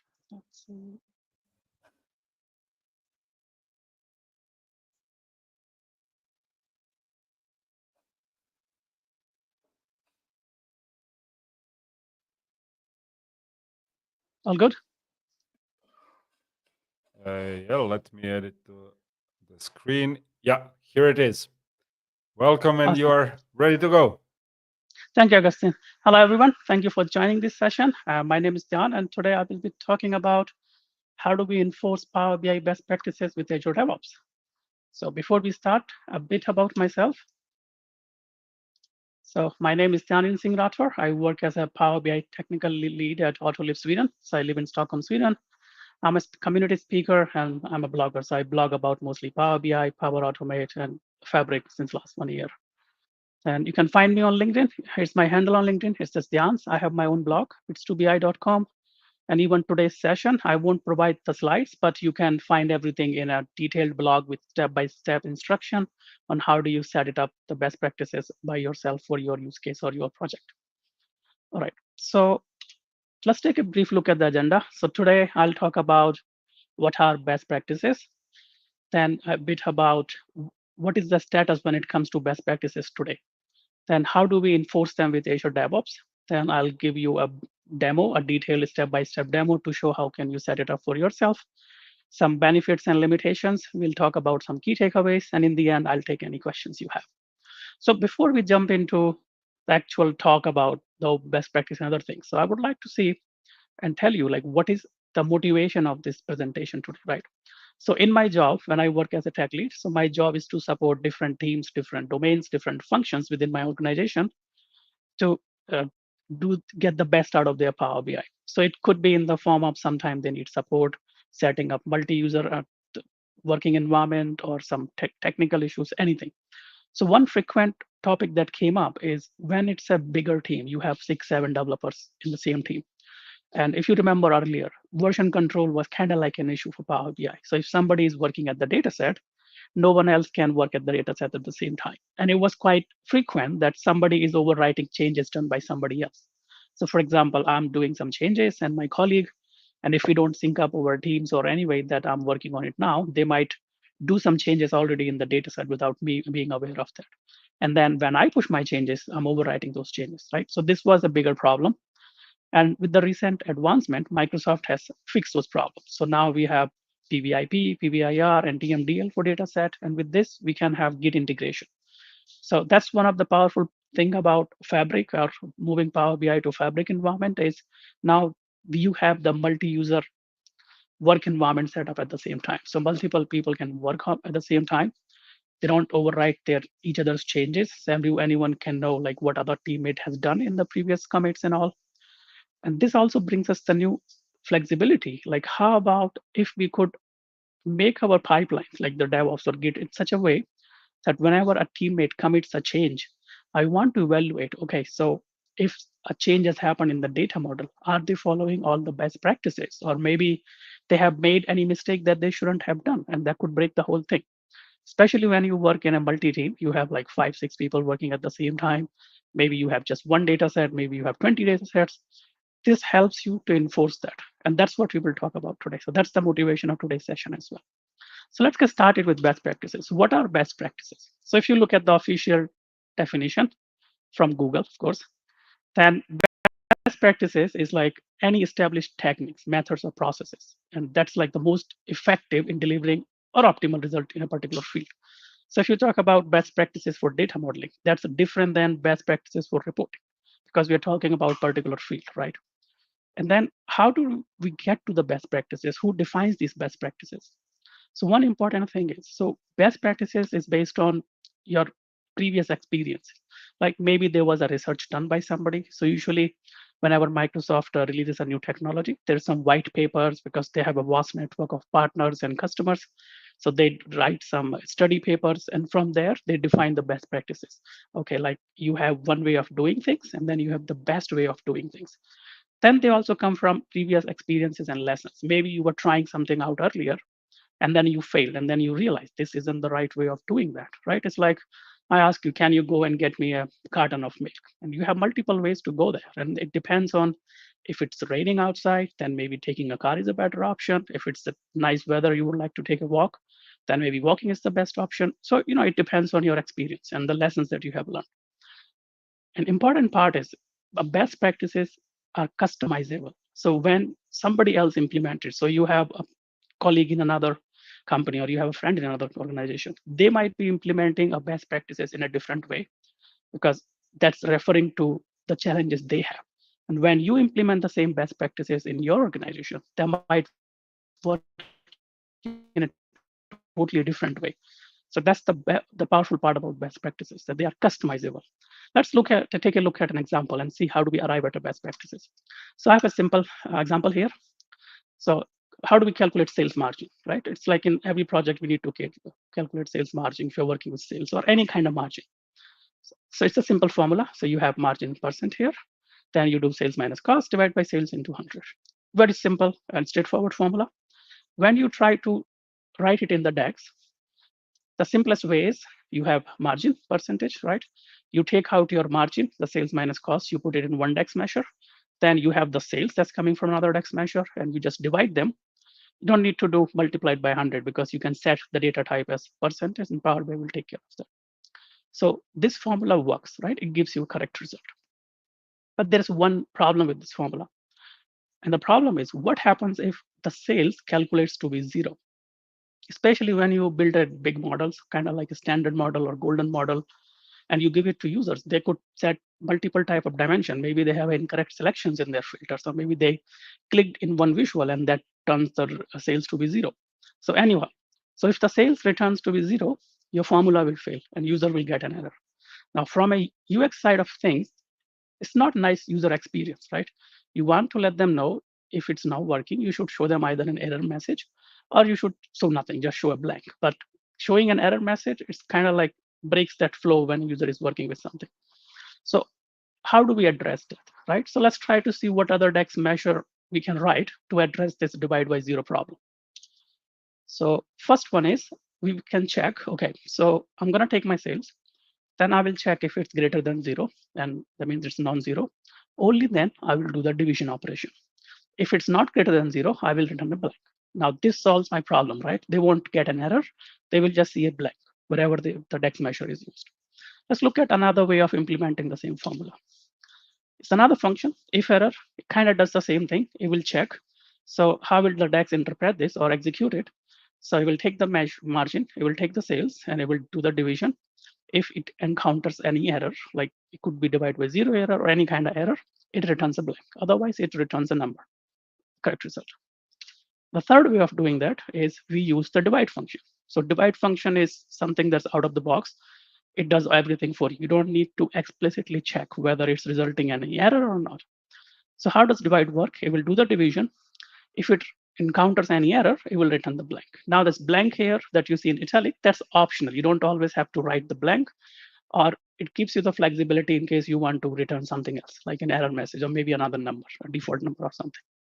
So here we have 4 ways of writing the same DAX measure, right? So from the best perspective side of view, the first formula, it doesn't address the divide by 0 error. So we cannot use that. We shouldn't be using that. Then we have the option, either we use the formula marked here, number 2, or number 3, or number 4. That's the first lesson here. Now let's look at how do they work in real life. So I have a sample data model that I took from SQL BI guys. And then when I run it, and I try to take an average to show you how does the execution looks like. So when I run it against a data model that has 2 million rows, and I'm just doing a simple margin calculation, I'm not calculating any complex measures or anything. When I run it against 2 million rows, the first one runs in 61 milliseconds, second one 76, third one 89, and the fourth one in 65. Almost there, right? It's kind of the same. There's not much of a major difference here. Now, let's increase the number of rows, 21 million rows. We're talking about sales here. They have like even 1 billion rows sometime in the data models. And now if you look at, the difference is clear. The first option from 61 to 78, that's not much of a difference. Option second and third, they almost doubled in their execution time. And if you look at the fourth one, 79, that's kind of same as the first one. So from execution side of view, the option 1, the DAX measure of number 1 and number 4, they kind of have a similar execution time, right? A few milliseconds, that doesn't matter. But if you consider the number 4 here covers your divide by 0 error. So from that, we can conclude clearly number 4 is a winner. And now this become my best practice. So in the future, if I want to do any division operations anywhere, could it be say, sales margin or any kind of calculation that involves a division, I will use the divide function here, right? So that's how we arrive at our best practices. So why are they important, right? We just saw a couple of, covered a couple of points in our previous example. Let's look a bit detailed about. So first thing is, we make mistakes, right? But our life is too short to keep making the same mistakes again and again. And best practices kind of give us that flexibility that the mistakes that you have made or you will make or others have made, you can learn from them. And they give you this quality improvement. So when you use those best practices, you don't have to make those same mistakes again, right? You automatically avoid those mistakes. Your report remains consistent. Your DEX measure remains consistent everywhere. Your accuracy is improved. Your users have a better user experience. And you avoid these common mistakes, right? Like the one we just saw, dividing by a 0. You always avoid that if you follow the best practices. Then you don't have to redo or reinvent the same concepts again and again. So in one time, let's say first time you design your first Power BI model, like you are new in Power BI and you realize that if you set up cross filtering or you have many-to-many relationship, it kind of mess up your data model. The performance is quite low. So you learn that I'm not going to do it again. So next time when you are building another data model, you won't repeat it. So you kind of reduce your learning curve because you have learned from your previous mistakes. It saves you time and cost. Like in the previous session, we look at capacity optimization and performance and all. So many times as a Power BI tech lead, I have seen that somebody has just set up many-to-many relationship in their model because Power BI allows it now. You shouldn't be doing it because what it does, it takes over the whole capacity because when you are running a simple DEX operation, it takes down the entire capacity because it has consumed all the resources. So they help you not to get into those situations that you have to recover or fight the fires. And then finally, it talks about performance and efficiency. You can develop your reports faster. They run faster. And then you know if something is not running well in your model, you know where to start from because it's already defined, right? So if you talk about today, what is the status with best practices today? So whatever we talk about, right? So those best practices, they have evolved in the recent few years, and now they are available as codified JSON rule. So we will look at a sample, but what we have done or what community has done, we have codified every best practices as a JSON rule, and we can evaluate that against a set of DEX measure reports, whatever you call it, right? Then we also have open source free community tools available to evaluate the DEX, your model or your report against the best practices. So there are two different type of tools available because the way a semantic model works is totally different the way a report works. Or if you have seen their metadata, they look entirely different. So there's a two different set of rules available and different types of tools available to evaluate those best practices. So for semantic model, we have a BPA, best practice analyzer within Tabular Editor Shrew. It's also available in Tabular Editor 3, but that's like a paid version. So Tabular Editor 2 gives you a free best practices analyzer. In the recent changes in the fabric or recent development, now you also have PBA in semantic link left. So if you prefer a more programmatic approach. Then for reports, we have PBI Inspector. And that's also an open source tool available that you can download from GitHub. Now, there could be other tools available in the market as well. But for today's demo, we will use these two tools. So we will use these two tools in our Azure DevOps pipeline to enforce our best practices. Right? Let's look at how does the new rules look like for best practices. So we won't discuss the details, but it's a sample of a semantic model rule. So they have a similar structure. You have an ID, you have a name, then you have a category where you define, are you evaluating it against a DEX expression or against modeling practices, or it's for performance reason. Then you have a description. Sometimes they can have a link as well to documentation. Then they have a severity. Now, that's the important part, severity here. So what it does is, if you talk about semantic model, it can have severity 1, 2, or 3. So one is informational. So it's a good to have, right? It's just nice to have. Second one is a warning. So the one that you see here, it's a warning function. It returns in a warning. It's not an error. It's going to work, but it might be the best for user experience. The third one, if the severity is 3, then that's an error. So if you have any best practice violation with severity 3, that means either you are going against the performance, so your performance degradation is happening, or there are some logical error with your DEX measure or model, or whatever it is. Then we also have the scope, like if you want to evaluate this best practice, is it against a column, measure, or calculation item, right? And then you have an actual expression. That's how we evaluate because we need to tell the engine, right? The engine that's evaluating the JSON rules, like how do I check for this expression or these best practices? So that all goes in the expression part. So more or less, semantic model best practices rules look the same. Next, let's look at the report semantic best practices rule. They look quite different than the data model because they have different structure and the different metadata or JSON tags inside them, right? Some things are common. You have a name, you have a description, then you can see whether you want to enable it or disable it. And then instead of severity, in report, you have a log type. So in report, you can have either an error or a warning. A warning means it's good to have. So it's going to cause less than optimal user experience. They're not going to like it if something breaks and you give them an incorrect message or nothing at all, just shows error occurred. And if it's an error, if the log type is error, that means it's, again, it goes to maybe you have a performance degradation or any other functional issues or any other kind of error. Then bunch of other stuff. How do you check it? Because the metadata looks different. It's a bit more complex. Then you have bunch of other stuff like for each visual, do you want the cross highlighted to be checked? What about the slicer selection? What about filter selection? So it looks a bit different, right? Okay, then what is the challenge, right? So if we look at best practices, we look at a way to codify them. So we have the JSON rules to codify them, to evaluate them. We also have free tools to evaluate them. So the challenge is it's not automated. It depends on the developer. So if developer has enough time, maybe they will go and then they will run these tools and then they will evaluate and they will fix those issues.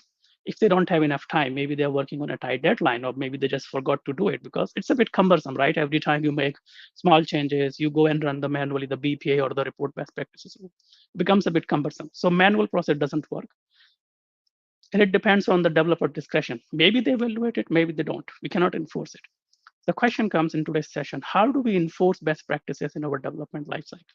How do we make sure that anytime any of our developers or team members make any changes in Power BI, whether it's a report or data model, how do we make sure that we are evaluating best practices? Let's look at it. So we have a couple of prerequisites. So first thing, if you are still running on Power BI, P capacities, PSQs, then you need a pro license. So, and even if you are using a Fabric capacity, you still need a pro license. Then other part is if either you can have a premium or Fabric, and it's supported in all the Fabric capacity, whether it's the lowest SKU, F2, or it's the biggest one. So you need pro license or either a premium or Fabric capacity. That's the first requirement.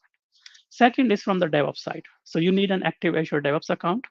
And important is in the way DevOps is settled, maybe it's on a different tenant, or maybe you get a different user ID. The username, the UPN, user principal name, they should be the same.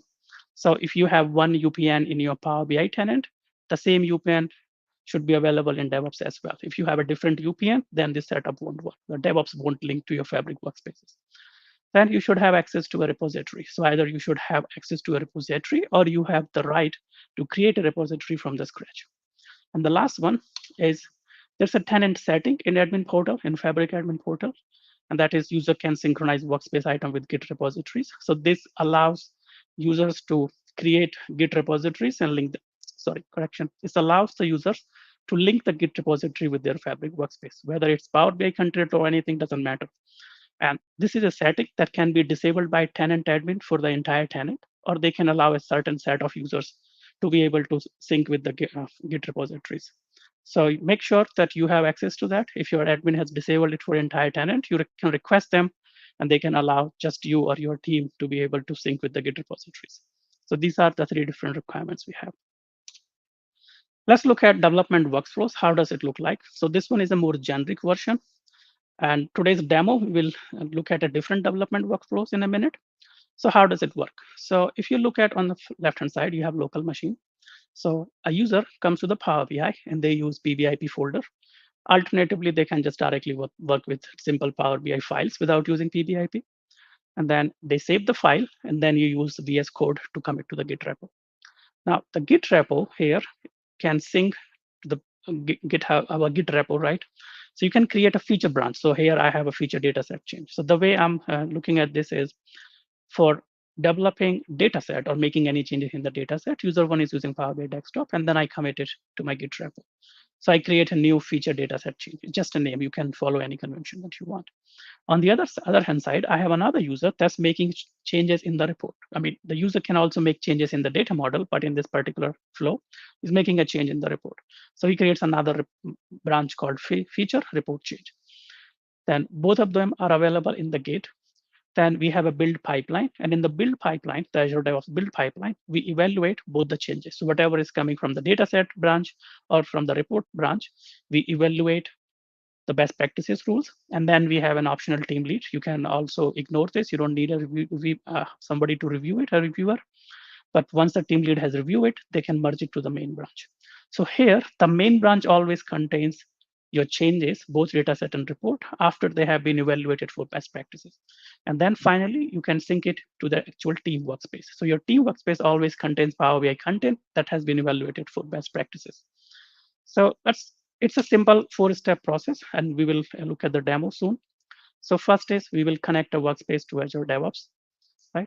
Then we will create a DevOps pipeline in DevOps, and then we will define some branch policies. And we'll talk about it, what is a branch policy soon. And finally, we will create a pull request. And out of all these 4 steps, the number 1, 2, and 3, this is a one-time setup. So once you decide that you want to go to the Git way and you want to start enforcing best practices for your team, you need to do step 1, 2, and 3 one time. And the number 4 will happen every time any of the developers makes a commit. So that's where we actually enforce it when they create a pull request. And we look at the details. So for this demo, we have a simple workflow. We will not talk about the two workflows that we looked at earlier. It's a simple one. So I will play as a developer. Then I will use my Power BI desktop to publish a file in this, my individual or pre-dev workspace. So I call it pre-dev workspace. Then I will create a branch. And then the branch, after creating the branch, I'll create a pull request. And when the pull request is created, the pull request will automatically trigger a build pipeline. And that's where I'm enforcing my best practices. The build pipeline will check how many best practices am I evaluating, if I'm violating any of them. Once it's done, I will merge the changes to the main branch here. And from the main branch, I'll sync back my team, or let's say the actual dev workspace. All right, so let's look at how does it look like. Let's switch over to my browser. Okay, so let me explain the setup a bit. So I have 2 workspaces here. So first I have a dev sales workspace. And in the dev sales hub, I always have a code or Power BI content that's always best practices verified or evaluated. Then I have pre-dev sales hub. And in this pre-dev is where I will make all my changes. I'll push my changes. And from pre-dev, I will trigger my build pipelines after creating a pull request. And once it has been verified and my build is successful, then I'll merge the changes back to dev sales hub. So let's look at how does it look like. So first thing, I already have this Conteso master data set. It's a sample file from SQL BI, and my DEX example that I showed earlier for best practices, it was also run over the same data set for 2 million rows. So I have a simple report, doesn't have much, right? Then let me go back. Now we have seen this. So first thing I will do is I need to connect it to a Git repository. So if I go to my Azure DevOps, I already have a Git repo that I call just Sales Hub here. That's my repo that I'm going to use, Sales Hub. So we go to workspace settings, Git integration, Azure DevOps. You also have the possibility to use GitHub, but that requires a separate tenant setting. And I think similarly, how we are setting up best practices for Azure DevOps, you can enforce them from GitHub as well. The process will differ a bit, but the basic concept and steps remains the same. Right, so I will select, and then I'm using my same Active Directory account. They has to match.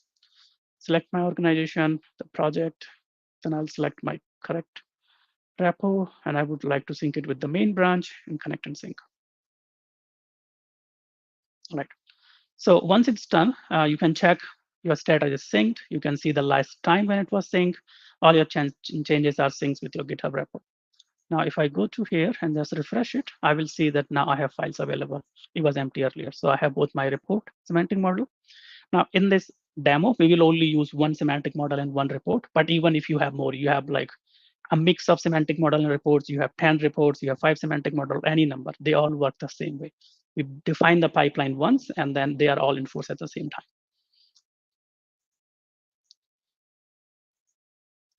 All right, so we have looked at this. Now let's create a new pipeline because we want to set the second step. So I just go to the pipelines here, over to pipelines. I already have a bunch of pipelines. Let's ignore them. I'll create a new pipeline. Now, first step, I need to show where is my code. So it's in Azure Git repos. If you even have GitHub, the other option that you can also select, if you have Bitbucket or anywhere else, that works.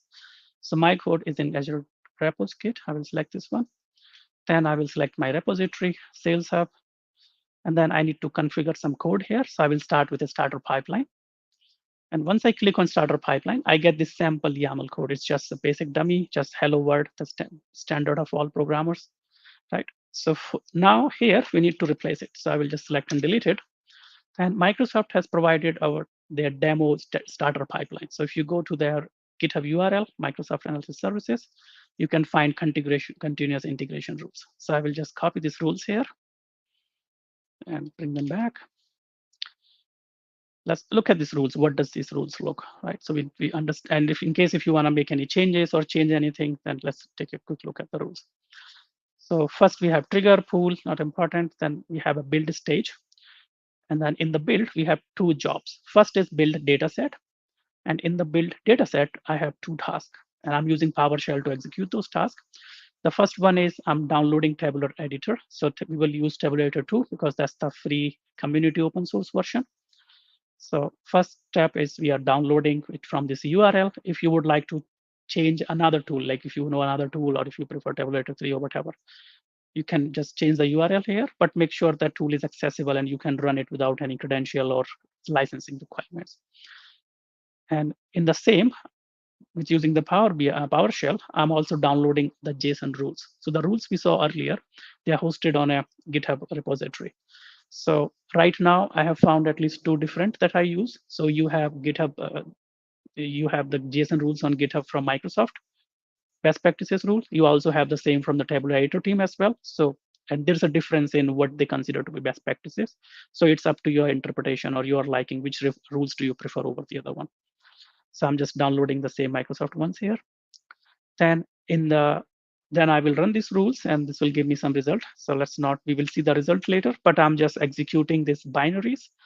And I'm using these rules that I have just downloaded to evaluate my data set against these rules. And I'm iterating through all the data set that I have. So whether I have just one data set in my repo or I have 20, it's going to evaluate all of them. So it's just a code to iterate them. You don't need to change it.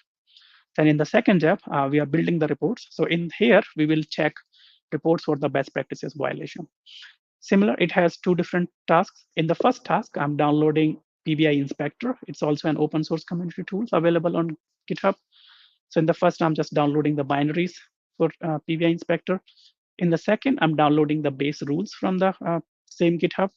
Now, this is where the customization part comes in the picture. So let's say you want to define a different rule or the severity and the log thing that we saw earlier. You would like to change the severity. Like maybe you don't want to worry about number 1 and number 2, severity 1 and 2, information and warnings. You only care about the error ones. Then you can manually you can download the JSON file for the rules. You can delete the error, the warning and the information one, only keep the error one, change the severity, and just load it to the base of this pipeline. And when it's done, you just update the URL here. And when the pipeline is triggered, instead of the default rules, this will consider your own organizational or custom rules. Then in the second task, we are just evaluating the Power BI report against the best practices. So it's just calls the binary file, supplies the report, the rules file here, and then we just iterate through the whole directory and go through each report one by one and evaluate the status. Right. So that's all for now. Let's click save and run. Then I will just write evaluating, or let's call it enforce.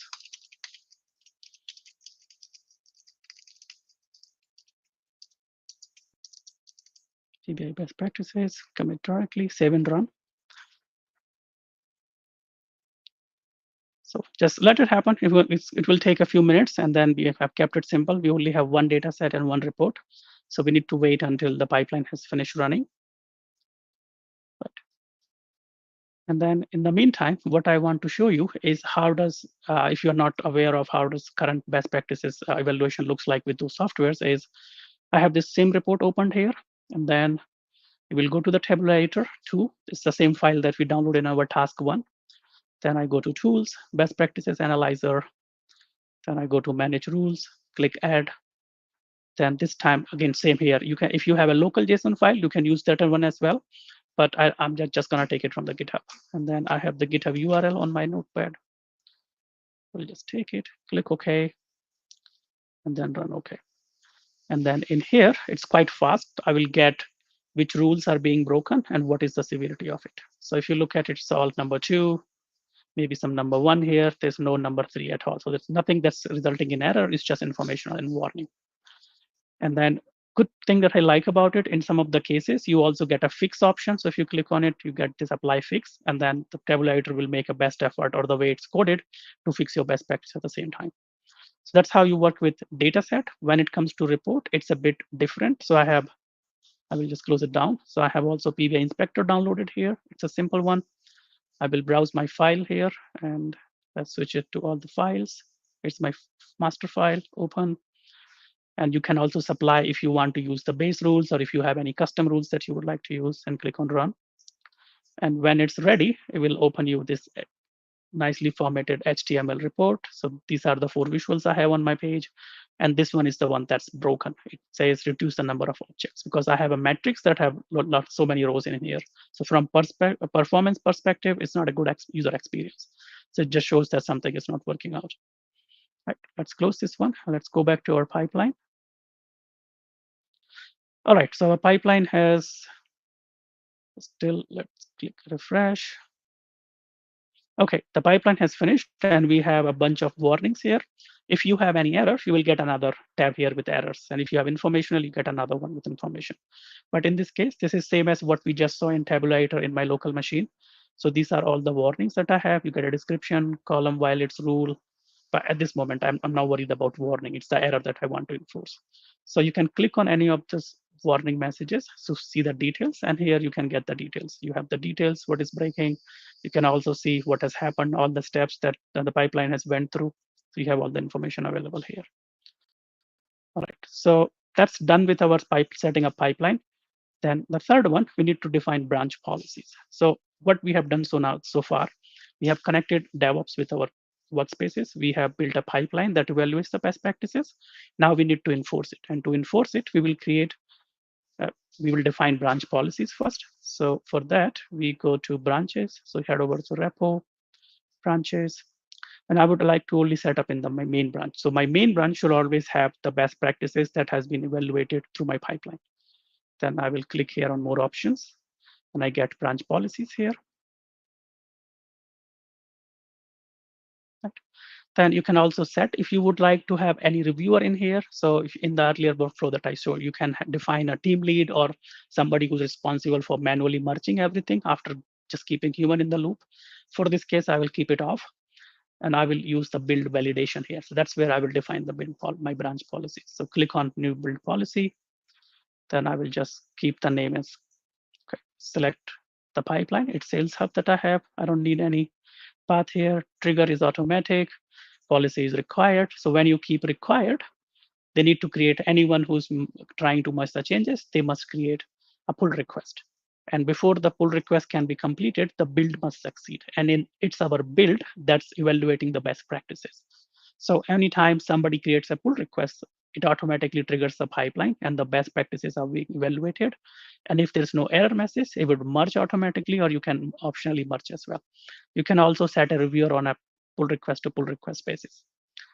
That's it. Then I will just give my branch policies a name, evaluate Power BI best practices here. Click save. All right, so I'm all set here. It's on. I don't want a reviewer all the time. Now, until now, this was something that has to be set up once per branch or once per Git repo in the main branch. And now this has been done. Now let's look at how does an actual work look like. So how does the rest of the workflow looks like? So I have my dev sales hub here. And then I have this report open still. So what I'm gonna do, I'm gonna violate 2 best practices. First thing, I will create a DEX measure, because we created DEX measure a lot of time. And I will not set any definition to it. I will just leave it blank and create, because it happens a lot, right? A lot of times by mistake, we create a DEX measure and then we just switch. And then we don't even realize there's a measure called here measure 1, 2, 3, and then they can be pushed to the Power BI service. And if you have self-service user, they can by mistake bring those measure in and nothing comes in. That's the first one. Second one, I don't like this blue color. I would like to change it to my favorite green color. And how do I do it? It's just quite simple. And also, by the way, why is this a best practice violation? Is because I have a theme applied on my Power BI report here, and the theme says blue is the first color, and that should be applied. And by changing the color, I'm violating my theme. And if you look at the rules that reporting has designed, the report JSON has designed, is we must use the theme colors here. We cannot just go around changing the colors anywhere. Let's wait for it to save. All right, and then let's publish it. Now, important to note, I'm not publishing it to Dev Sales Hub. I will publish it to pre-Dev Sales Hub, because in my Dev Sales Hub, I always want a version of report and data set that's already best practices evaluated. Right, so I will start with my pre. So I have my pre, the entire team can have their own pre-workspaces, or they can share one pre-development workspaces where they minimize it. Let's look at pre-dev Sales Hub now.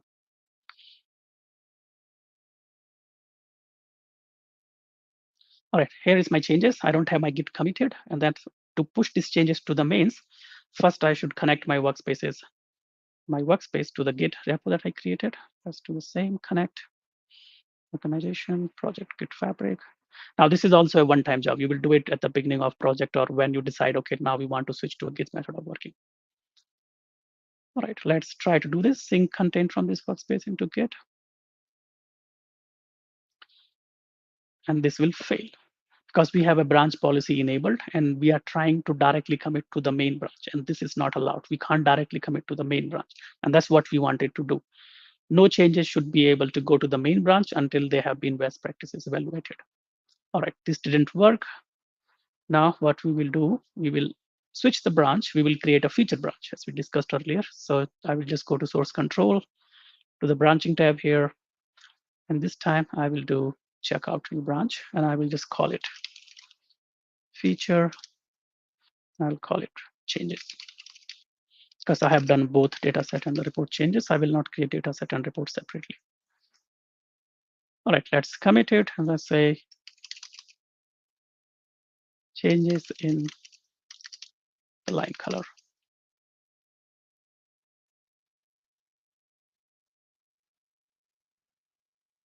Okay, my changes are done and they are now available in a feature branch that I created. It's synced with my Git. Next, we will go to GitHub. And now if I go to my repo here, this will automatically show that you have committed something in the new change branch, create a pull request to merge it. And that's what you want to do. We'll merge it. I will leave the title as is. I don't want to set up a reviewer. I can leave it as blank. If you have done any complex changes and you want somebody to look at it, you can optionally define their name and they will get a mail that you have been set as a reviewer and you need to manually complete the pull request. Right? I will just leave everything blank here and create on create.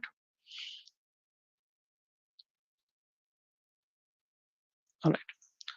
Then we must wait for the build to complete. It will take a few minutes because we don't have a lot of changes and our data size and report is quite slow. Another important thing to mention here, when you set up the Git with any kind of Fabric workspace. So one thing is the Git doesn't store your data. It's only the metadata. So even though my model is like 45 megabytes, there's no data going to the GitHub. So my Git only contains the metadata of report and the data set. And same also goes with your credential. If you have set up any data source credential in your data model, they are not sourced to the Git. They remains in Power BI. Right. So my pipeline is running and then it's evaluating the best practices. That's the branch policy I have set up, right? So that's what I named it.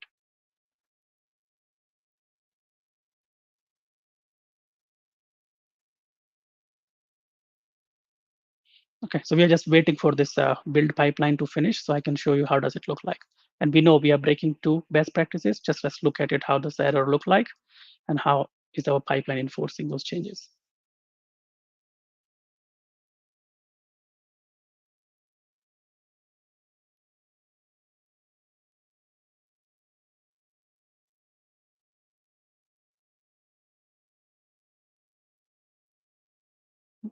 So in the meantime, I can also mention that the YAML code that we just took from Microsoft Continuous Integration Pipeline.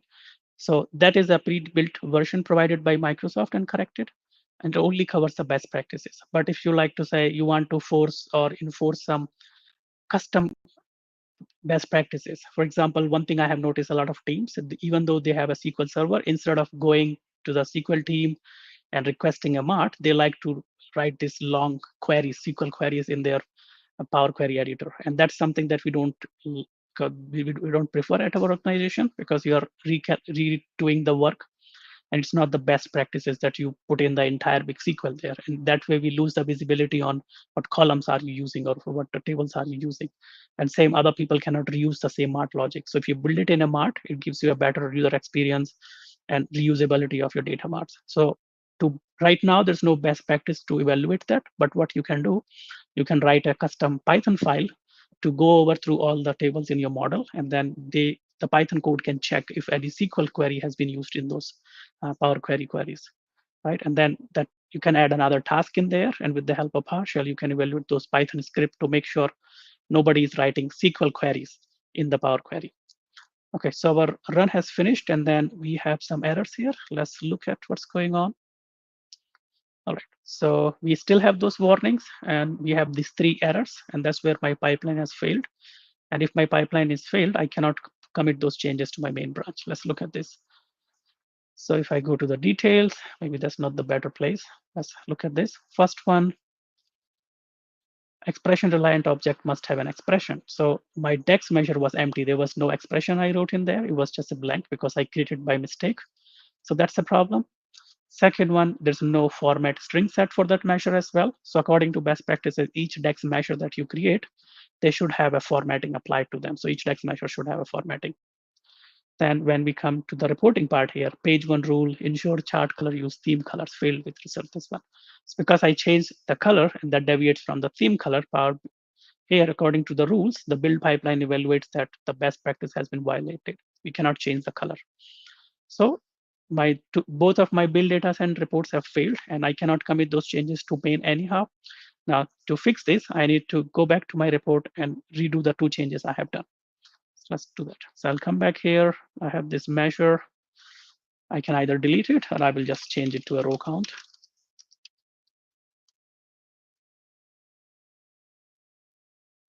Count rows, and then I will just do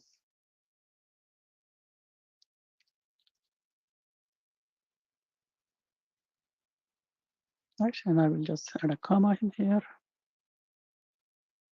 All right, then let's change the color back. Okay.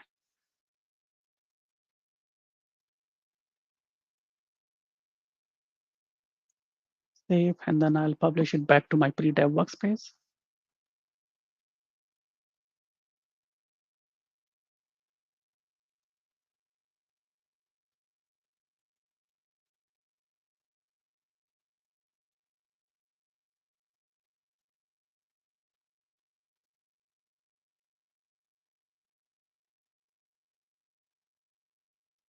All right, let's go back to the workspace and refresh it to see the changes.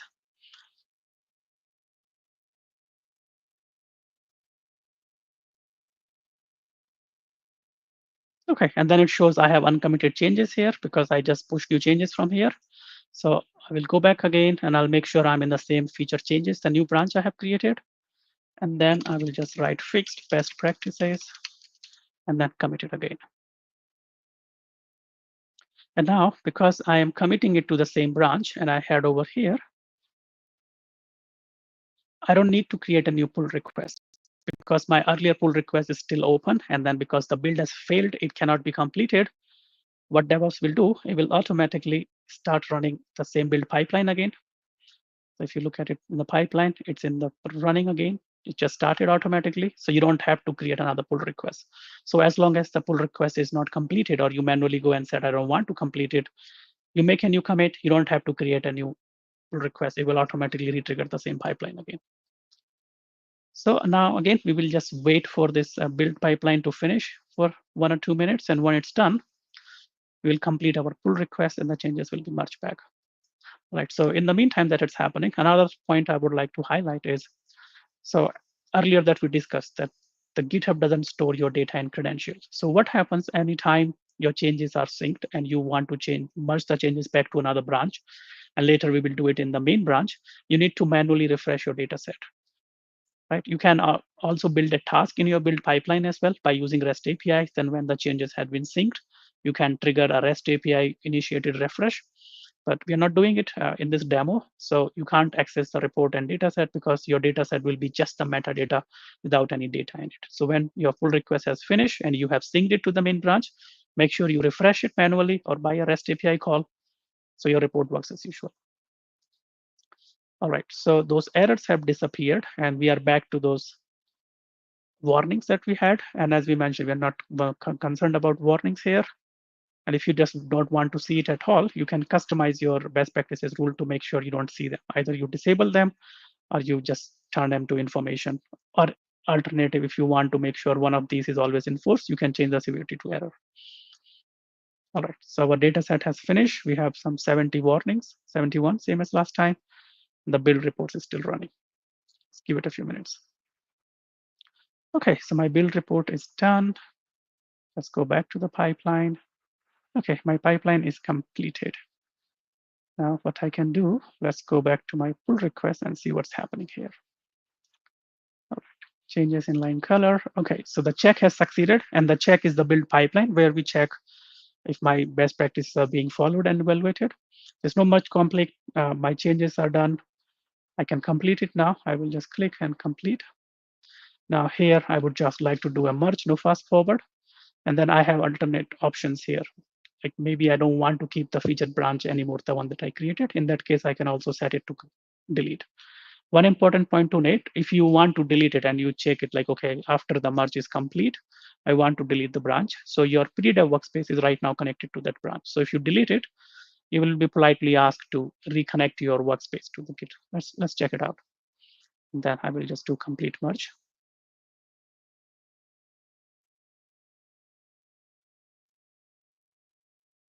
Okay, so my pull request has been completed. My changes are back to the main. Now, if I go back to my pre-dev, let's do a refresh.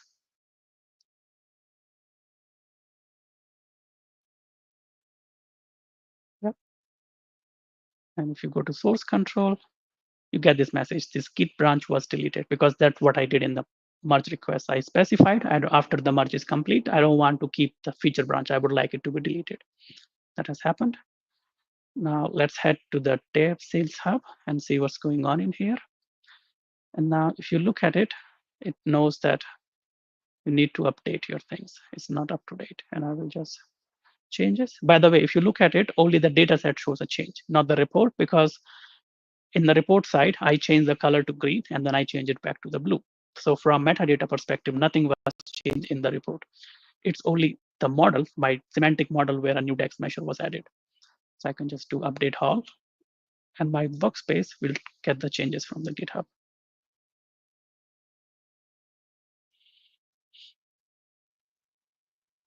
All right, so our changes are back here. And now if I open it, I'll get an error because I haven't manually refreshed it and I'm not gonna do it. It's gonna take a few minutes, but that's about the demo. So if I rephrase it or we just do a quick recap.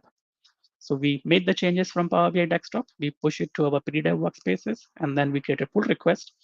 And in the pull request, I have defined a policy that we want to run a pipeline, and that pipeline is a build pipeline, and that pipeline checks if my report and data set are following the best practices. And if they find any error, severity 3 or error log like number 3 there from either data set or workspace, sorry, data set or report, they don't let me merge the changes back to the mains. So I cannot commit the changes using a pull request as well until I have fixed those changes. And once I have fixed those best practices, and the pipeline runs again, and when the build has succeeded, I can merge the changes back to the main branch. So that's about the demo. I'll head back to the presentation and cover what are the benefits of this implementation that we just saw. All right, so first is the best practices are always guaranteed. So it doesn't matter what is the skill set level of the developer, whether I have a pro developer in my team, whether I have a new joiner in my team, I can ensure that whatever changes they do, if they don't pass any of the best practices, they won't be able to merge changes back to my main branch or my always best practice validated report and data set. And you can build some advanced quality test as well. The one case that we discussed, if you don't want your user to use SQL query directly in the Power Query M code, you can also write it with Python. It's not available as a best practice, but you can do your custom quality checks in there using Python as well. My team is overall more efficient now because they know that nothing is broken. Anytime they go, whatever they have done in the past, it cannot be undone because somebody didn't decide to follow best practices or they made some changes in there. Then it doesn't matter which development method you use. In this demo, we just use Power BI Desktop because that's still the standard and usual. In the future, when you decide to switch to a VS Code or you want to switch to TMDL or PBIP or PBIR, or you use SSMS, Tabulate, or whatever to make your changes, it doesn't matter. Everything has to go through the pull request, and pull request will make sure that you are following the best practices. So it's independent of the development method you know. You don't need any cost or license. If you work with Power BI, you would have a pro license. If you don't have a Power BI Premium, that's a letdown. But now that Microsoft is moving from P2F SKUs, you will have a Fabric in the future. So you don't need anything new on that. You might need a new license assigned to you from the DevOps perspective, but I think that's a lower cost, and I think it might already be included in your packages. So just check up with your DevOps administrator or how that works. Then the best part that I like about it is you can customize these JSON rules according to your need.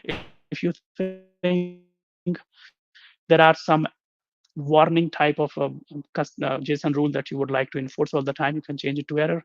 If you have some new requirements, you can always reach out to the community. There's a new set of rules available always, or you can just post it on online forums and somebody will give you the expression and all that JSON rule defined for your requirement, and you can customize it according to your need. So from limitation side, there's only one that I don't like it so far is there are some advanced best practices. For example, if you want to check the granularity of the column, like or if you want to check if there is any many-to-many relationship in the model, for that you need to use Vertipaq Analyzer to get this column states and table states in the first side. So even you can do it right now with BPA, like Best Practice Analyzer and Tabulator manually. It has some additional manual steps, but you can't do it right now with the DevOps side. So maybe in the future, or at least in Semantic Link Labs now, you can use Vertipaq Analyzer to get the stats, but you can't enforce it or include it in your build pipeline as of now. So with that, do we have any questions? So there were some questions in the chat, so I'll show them on screen. So one is, if I release dev report into UAT, would this still validate best practice analyzer? So if you are using Power BI deployment pipelines, then that's a separate story. It has nothing to do with your DevOps pipeline. So there you can't control it. But if you want to go through DevOps, doesn't matter whether you go to dev report to UAT, the best practices has to be validated. And there was another one with this only does build. We would, I guess, need to do a release after as well. Need to do release after. Yes, you have to. So right now we are only syncing it from pre-dev to dev. So in the future, I think you can also do the continuous deployment part as well. So if you are using any parameters in your model, you can also define them in the pipelines. But right now, like the way we prefer it is we only use it from the initial pre-dev to the dev, and then from dev UAT production, we still have Power BI deployment pipelines. And another reason is, right, so the DevOps pipelines and integration, it's not fully in production, like general available right now. So there is some part of it that's still in the preview. So we are waiting for everything to be finalized before we start using it to actually release things into our UAT and production workspaces. Yeah. Thank you. And that was all of the questions from a chat. On the other side, so also, yeah, Dian provided also his blog post QR code. On the right-hand side, you see a QR code for feedback for this session. Dian, thank you very much. This was super interesting and helpful session. And thanks again for stepping in last minute. Thank you, and Augustine. sharing this with us. I'm happy to be here. Thank you, Augustine. Thank you, everyone. And if you have any question, just shoot out to me on LinkedIn or my blog, and I'll be happy to answer that. Yeah. Okay. Thank you, everyone. and Enjoy have the a rest nice of the weekend. day. Bye. Bye. Okay, we have come to basically a last session of a day, and it's a real pleasure to host James James Serra with us. James, hi. Hope you're good and ready for your session. All right. I'm ready too. Let me pull up my deck, hit the present key, and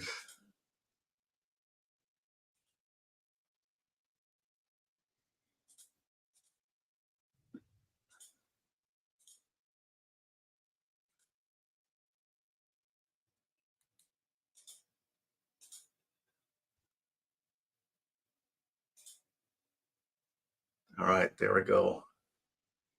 Yeah, so here it is. James, Excellent. stage is yours and looking forward to this session. All right, awesome. Welcome everyone. My name is James Serra. I'm a data and AI solution architect at Microsoft. And let me put this in presentation mode. There we go. Whoop, let me switch that.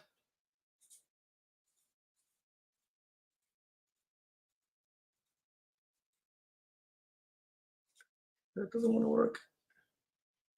There we go. All right. Yeah, sorry about that. I'm a data and AI solution architect at Microsoft. I've been doing this quite a long time, 40 years now.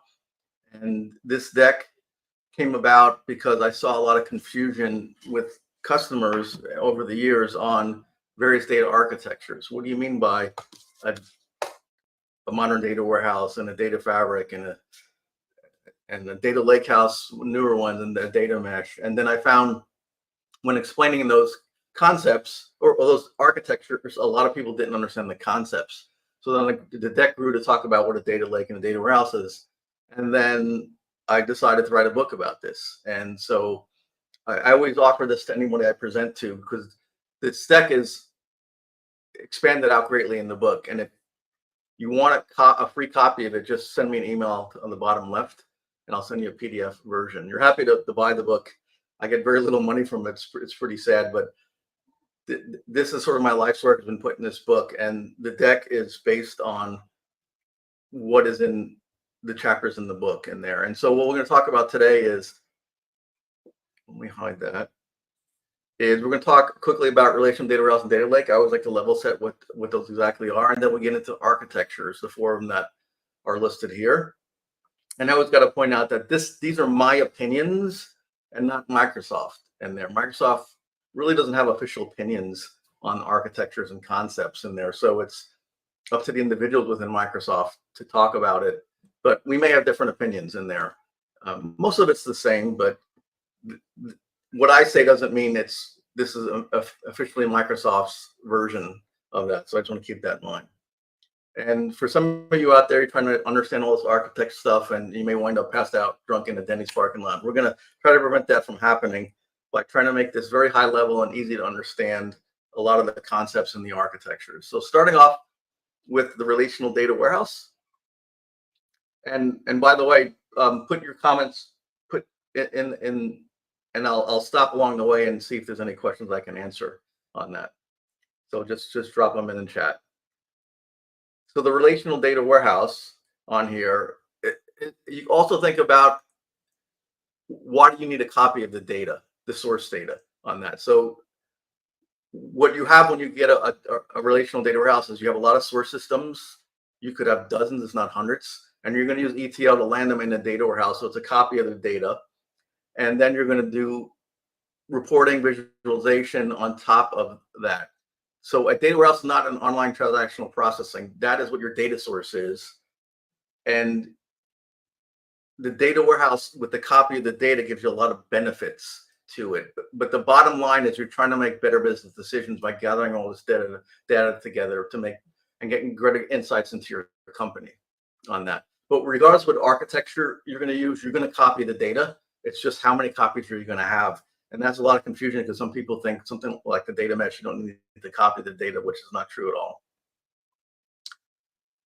So why use a relational data warehouse? It gives you that single version of the truth. I many times in my career saw where people would get different answers to the same questions because they were all using different systems to pull the data in. The idea with a relational data warehouse is that it becomes a single version of truth, and nobody should think data reports are valid unless they're using the data warehouse. The big reason for a data warehouse is probably the biggest reason is if you were running reports against the source system, that OLTP, you can overwhelm it. And I was at DBA for about a dozen years, and I became very familiar with the kill command in SQL Server because somebody would run a query that was malformed and was going against the source system and was taking all the resources, and people were complaining because they couldn't do updates and deletes and inserts and whatnot in there. So by offloading, copying the data and offloading that reporting, most if not of the reporting, it doesn't have to be all of it, but the big long reports will run on the relational data warehouse and not affect the source system anymore. You can also optimize it for read access, something you want to avoid doing, or it's tough to do in a source system because if you optimize it for read, you may be hurting the write. So we're in relational data warehouse, you don't worry about that. Usually it's write once, read many, and you can optimize it with indexes in there. It's that place for multiple sources of data. If you're just going into the source system, you're stuck to one source on here. Now you have all the different source systems to report off of. You don't need to save hard copy of the reports because the data warehouse, if set up correctly, can track changes to over time. So if you have customers and you're going to report one day and it's listed out by state and the customer moves, if you try to do the report later for prior month in there, it wouldn't be accurate because the person moved. In a data warehouse, you can track those things with so you change the dimensions and history tables. So you can always run reports from in the past and not have to base it off of hard copy reports. Another benefit is you can rename and restructure the tables and fields from the source system. The whole idea is you want to get self-service BI. If you have a source system, and I've seen them that have table names like T116, T102, that's really hard for an end user to figure out what all this means in there. So when you copy it over to relational data warehouse, you give it better names, so and like customer and product, so people can do the reporting on there and not have to ask IT or a person who's got all this knowledge of what those tables means. It protects against application upgrades, meaning if I am going against a source system and that source system has hundreds of reports, which I've seen before, and the source system does an upgrade and that upgrade renames or deletes tables, all those reports are going to break. And I've had the pleasure of having to go and try to fix a couple of hundred Excel files that were pointing to a source system that had that upgrade and caused all the issues in there. If you copy instead that data or relational data warehouse and you run those reports against the relational data warehouse, if the source system upgrades, it doesn't affect the reports. It'll affect the ETL, copying the data over, but that just means you need to fix it in one spot and all those reports will then start running. So the only problem would be that reports may be a little older while that ETL is getting fixed. So that's a big benefit. If you're running reports against a source system, that means all these end users have to get access to the source system, which could be security concerns, especially if they're having to access a lot of source systems. Instead, if you copy all the source system data to a central location, the end user just needs to get access to one spot. So that could greatly reduce any problems with security. You can keep data forever in a relational data warehouse. A lot of times the source systems may delete data after a few years because it's causing performance problems or running in a disk space. And in a relational data warehouse, you don't have to worry about source data getting deleted because you can keep all of it. You can do things like master data management and hierarchies within a relational data warehouse to make it easier for end users to do reporting. And you can improve data quality in the future by plugging holes in source systems. As an example, is I can pull data over and I can look at birth dates and go, why are these birth dates in the future, or people are 200 years old? Well, it turns out in the source system, they had to put in a birth date, and if they didn't know it, they just put anything in there. And that's a problem in there. So you have to go and figure out how to clean something like that with the older data, but you can then notify the source system people and say, hey, this is a problem. You need to fix and have some quality check in there. And so a lot of that will come out of it, of building a data warehouse in there. And then finally, if you do it right, IT gets out of business of writing reports because you made the data warehouse easy to use, and end users are having no problem creating their own reports in there. And so IT doesn't have to be in that business anymore. That wasn't fun for me when I was in IT, having to build reports in there. So rarely happened the first time we created a data warehouse in there and got out of that business. A data lake in there. A data lake is really just a glorified file folder in there.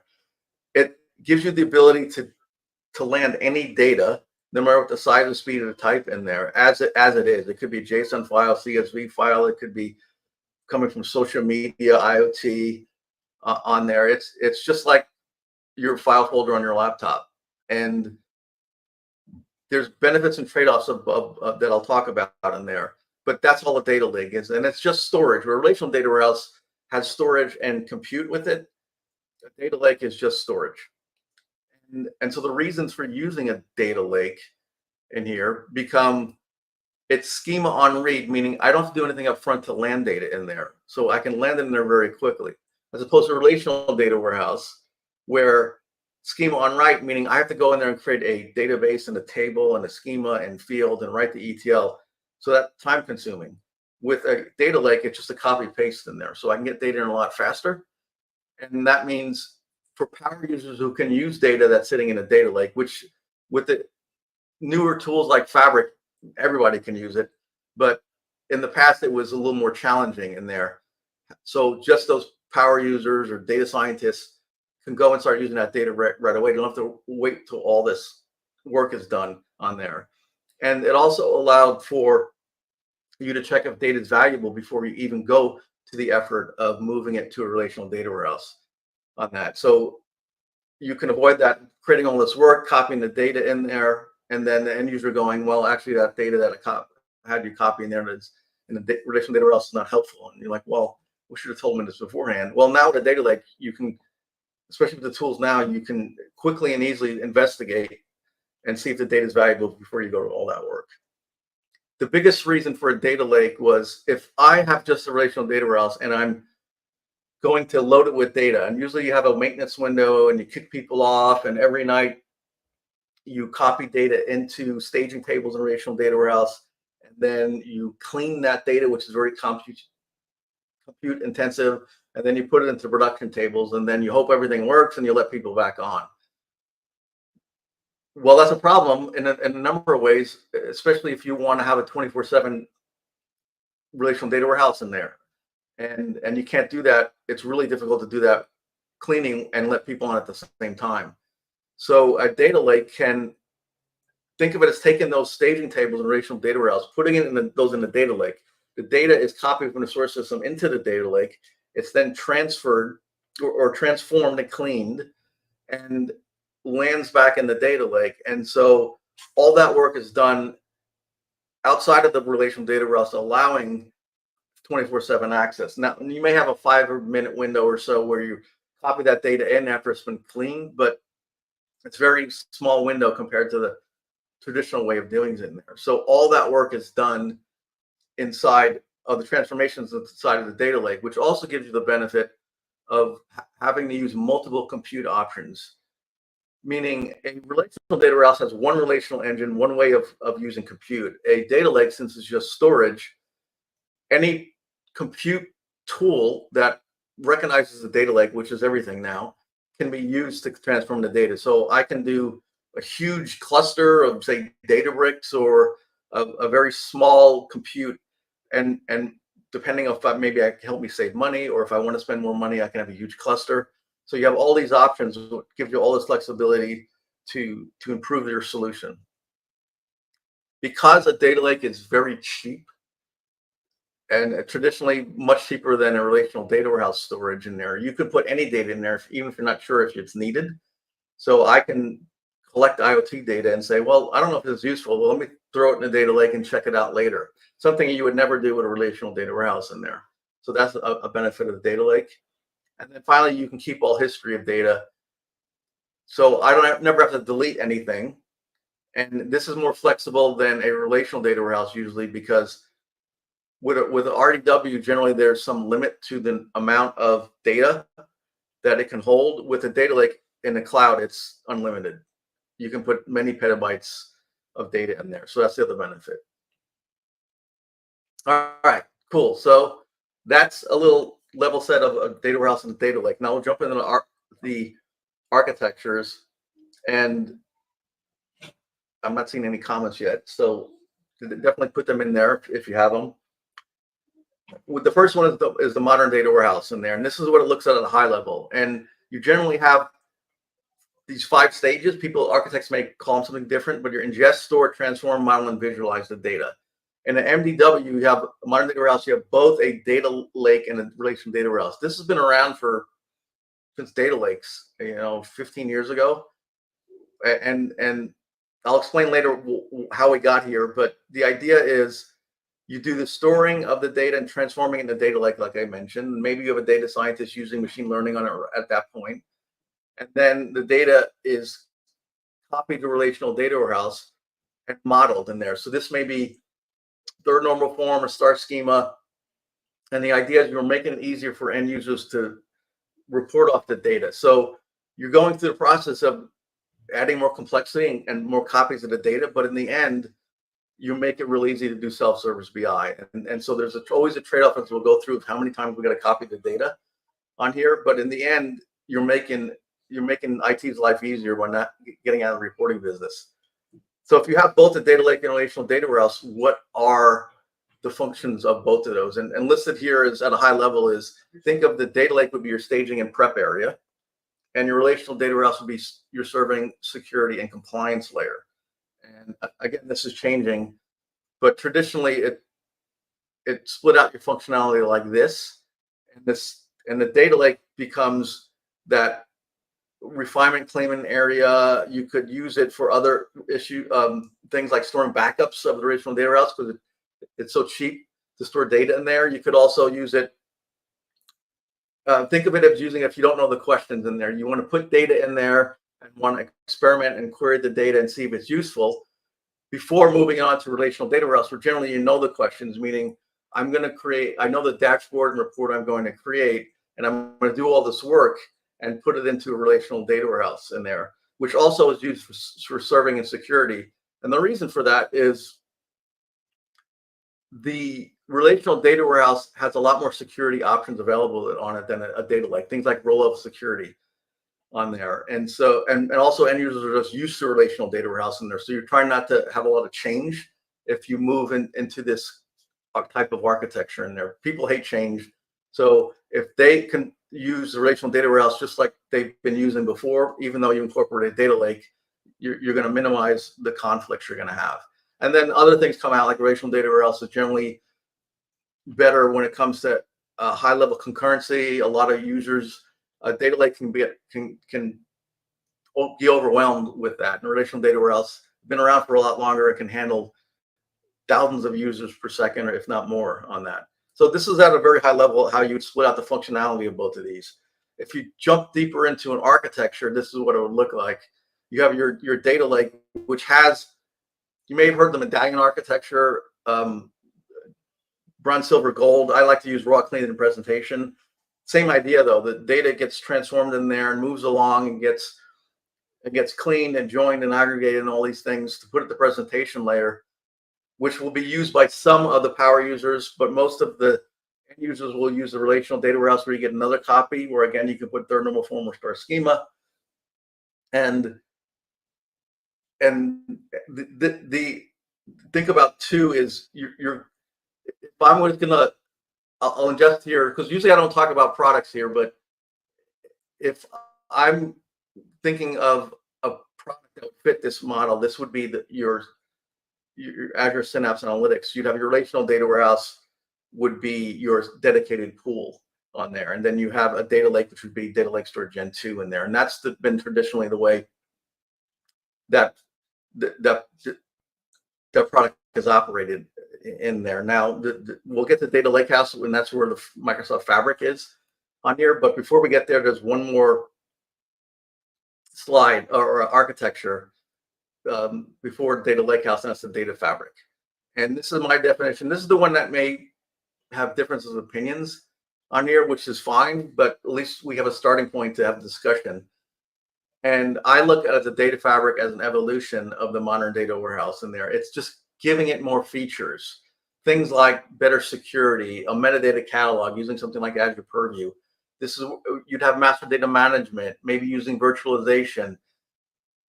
When I showed them last the modern data warehouse, that was really batch oriented. If you start getting to real-time processing, which involves additional tools, what you're doing is making a fabric that's weaving through your organization to be able to ingest data no matter the size, the speed, and the type.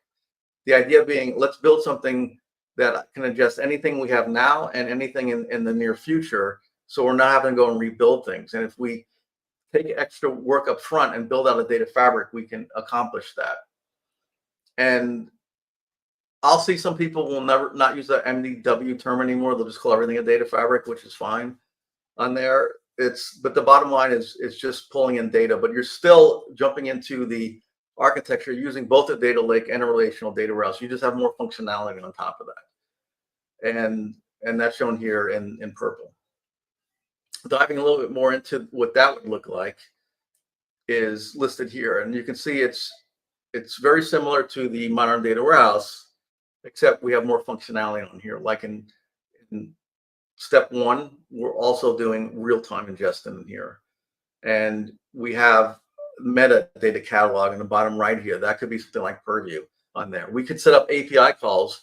So instead of having the connection strings to get data, I see sometimes companies will set up APIs and end users will call the APIs and request the data and do it that way instead of the connection strings on there. So let me see if there's any questions. So I take some coffee. All right, nothing on there. Okay, so our third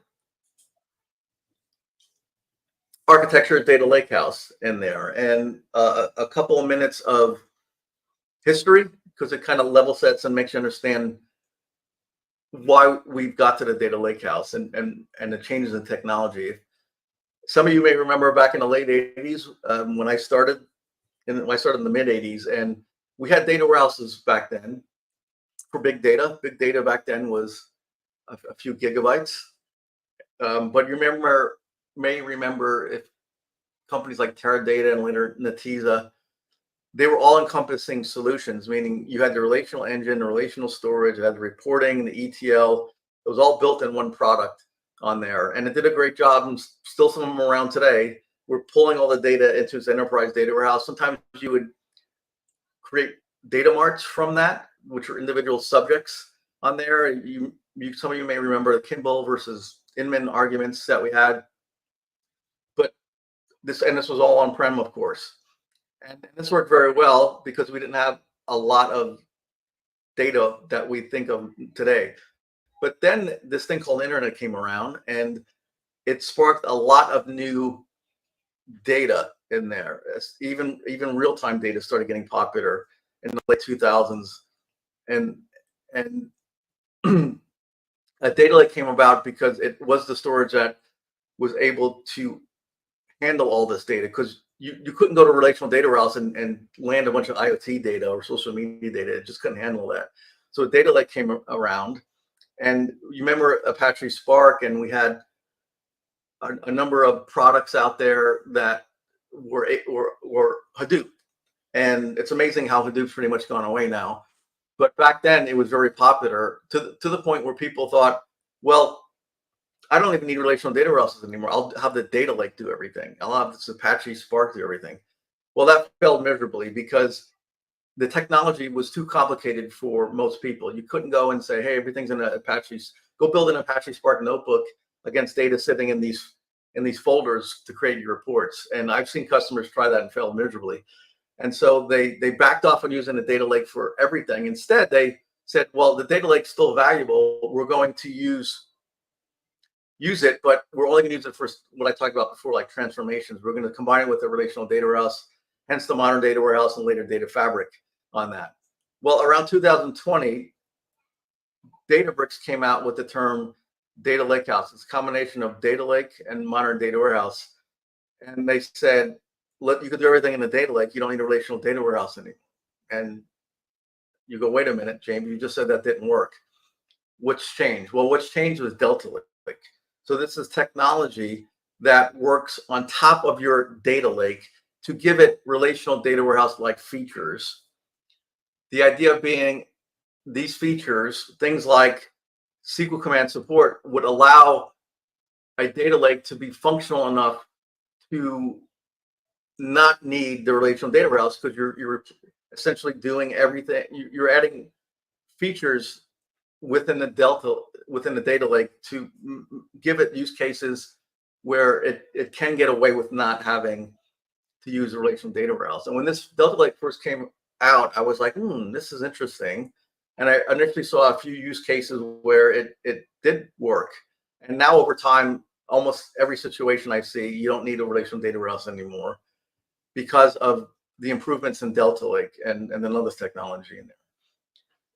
The big one was that SQL command support. If you have a data lake, it's just a file folder and it doesn't know what SQL is. Well, Delta Lake gives that technology on top of that, the software on top of the data lake that does support SQL commands on there. It also supports ACID transactions for a table. It also supports time travel, versioning of the data as it rolls in there. It gives you one platform for doing both streaming and batching, so you don't have to have different technologies for each one. And it allows for schema enforcement and evolution of meaning the schema can change over time and not break things. And the schema enforcement can be, if I'm running ETL against a folder and everything in that folder is CSV files, it needs to be in a certain format, and somebody dumps in something that's a completely wrong format, well, my ETL will blow up. Delta Lake can check the format of the file that's trying to land in there and not allow it if it's not in a certain format. And then there's a lot of performance improvements in there. There's dozens of them. A few mentioned here.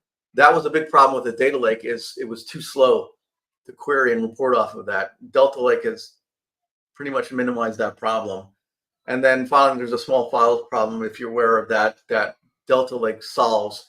This is a problem with having a lot of individual small files in there that can cause performance issues in a data lake in there. And so Delta Lake solved that problem in there. And it's really easy to use Delta Lake. On the right-hand side, if I'm using Spark, instead of saying I'm going to write things down in a Parquet file, I'm going to write it out in Delta format in there, and you get all that functionality.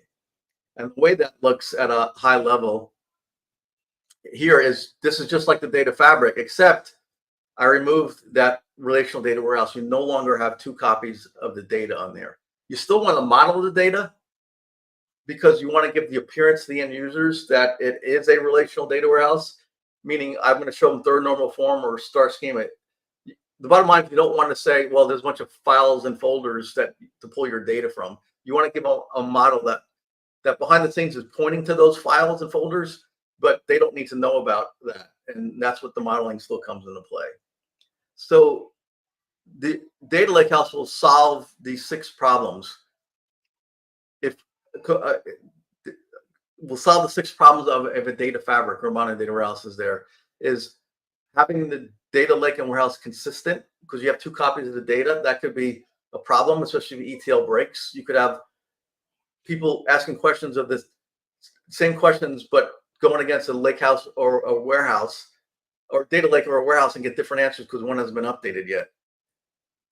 Even if you update it, you have to have a frequency. Maybe it's every day or every hour, so the data warehouse is older, so that you can have the problem with different answers for the same question. Generally, the data scientist tools like a folder file format and not a relational data warehouse. So you kind of making the data scientists happier by just having files that they can go and use instead of a relational data warehouse. Storage has become pretty cheap, but you still only have one copy of the data, so you're saving some money that way. And having 2 copies of the data, it's more chances somebody could introduce a security flaw in there and data can be compromised. So you're reducing that by having just 1 copy of the data. And then finally, think of the people you're going to hire to build something like this. If you have both the relational data warehouse and the data lake, you have to have people skilled in either both, or get people that know one of those really well. Now you're reducing the complexity, so you don't need as many specialized skills because you just have Delta Lake. So you just get people who know how to use Delta Lake. So what that looks like, if I jump down into the architecture more, is you'll see this is just like Data Fabric, except I have this serving layer that I talked about, but it's not a copy of the data. This serving layer could be getting into Microsoft products. It could be a SQL database view. It could be a semantic model in Power BI. The idea is that's not a copy of the data. It's just a semantic layer that is pointing to the data, but not actually a second copy of that. It's optional. You could tell people to go to a folders in the Delta Lake. I would kindly suggest not. Give them some kind of model, and especially with products like Microsoft Fabric, they've made it real easy to have this layer on there and hide the complexity of how the data is stored in a data lake in Delta format.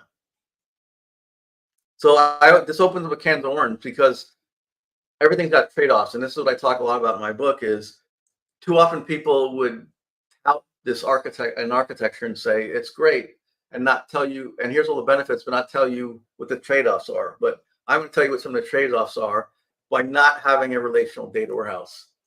One of those is the speed. You will never get Delta Lake to be as fast as a relational data warehouse, especially if you're using something like massive parallel processing. And the relational data warehouses have a lot of features that are just not in Delta Lake on there. Things like advanced indexing and statistics and caching, query plan optimization, and materialized views. So if you need extra speed, there are a lot of workarounds, which we'll talk about. But it could come down to maybe there's a use case where I just have to copy the data into a relational data warehouse. And that just means one particular set of data, not everything in there. So you can think of it as use a data lakehouse until you can't. And if there's a situation, maybe you need to bring in some relational storage. This has pretty much gone away now with products like Fabric on there. We've gotten rid of in almost every use case of having to use relational data warehouse. As I mentioned before, there's limited security in a Delta Lake, no roll-up security, common security, dynamic data masking. So if you need those, again, you may need to copy the data someplace else. Now, I'll point out a workaround here. It could be, well, I'll just copy the data into Power BI because Power BI does have roll-up security, and so that could be the workaround. If added work, you got to copy the data, import it into Power BI, but that can get around the fact you don't have a relational data warehouse anymore. An important thing to understand, this is where people are used to a relational data warehouse and having forced metadata layer, meaning when I'm creating a relational data warehouse, I have to have the metadata. I have to have a database and a table in the field. And so that's all the metadata. And then I put the data in there. In a data lake, when you're using data lake or Delta format, either way, the data that lands in there could be, say, a CSV file. Well, where is the metadata? Well, it could be in the first row on there. It could be in a separate manifest type of file, or it cannot exist at all. So it opens up to people not understanding what this data is because it's just numbers. There's no metadata. And so that could be a problem. So you have to think through how are you going to avoid that issue in there. Now that's where semantic model comes into play, and that's where you can create the metadata that's pointing to the data, but there's no forced metadata in there. So that can make things very complex. And especially if people are used to a model and now it's a file-based world. So the bottom line for both those last two is you should have some semantic layer to make it easy for end users to continue building reports without overwhelming them in complexity. The concurrency problem, concurrency can be a problem in a Delta format. If you have hundreds or thousands of people trying to hit the same file sitting in Delta, that could be very slow in there. Relational data warehouse is designed for high concurrency. Workaround for that, again, imported into Power BI, the data sitting in memory, and you can have thousands of people hitting it without a problem on that. So again, another copy of the data. There's missing features that are not in Delta Lake and may never be in it. Things like SQL views, referential integrity. This list has got much smaller over the years on here, but there's still things that just are not going to be in there. So how do you get around that? Well, maybe you look at referential integrity. That would have to be done in the front end of the system on there instead of enforcing it at the back end in relational data warehouse in there. So things to be aware of, and you want to go down this list and see if any of these are going to be problems, and then find workarounds for them. And maybe you go through this and you're like, oh, this is no big deal. Maybe the speed takes 4 seconds for a query, and that's plenty fine. I don't need to go in milliseconds in there. So it all depends on your use case. And the bottom thing is products that need to support Delta Lake, which is pretty much everything. Now there's competitors to Delta Lake, which work the same as far at a high level, like Iceberg and Hoodoo, and they're Microsoft standardized on Delta Lake because Databricks use it, and we have a good relationship with Databricks, and it is a very good product, Delta Lake in there. So fortunately, all the Microsoft products support it, and most third parties support it. And as I mentioned, the new technology, if we look at Fabric, it addresses most of these things here because it has Power BI into it. So a lot of these are workarounds, but you can have workarounds and not run into an issue where, this is not working because of one of the things listed here. And again, you can get around it. So I'll have some customers that will copy billions of rows in there, because that's one thing that could be slow in Delta format. They will either copy that into aggregation tables in Power BI, or they will go and like Custo database, they copy it in there for a particular situation. It's kind of the bottom line. It's not an all or nothing in there. If I decide this is a limit for one of the particular data sets, I will make an exception for that data set, but keep everything else in Delta format. All right, so I don't see any questions. So I will jump on to Data Mesh. And Data Mesh came about, it's been 5 or 6 years now. And there's a lot of confusion in Data Mesh still to this day. So I try to create this slide to make you understand the difference at a high level. And Zamek Dehghani came out with a blog about 4 or 5 years ago, and then a book that goes into detail about a data mesh. And it can be confusing to understand. So let me try to explain it in this one slide. Everything I talked about, the 3 architectures, were all about copying data from domains. Those domains could be some organization within your company. It could be finance and HR. They all have operational systems, OLTP stuff. With those other architectures, IT is writing ETL to copy the operational data into a central location, and they're building analytical data off that in the data warehouse, and they're using in one of those architectures. With a data mesh, the idea is those domains, HR and finance, they are not copying the data to a central location that IT owns. Instead, within their domain, they are creating analytical data. So they will be copying the data, but they will have their own relational or data lakehouse or data fabric or MDW. So the idea is that data mesh is not is not inclusive. It can include these other architectures in there. It's not one or the other.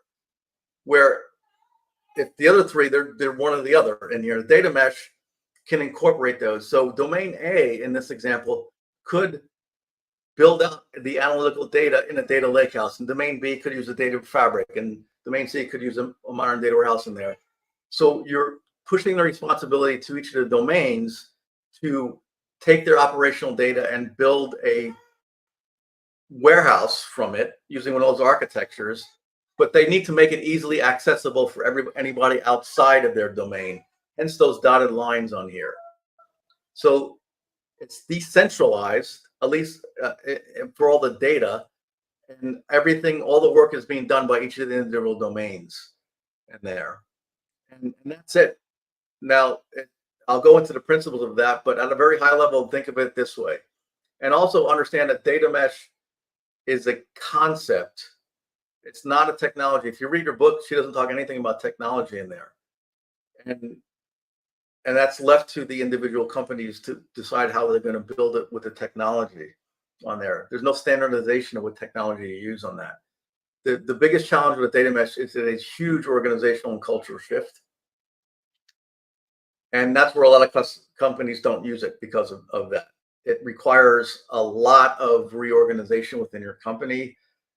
If you saw the previous slide, you may be thinking, well, so now each domain's got to build their own data warehouse. So that means they have to hire their own teams and build a solution. Yes. And that's already a lot of people go like, oh, that's a big problem.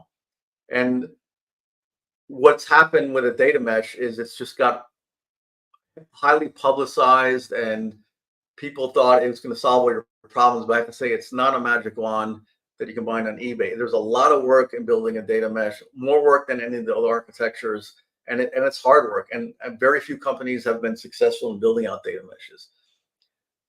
Not to say it's not. Not to say it's not. That doesn't make sense. I could come off like I'm bad mashing data mesh, but it's been really helpful, especially with these 4 principles. And even if customers decide they're not going to build what I'll call a full mesh, they'll take away some of these principles and use them inside of another architecture like a data lakehouse. The 4 principles are domain ownership. The idea is you're going to decentralize all the data, as I talked about, and each domain is going to own that analytical data, as opposed to if you copy all the operational data into a central location, then it's really owned by IT, and that could be problematic because IT may not know the data very well. So if you are putting IT in charge of cleaning the data and they don't know it very well, that could cause problems. If the domain owns the data, they're the ones that are going to clean it, and therefore the data could be reduce the number of problems that you can have with data on there. So domain ownership, you take away that argument I've seen a lot of times is who owns the data once it's copied into central location. That goes away because it's always the domains own it. A big part of data mesh, and this is the principle number 2, data as a product, and this is where I see a lot of people using this principle even if they're not building a data mesh, is treat data as a product. And to do that in a data mesh, that means each of the domains are going to build out the analytical data. And to do that, that means they have to hire their own domain team, like a mini IT team. They're going to write maybe API code, as I mentioned, to access their data and metadata on there. They're going to build out the infrastructure. So their responsibility is taken away from IT and done in each of the domains. And it's very important that they make, when they create that analytical data, they make it very easy for others to access it by using data as a product. Now that can mean you create some kind of contract that they got to follow to say, hey, everybody's got to, each domain's got to have API calls, and this is what you're going to call the API calls to make your data available. Because in the end, you're going to have to combine this data from multiple domains, and you have to have consistency in how you're going to access the data. And this kind of gets to the next 2 principles: self-service data infrastructure as a platform. If you have dozens, if not hundreds of domains that are now charged with building out a solution of analytical data, that could be a lot of reinventing the wheel. Each of the domains are going in and building stuff from scratch.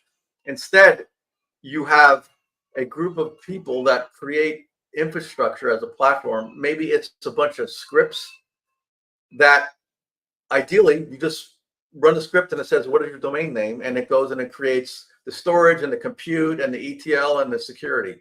Now, there's nothing out there that does it anything close on there. Most customers build their own scripts from scratch. But once they build it, that is quick starting all of those domains. So they're not doing their own thing from scratch, and they have the scripts or whatever framework you create to get them up to speed and build out their domains quicker. And that's what principle 3 is. And along the same lines, principle 4, federated computational governance, is I got to create some kind of global rules that each of the domains is going to follow for things like security and data quality. I can't have people, for example, cleaning the data and saying we're going to use for U.S. states the full name of the state, and others are going to use the 2-digit code from that. You're going to cause all sorts of problems if you're trying to join the data together. So a group of will go and decide those global rules that all of the domains have to follow on there. And that can be especially important if you're in say finance or healthcare and you need to follow certain regulations on that. And even data modeling becomes in there. We have to have some consistency how data models are going to be built, because somebody is going to eventually have to join a lot of these models together on that. And data mesh is decentralized, but not everything in data mesh is decentralized. And this is where it gets confusing. And to try to help with that is, in a data mesh, principle 1 and 2 are decentralized, ownership and data as a product.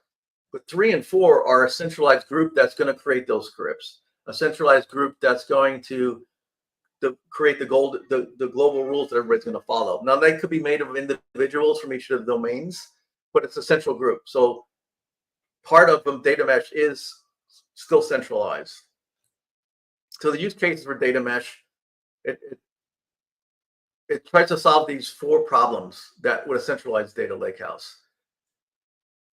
Lack of ownership, no more arguments over who owns data. It's always the domain. The data quality could be better, as I mentioned before, because the domains are cleaning it and they know the data best. But the 2 biggest reasons for a data mesh are scaling. If I have a lot of data, I have an IT team. There's a limited number of people in there. They become a bottleneck. They may get a request to add more data to a central solution, and they say, yeah, okay, but it's going to take us months because we're backed up on that. In a data mesh, each domain has their own team that are building the solution. So the more domains you have, the more people get hired to build the solution. So you're scaling out. So you avoid, you get rid of central IT becoming a bottleneck in there. And then the same thing with technical scaling. If it's a central solution and I have an infrastructure in there, that infrastructure can be overwhelmed with the amount of data. In a data mesh, more domains you have, the more infrastructure, because each domain is now in charge of creating their own infrastructure on that. So you solve that technical scaling problem. Introduces other problems, but at least in theory, the data mesh solves that IT bottleneck problem. Now, the domains, this is where it takes a lot of upfront effort to say, we're going to build a data mesh, and that means we have to create all these domains. And as an example, you can be in healthcare, and you may have a patient, and clinical, and claims, and a public health domain. Many times, I'll see customers love dozens of domains, and in each domain, you have products. So you got to break it out. And this is generally done by your source systems, your OLTP systems in there. So I could have a patient data system, I could have a clinical research product, and I will put those under patient data domain.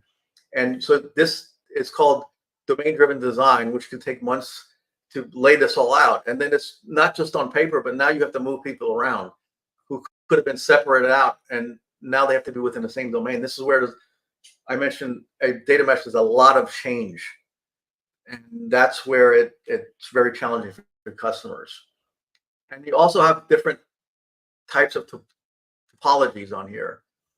If I'm building a data mesh, and ideally, we'll call it the ideal data mesh, would be the domains can use whatever mesh type 3, I call it. They can use whatever technology they want, and they could use whatever storage they want on that. And you just, hey, you're a domain, you build the analytical data. As long as you make it data as a product, I don't care what technology you use behind the scenes. Now, there's very many challenges with that. Imagine one domain uses Azure, one uses AWS, one uses Google. We'll think of principle 3 and 4. How are you going to create scripts for all these different technologies? And security-wise, they can be completely different security. So I haven't seen anybody build a mesh type 3. So that's one end of it. On the other end of it, mesh type 1 is a company decides we're building a data mesh, but we're going to have all the domains use the same technology, the same product. Maybe they're all going to use Microsoft Fabric on there. And when it comes to the storage, we're going to have one big storage. It's going to be the same technology, but it's also going to be the same location. and each of the domains are going to get a folder within that storage. And this is where the Microsoft Fabric comes into play with OneLake. Is usually a mesh type 1, because there's many challenges if you have each of the domains have their own data lake, and imagine they're all across the world and you got to combine that data. That could be a lot of performance problems in there. However, mesh type 2 is everybody using the same technology, but you do allow for each domain to have their own storage. So this is also used in Fabric with the use of shortcuts on there. So I can have all these domains, they can be across the country, across the world, and I will shortcut to each of their data lakes that are all using OneLake or Data Lake Store Gen 2 in there, same technology in there, but I've made it easier to combine all that data because of shortcuts. You still could have performance issues in there. So I see most customers using mesh type 1 when using data fabric. Some will gravitate towards mesh type 2, in particular if they need to have data for data. Some countries, if you have to have the data can only stay in their country, they would have their own data lakes, these domains with shortcuts when eventually somebody's going to join the data together. So that relates a lot of concerns with data mesh. I'm not going to go all over them here, and I have even more in the book, but the bottom line is there's a lot of things to think about if you're going to decide to do a data mesh on that. And if you look through all these and you're like, oh, okay, no, not a problem, that's fine. But most times customers will say there's too many problems that we'll have with a data mesh that we're not going to go down that path. For example, is I have each of the domains. So imagine you have a solution now and where all the domains are passing data. IT is pulling their data into a central location and creating the analytical data. And now you go to each domain and say, we're changing things up. I'm in IT. We're not going to take your data anymore. You need to take your operational data and you need to build your own data warehouse in there and follow this contract and do data as a product in there. And we have some tools to help you, but you're going to do all the work now. They may go, well, wait a minute, I can barely keep things going my operational wise. Now I got to go and build a data warehouse. Why should I do that? And what's your answer going to be? For the greater good? They need incentives to do that. And that's to counter that extra work that they're going to need to do. Because now they have to hire their own teams and they may not know anything about building IT solutions when it comes to data warehousing in there. And they have to learn all that.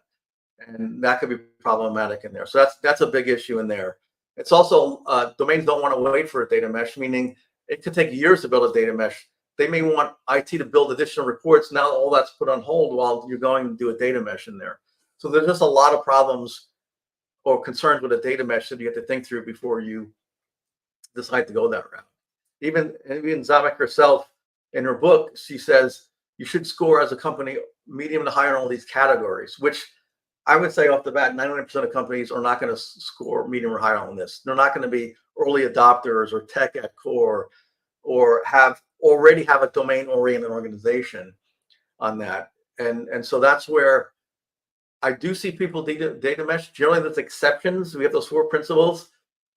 Maybe they're following 3 of the principles or only 2 of the principles. And do you even call it a data mesh at that point on there? Some customers, I look at what they built and they call it a data mesh, but it's really just a data lakehouse with different workspaces. Well, I'll call it a data mesh. That's fine, but it's really not. So the companies that I see building data meshes, again, they all have certain exceptions to it, but it's generally, they're already domain oriented. They're financial companies, bank companies, a lot of them over in Europe, and they've built out some successful data meshes today, but there's just not a lot of people doing it. But the people that are doing it,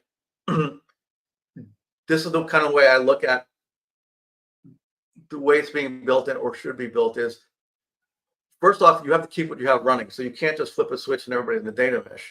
So what I see customers doing is they may have a new set of data and they'll say, we're going to take those new sets of data and build a data mesh with it, but just for those new sets of data on that. And that is helpful in that you're, at least for those, you're offloading the work for IT. And so that could be helpful. And also, in that process, you're learning how to build a data mesh and you're building skills and you're doing principle 3 and 4 and building out scripts and global rules for domains to use in there. And then over time, you may start pulling out some of those data sets in the centralized solution into a data mesh on that. So you're gradually getting to a data mesh in there. You probably never get a full data mesh. You still have something centralized. So you got to keep that in mind. And then this is also a way to gradually evolve into a data mesh without trying to do a big bang approach in there.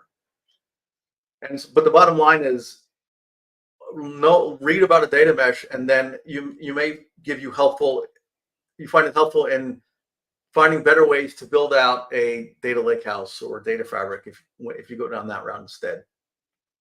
So the bottom line to use each of these architectures is the modern data warehouse still may be useful if you have a small amount of data, less than 1 terabyte.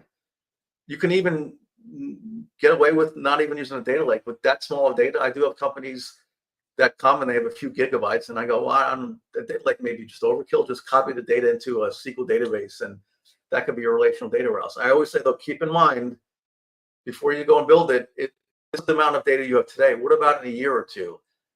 If you have plans to greatly increase the amount of data, if you go this route, you're not going to be able to use that same architecture on there. And I always say, especially with your first relational data warehouse, you start giving end users this new reporting that they can do on this with this new data, and they get very excited and they want more and more. And now you certainly become overwhelmed on that. So just be very wary of skipping things like a data lake unless you're certain that your amount of size of data is not going to change in the near future. A data fabric, I generally see only if someone is migrating from on-prem to the cloud, because if I want to go right to a data lakehouse, especially if I'm using something like Microsoft Fabric, there could be a lot of rewriting that I have to do of SQL code that works with SQL Server on-prem, but needs to be modified to work with the data lakehouse because it doesn't support all of the SQL on there.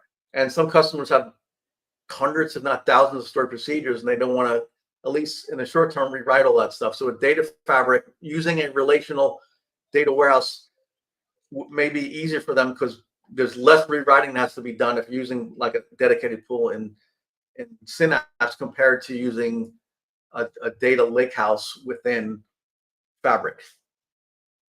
But most customers use a data lakehouse, and I say use it until you can't. And if you have a particular set of data that has some problem, maybe it's performance, maybe that set of data that I mentioned before would be copied into a relational data warehouse or be copied into a KQL database to solve the performance issue in there. And then a data mesh is just for very large domain-oriented companies that are already having major pain points, especially if the IT is becoming a huge bottleneck and it's not sustainable in the future. Then you may want to look at going the data mesh route. But the idea is learn about all these architectures and then pick out bits and pieces that'll work best for your use case. I have done a lot of architect design sessions, and I'm always having different architectures. I don't know if I've ever had the same architecture more than once because every customer is different with their data needs in there, and they will use bits and pieces of all these architectures in what they wind up building as their final solution. And just a couple slides on data mesh on Azure. And there's not a lot to talk about because, as I said before, data mesh is a concept, is not technology, it's just a concept on there. But Microsoft Fabric does have the ability to use it as a data mesh, but there are exceptions to it. So in Microsoft Fabric, they do have domains that you can set up, but there becomes these exceptions that I list here. Using Fabric for all the domains, that's an exception. Not letting them choose their own technology. Instead of using API calls, which data mesh pushes heavily in its technology solution in there, you would use shortcuts instead of that in there.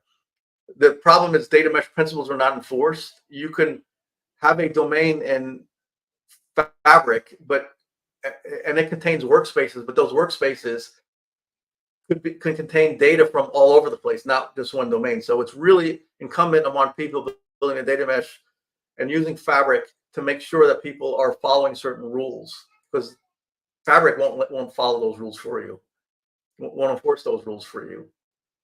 And then finally, there's this concept of data quantum in a data mesh, which is very complicated. I won't get into it. Interesting enough, Zamek is started a new company a couple of years ago that's hasn't released a product yet, but it's supposed to be data as a product, and we'll see how that transpires now. But I see companies using data as a product, but it's a much simpler approach than what she talks about, a data quantum on that. And then I'll make this deck available, and there's links you can go for more information on that. And then within Fabric, there is the data mesh concepts with domains and subdomains. But again, it's very loose. It doesn't enforce things on there. You can put whatever you want in these workspaces when you should be putting in only one information about a domain in there. So it doesn't. So Fabric helps with a data mesh, but I list here it helps maybe at a medium level for domain ownership and data product, and it could be self-service data infrastructure as a platform. It forces that pretty high because you're forcing everybody to use the same tool on that. And then federated company to governance, you can use this in combination with Purview, but it's a lot of extra work and roles and responsibilities that got to come into play on that. We're not anywhere near the point of a tool's gonna track what everybody's doing and not make them do things that are outside what the four principles are on there. All right, so that's about an hour, and that any questions you have, I don't see any in the chat. If you have any follow-up questions, if you want a copy of the deck, if you want a copy of my book, there's my email. Just go and send it to me. James, thanks. This was really insightful and helpful. Hope the book link is somewhere here. Or so if you want to purchase the book, you want a hard copy like me, this is where you would get it at, on Amazon. Great. If you want a free PDF version, just shoot me an email that you see here, and I'll give you the PDF. Thank you. Thank you. And this was, I don't see any questions. Maybe people are tired, and this was the last session. Maybe I put them all to sleep or whatnot, but I'm sure again, you for those of didn't. you that stick around and have a question, just shoot me an email. Yeah, perfect. Thank you, James, for closing this down, for an interesting session. And to all of you still with us, thank you for being with us every day. Hope you enjoyed Data Bash 2024, and see you next year, hopefully. James, again, thanks, and have a nice weekend. My pleasure. Thanks, everyone.